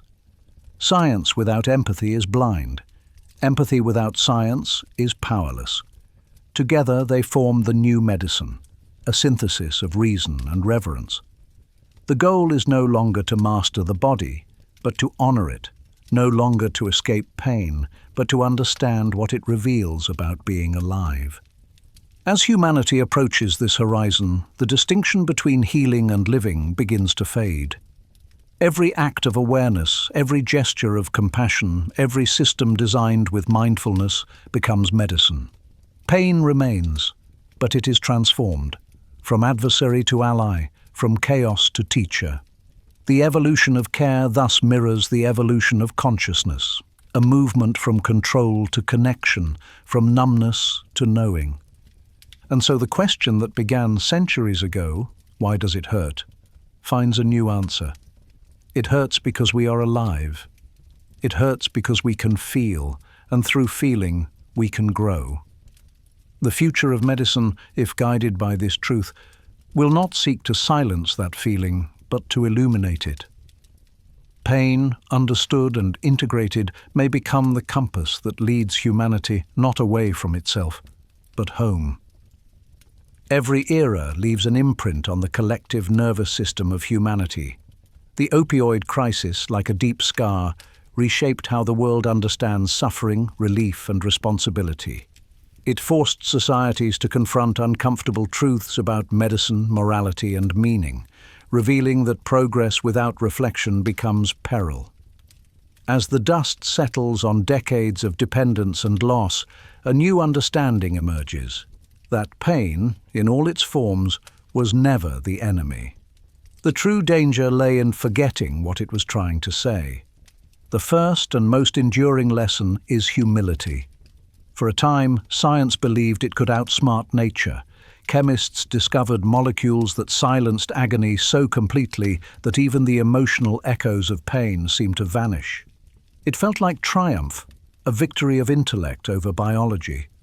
Yet in that silence, something vital was lost: the awareness that pain, however cruel, carries wisdom. Its absence left many unmoored, detached from the body's signals, adrift in artificial calm. Humanity learned the hard way that relief without meaning is just another form of suffering. The second lesson is that empathy cannot be automated. Systems designed for efficiency often neglected humanity's emotional core. Prescription became protocol, care became code. In that mechanization, the sacred bond between healer and patient fractured. The crisis revealed how easily compassion erodes under pressure, and how urgently it must be restored. Modern medicine, for all its brilliance, rediscovered the oldest truth in healing: that presence can be as potent as any pill. Communities, too, learned about resilience.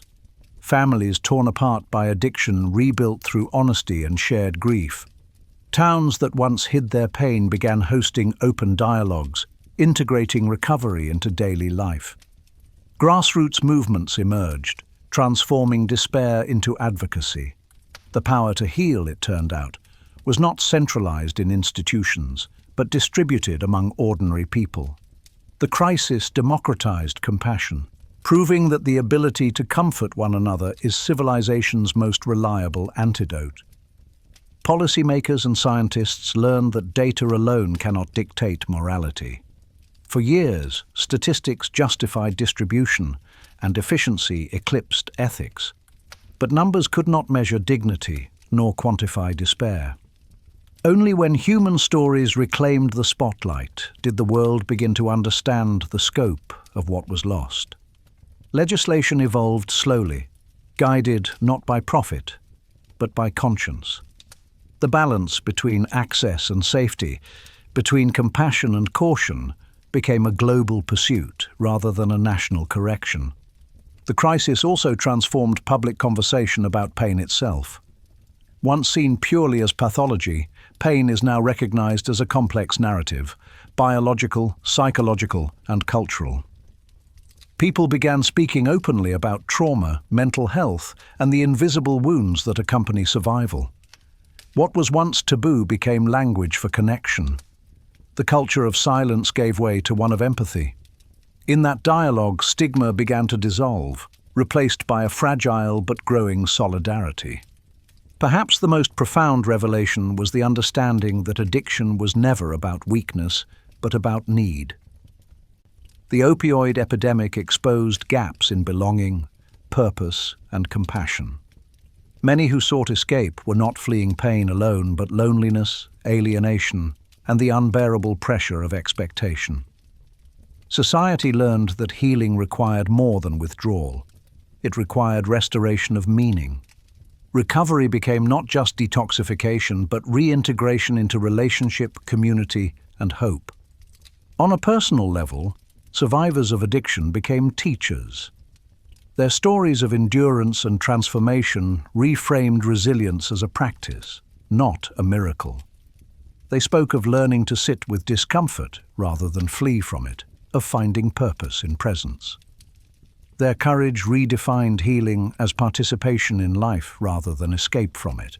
Through them, humanity glimpsed the possibility that even the darkest experiences can generate light if met with awareness. Medicine itself became more self-aware. Doctors began asking not only, how do we treat this, but why do we treat this way? Institutions that once rewarded speed and volume now prioritize listening and prevention. The crisis became a mirror reflecting the profession's soul. The reflection was sobering, but it inspired reform. Pain management protocols evolved, medical curricula expanded to include empathy training, communication, and ethics.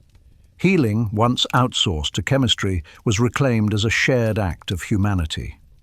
At the societal scale, the opioid crisis served as a rehearsal for larger challenges. It revealed how quickly technology can outpace ethics, how markets can exploit vulnerability, and how essential collective vigilance remains. The same dynamics, innovation, dependency, imbalance, recur in new forms. Digital addiction, ecological collapse, information overload. The past, if remembered, becomes guidebook. If forgotten, becomes prophecy. Pain, both personal and cultural, ensures memory endures. Culturally, the echoes of the crisis reverberate in art, literature, and conversation. Films and novels once glorifying excess now explore the quiet heroism of recovery. Music channels both grief and gratitude, celebrating survival rather than escape. Creative expression transforms trauma into testimony, ensuring that remembrance itself becomes therapy. The story of pain becomes the story of resilience, a collective memoir of a civilization learning to feel again. Spiritually, the crisis forced a reckoning with vulnerability. It stripped away illusions of control and reminded humanity of its interdependence. Suffering, long compartmentalized as private failure, re-emerged as shared condition. Faith communities of all kinds, religious and secular, rediscovered compassion as common ground. In vigils, counseling centers, and quiet living rooms, empathy became liturgy. The sacred moved from sanctuary to street, wherever people gathered to care. If there is one enduring echo, it is this: pain, when denied, divides. When acknowledged, unites. The crisis, for all its devastation, made humanity conscious of its fragility, and therefore its potential for grace. The lesson is neither despair nor denial, but discernment. To feel is not to fail. To suffer consciously is to evolve. From this awareness, a new moral intelligence begins to rise, one that honors pain not as punishment but as passage. The story of fentanyl, in the end, was never just about a drug. It was about a civilization learning the limits of its comfort and the depth of its compassion. In those limits, it rediscovered its humanity. The echo of that discovery will shape every future decision about how we live, heal, and feel. Every great crisis produces not only recovery, but reflection. After decades of dependency on drugs, distraction, and disconnection, humanity is entering what scholars call the age of awareness. This is not a slogan, but a shift in consciousness, a cultural evolution born of necessity. The opioid epidemic and its digital successors revealed that no technology, however advanced, can substitute for presence. The challenge of this new era is to heal not only individual bodies but the collective mind that built its own suffering. Awareness, in its truest form, begins with seeing clearly. For generations, societies treated pain as defect and pleasure as entitlement. The pharmaceutical age magnified that polarity, teaching people to silence one and chase the other. But awareness, mindful, patient, and honest, dissolves such extremes. It invites observation without judgment. Where does discomfort arise, and what does it ask to be understood? This simple question, when applied collectively, transforms policy, education, and culture alike. In neuroscience, awareness corresponds to the activation of the prefrontal cortex, the seat of reflection and empathy. When this region functions harmoniously with the emotional centers of the brain, balance emerges. Individuals who cultivate awareness exhibit reduced impulsivity, improved mood regulation, and heightened compassion. On a societal level, these traits translate into less violence, more cooperation, and greater resilience. In this way, self-awareness becomes public health. Each mindful mind strengthens the cognitive immune system of the species. Cultural awareness follows personal insight. Around the world, people are beginning to recognize that addiction, depression, and burnout are not isolated pathologies, but symptoms of collective imbalance. The endless chase for comfort created spiritual malnutrition, a hunger for meaning masked by abundance. The age of awareness reframes well-being not as the elimination of pain, but as the restoration of coherence. A society is healthy not when it feels no discomfort, but when it listens to what discomfort reveals. This new consciousness reshapes institutions.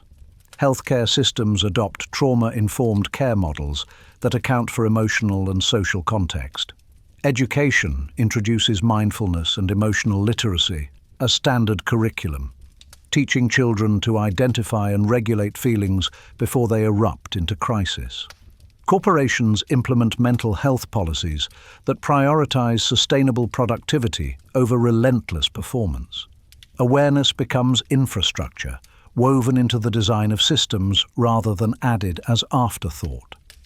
Technology, too, begins its rehabilitation. After years of exploiting attention, digital platforms experiment with ethical algorithms, programs designed to enhance focus rather than fracture it. Developers collaborate with psychologists and ethicists to build features that encourage reflection, pause, and intentional use. The success metrics of the future may no longer be clicks or watch time, but calmness, clarity, and contribution. The same machinery that once amplified distraction can be retooled to cultivate discernment. Politically, awareness redefines leadership. The age of awareness values empathy as much as expertise. Leaders are judged not only by their policies, but by their capacity to listen to citizens, to science, and to conscience. Governments experiment with participatory models that emphasize dialogue over decree. Public discourse, though still contentious, becomes more reflective, less reactive. In such climates, compassion evolves from sentiment to strategy. Awareness becomes governance. Art continues to serve as the mirror of this transformation. Writers, filmmakers, and musicians turn inward, exploring themes of reflection, presence, and interconnectedness. Creativity becomes meditation, a space to process collective trauma and rediscover shared purpose. The new cultural heroes are not conquerors or rebels, but witnesses, those who feel deeply without fleeing, who translate pain into understanding. Their work does not escape awareness, it expands it. Spirituality, too, adapts to this epoch. Traditional faiths find renewed relevance by emphasizing consciousness over doctrine. Meditation, prayer, and contemplation converge into a universal language of attention. Science no longer dismisses spirituality, but studies its effects, revealing that awareness practices reduce inflammation, increase serotonin, and promote neuroplasticity. The sacred and the scientific, once estranged, begin to recognize their shared pursuit, the study of consciousness itself. Economically, awareness challenges the logic of endless consumption. As people become more conscious of their habits, markets evolve towards sustainability. Products and services that respect psychological well-being, slow food, ethical fashion, mindful design gain traction. Corporations that exploit attention lose trust. Those that nurture presence earn loyalty. The global economy, once driven by urgency, begins to rediscover rhythm. Awareness reshapes not only minds, but markets. Education continues to serve as the seedbed of this new era. Teachers become facilitators of reflection rather than mere transmitters of information. Classrooms encourage silence as much as speech, curiosity as much as correctness.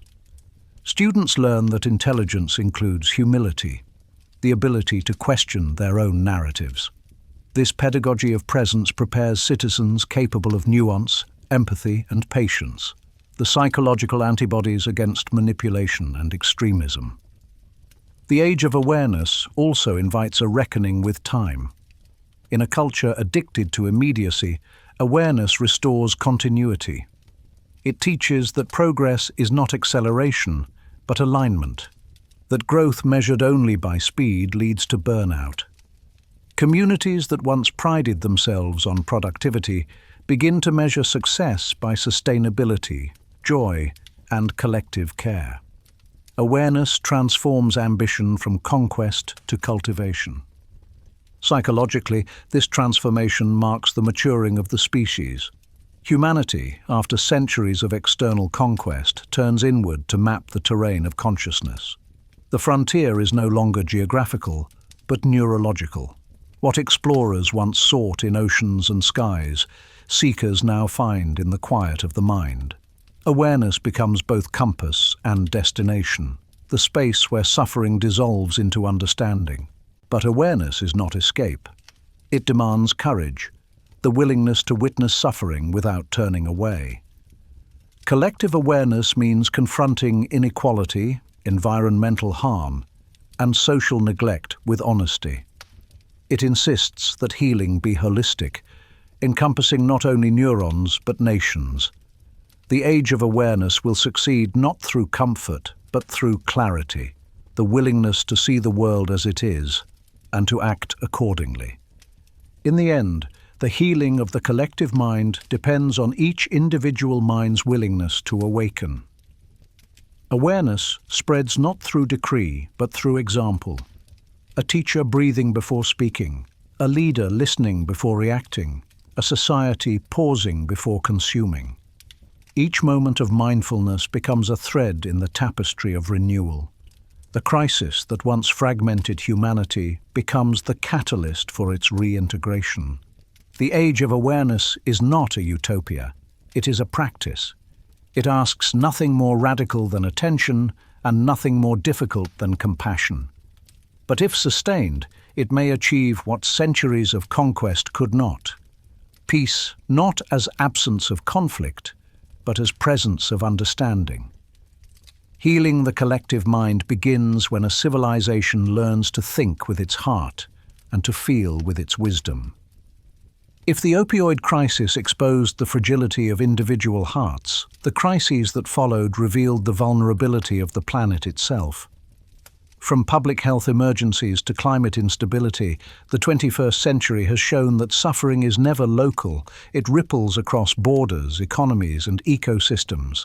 The story of recovery, once confined to hospitals and homes, now unfolds on a planetary scale. Humanity stands at a crossroads where compassion is not charity but survival.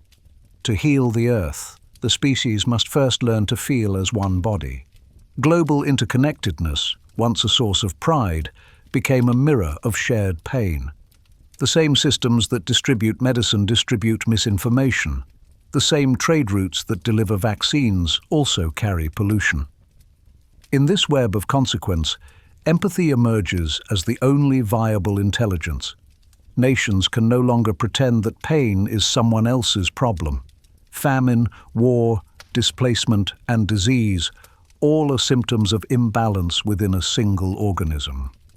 The planet is no longer metaphorically alive. It behaves biologically, responding, reacting, calling for care.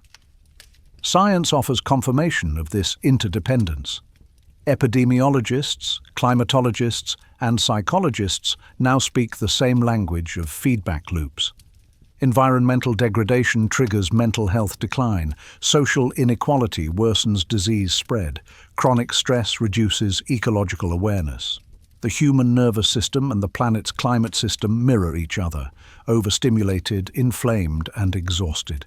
Healing must therefore be systemic. Compassion becomes the connective tissue linking biology to ecology, medicine to morality. In recent years, movements around the world have begun to embody this recognition. Public health merges with environmental sustainability under the banner of planetary health, a framework that measures well-being by the balance between human activity and natural resilience. Hospitals reduce carbon emissions. Governments invest in green infrastructure not only to protect the earth, but to calm the human psyche. Studies show that exposure to nature lowers blood pressure, reduces anxiety, and restores cognitive function. Compassion for the planet, it seems, heals the people who express it. Education is adapting accordingly. Schools teach ecological empathy, helping students see themselves as participants in an interdependent web rather than masters of it. Lessons in climate science include meditation on responsibility. Children learn that compassion is not only emotional but environmental, expressed through conservation, mindfulness, and community action. A new generation grows up fluent in sustainability, not as ideology, but as instinct. Economically, compassion is beginning to rewrite the definition of prosperity. Regenerative economies, models that prioritize restoration over extraction, gain momentum. Corporations that once sought endless growth now speak of stewardship. Investors consider impact returns, valuing well-being as a form of wealth. The shift is subtle but seismic. Compassion becomes currency. A society that measures its success by the health of its forests, oceans, and children redefines progress itself. Technology plays its paradoxical role once more. The digital tools that fractured attention now help coordinate global cooperation. Artificial intelligence models predict climate trends, optimize energy use, and connect communities for disaster response. Social media, when used consciously, becomes a platform for empathy, amplifying awareness rather than outrage. Humanity's inventions, when aligned with compassion, transform from distractions into instruments of care. The same code that once commodified dopamine can now mobilize decency. Spiritually, the planet's recovery mirrors the inner journey of awakening. Indigenous wisdom traditions, long dismissed, regain prominence as guides for collective healing. Their teachings of reciprocity, reverence, and restraint offer blueprints for balance. The concept of Ubuntu in African philosophy, the idea that I am because we are, finds global resonance. The earth is reimagined not as resource but as relationship, not as possession but as parent. In this worldview, compassion is not a virtue, it is gravity, the invisible force that holds everything together. Culturally, art continues to translate this awakening into emotion. Filmmakers capture stories of regeneration, musicians compose anthems of resilience, poets write of renewal. The creative world becomes the nervous system of the planet, sensing and expressing its pain and possibility. Through narrative, humanity learns empathy across distance. A wildfire in one nation becomes the grief of another. A coral reef's revival becomes a shared victory. Compassion scales through story. Public policy, too, evolves under the weight of awareness. Health ministries collaborate with environmental agencies, merging agendas once divided. Climate adaptation plans include mental health provisions. Social programs address ecological trauma. Nations form alliances around well-being indices rather than GDP. Compassion becomes pragmatic, a principle of governance that ensures longevity. In this political ecology, to care is to survive. At the individual level, compassion translates into daily practice. People plant trees as acts of apology, reduce consumption as expressions of gratitude, and reconnect with community as self-care. Movements like slow living and minimalism shift from trends to philosophies. The human appetite for more begins to yield to the need for enough. This restraint is not deprivation. It is maturity, the nervous system of civilization learning to exhale. Psychologically, compassion rewires the collective brain. Neuroscience shows that acts of kindness activate the same reward pathways as pleasure, but with longer-lasting effects. Societies that cultivate altruism display higher resilience to stress and lower rates of depression. The conclusion is as ancient as it is modern. Empathy heals both giver and receiver. A compassionate civilization is neurologically sustainable. But compassion, like awareness, demands endurance. It must persist beyond crisis, beyond trend, beyond the comfort of agreement. True global healing requires compassion for adversaries as well as allies, for the wounded and the ones who caused the wound. Forgiveness, at scale, becomes strategy. The earth will not recover through punishment, but through participation, a shared decision to stop harming and start helping. Compassion, when matured, ceases to be sentiment and becomes structure. In the end, the planet's recovery is inseparable from humanity's redemption. The same consciousness that engineered dependence now learns responsibility. Every act of restoration, planting, teaching, listening, becomes an echo of that learning. The earth, resilient as the human heart, begins to heal where attention returns. Compassion is not the opposite of power. It is its evolution. The story that began with chemical relief concludes with planetary empathy. The opioid molecule, once a symbol of escape, becomes a metaphor for awakening, a reminder of how easily the pursuit of comfort can become disconnection, and how urgently connection must be restored. Humanity's greatest medicine, after all, was never its inventions. It was its capacity to care. When future generations look back on this century, they may see it as the moment humanity finally turned inward, not in retreat, but in realization. The long arc of history has always swung between mastery and meaning, the urge to control nature, then the need to understand it, the drive to escape pain, then the discovery that pain gives depth to joy. The opioid era, and all that followed, revealed that progress without presence collapses into its opposite. Out of that collapse, a new idea of being human is emerging. Pain and pleasure are no longer enemies in this narrative. They are coordinates of consciousness. Neuroscience shows that both sensations travel along neighboring pathways, that the capacity for one defines the depth of the other. To dull pain entirely is to flatten the spectrum of experience. To chase pleasure blindly is to lose the compass of care.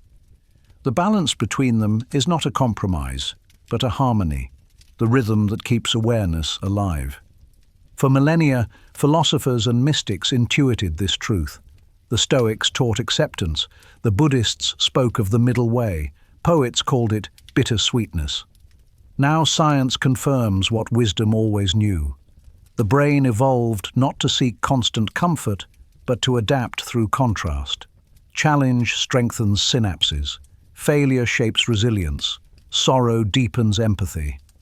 Every pulse of discomfort carries information, the signal that growth is happening. Pain, in this sense, is not the opposite of pleasure. It is the scaffolding that gives pleasure shape. The future of humanity may depend on remembering this. In an age capable of editing genomes, rewriting memories, and programming emotions, restraint becomes the highest intelligence. The technologies of tomorrow, neural implants, mood regulators, virtual realities, will test not just what we can do, but what we should. The next evolution will not be biological or digital, but ethical. The species that once manipulated molecules must now master mindfulness. Education will be the forge of this evolution. Schools that once taught survival skills now teach emotional literacy and moral imagination. Children learn that strength is not invulnerability, but awareness. The ability to stay open when it hurts, to think clearly when afraid. History is taught not as conquest, but as consciousness, a record of how societies learned, forgot, and relearned compassion. The curriculum of the future begins with a simple question. How do we feel, and what do those feelings teach us? Culture, too, will continue this reflection. Art will remain the archive of emotion, the way civilizations remember how to feel. Films will explore tenderness as courage. Music will translate neuroscience into melody. Literature will preserve empathy as inheritance. In an era dominated by data, the arts remind us that numbers describe life but do not define it. They ensure that even in a world of machines, the heartbeat remains the measure of truth. Spiritually, the long arc bends toward integration. The boundaries between science and soul, medicine and meaning, continue to dissolve. Humanity rediscovers awe, not as superstition, but as cognition. To feel wonder is to perceive complexity without fear. It is the mind's way of bowing to the mystery that sustains it. Whether through prayer, meditation, or simple silence, awareness becomes the modern sacrament, the ritual that reconnects intellect to humility. Politically and economically, this balance will reshape power. Governments that understand well-being as a national resource will invest in compassion as infrastructure. Health, education, environment, and ethics will merge into a single agenda, the stewardship of consciousness. Prosperity will be measured not by expansion but by equilibrium, how sustainably a society can balance progress with peace. The nations that thrive will be those that treat empathy as strategy, not sentiment. On the individual level, the reconciliation of pain and pleasure redefines identity. People begin to see their experiences not as linear narratives of struggle and reward, but as circular journeys of awareness. Every heartbreak, every triumph, every loss contributes to the fabric of understanding. The new question is not, how can I avoid pain, but what can I learn from it? This perspective transforms suffering from punishment into practice, a means of refining perception and expanding compassion. In this evolution, medicine and mindfulness merge completely. The hospital of the future may resemble a school or a temple, places where learning, healing, and reflection coexist. Doctors may prescribe experiences as readily as drugs, time in nature, acts of service, creative expression. Patients will be participants in their own restoration. The distinction between healer and healed will blur, replaced by a shared pursuit of equilibrium. Humanity, once obsessed with fixing itself, will rediscover the art of simply feeling fully alive. Yet awareness alone is not enough. It must translate into action. Compassion demands structure, policies that protect the vulnerable, technologies that respect the mind, economies that honor the planet. The long arc of being human bends not toward comfort, but toward coherence. Pain and pleasure, when balanced, generate empathy. Empathy, when organized, generates justice. The nervous system of civilization learns at last to regulate itself. The moral of this era is neither pessimism nor naivete, but participation. Pain reminds us that we are connected. Pleasure reminds us that connection is worth the cost. Together they compose the pulse of consciousness, the signal that we are awake. To feel both is to be fully human. To honor both is to evolve beyond suffering into understanding. And perhaps that is the quiet triumph of this age, not the elimination of discomfort, but the realization that feeling itself is sacred. The same awareness that once led to addiction now leads to awakening. The same chemical curiosity that created fentanyl now fuels compassion-driven science. The story comes full circle, not as repetition, but as resolution. Humanity, having touched its own extremes, finally finds its balance. When historians of consciousness write this chapter, they may not remember every policy or discovery, but they will note a subtle turning, a civilization that paused, looked inward, and began to heal. The opioids, the algorithms, the anxieties, all were symptoms of the same longing: to feel good, to feel safe, to feel whole. And in learning that feeling good requires first learning to feel, the species began its true evolution. The long arc of pain and pleasure does not end in relief. It ends in recognition. That awareness itself was the destination all along. Here are stories that end with silence, and there are stories that end with song. This one ends with both. Across centuries, humanity has pursued relief, from disease, from hunger, from despair. That pursuit gave birth to medicine, to industry, to art.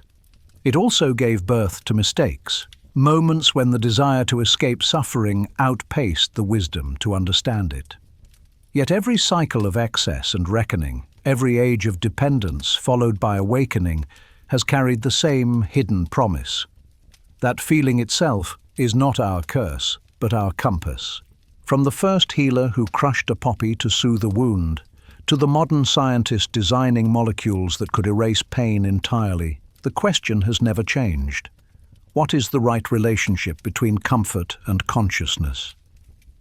Fentanyl, both miracle and mirror, forced the world to look at that question without turning away. It showed what happens when compassion becomes commodity, when relief loses its reflection. But it also opened a deeper dialogue, one about balance, awareness, and the sacred duty of care. For all our progress, the truth remains disarmingly simple. To be human is to feel. The nervous system's brilliance lies not in its ability to avoid pain, but in its ability to learn from it. Every ache, every longing, every fragile joy is information, a signal from the body and the soul that life is still speaking. The danger is not in suffering, but in silencing it. The task is to listen. The 21st century stands as the threshold of maturity for the species. The crises of the past, addiction, distraction, disconnection, were not random misfortunes, but lessons in imbalance. They revealed the consequences of technology without tenderness, innovation without introspection. But they also proved that awareness can transform even the darkest chapters into instruction. Humanity's evolution now depends not on new inventions, but on new intentions. Across the planet, signs of this awakening are visible in small, luminous acts. Doctors who pause to breathe before entering a patient's room. Teachers who begin class with a minute of silence. Parents who listen rather than lecture. Communities that measure success not by profit, but by presence. These gestures, quiet and persistent, are the architecture of a gentler civilization. They remind us that compassion is not weakness, it is design. Science, too, is evolving with conscience. Laboratories once devoted solely to conquest now speak of cooperation between neuron and algorithm, body and mind, earth and species. Researchers pursue therapies that heal without harm, technologies that calm rather than captivate. AI learns to serve empathy. Medicine learns to serve meaning. The boundary between progress and peace begins to blur. The same tools that once deepened dependence now guide awareness, proving that the future need not repeat the past. And yet, awareness is not a rival. It is practice, a rhythm, a return. Each generation must relearn the humility of feeling, the patience of presence. Pain will never disappear, but it may change its tone. Less a scream, more a whisper, less an enemy, more a teacher. The challenge is to meet it with curiosity rather than fear, to recognize in its contours the shape of connection. In doing so, we become caretakers not only of the body, but of consciousness itself. The continuum of feeling, from agony to ecstasy, from despair to peace, is the heartbeat of evolution. Without it, humanity would be mechanical, incapable of empathy or art. Every advancement that dulls sensation must therefore be balanced by one that deepens understanding. This is the unwritten contract of the future, to feel responsibly, to heal compassionately, to design consciously. What began as a scientific story ends as a moral one. Fentanyl's legacy will not be measured only in tragedy, but in transformation, in the millions of conversations, reforms, and realizations it set in motion. It taught us that pleasure without purpose is hollow, that relief without reflection is dangerous, and that awareness, when cultivated, can turn even suffering into service. The molecule that once symbolized escape now stands as a reminder of awakening, that control without care becomes collapse, and that true comfort begins with understanding. As the camera pans out, from hospital corridors to city skylines, from neurons to galaxies, the narrative widens into perspective. Every organism that feels is part of the same experiment. Consciousness learning to know itself. Pain, in this vast context, is not punishment but participation, the friction that sparks awareness. Pleasure is not reward but resonance, the body's way of saying yes to existence. Together they form the pulse of being alive, the steady rhythm that binds us to everything that breathes. If there is redemption in this story, it lies in that awareness, the realization that we are not meant to escape feeling, but to refine it, to sense more clearly, not less, to connect more deeply, not faster. The next evolution of medicine, culture, and technology will depend on this maturity, the courage to stay awake in a world that constantly offers sedation, the capacity to find peace not in numbness, but in meaning. And so the long experiment of humanity continues, the delicate balancing act between the desire to ease pain and the need to understand it. Every act of compassion, every ethical innovation, every mindful breath becomes part of this ongoing script. The opioid crisis may have been a warning, but it was also a beginning, the point at which comfort met conscience, and the species began to evolve inward. In the quiet after the storm, we can finally hear what pain was saying all along. It was never here to destroy us. It was here to teach us how to care. And that, perhaps more than any cure or discovery, is the most profound relief of all.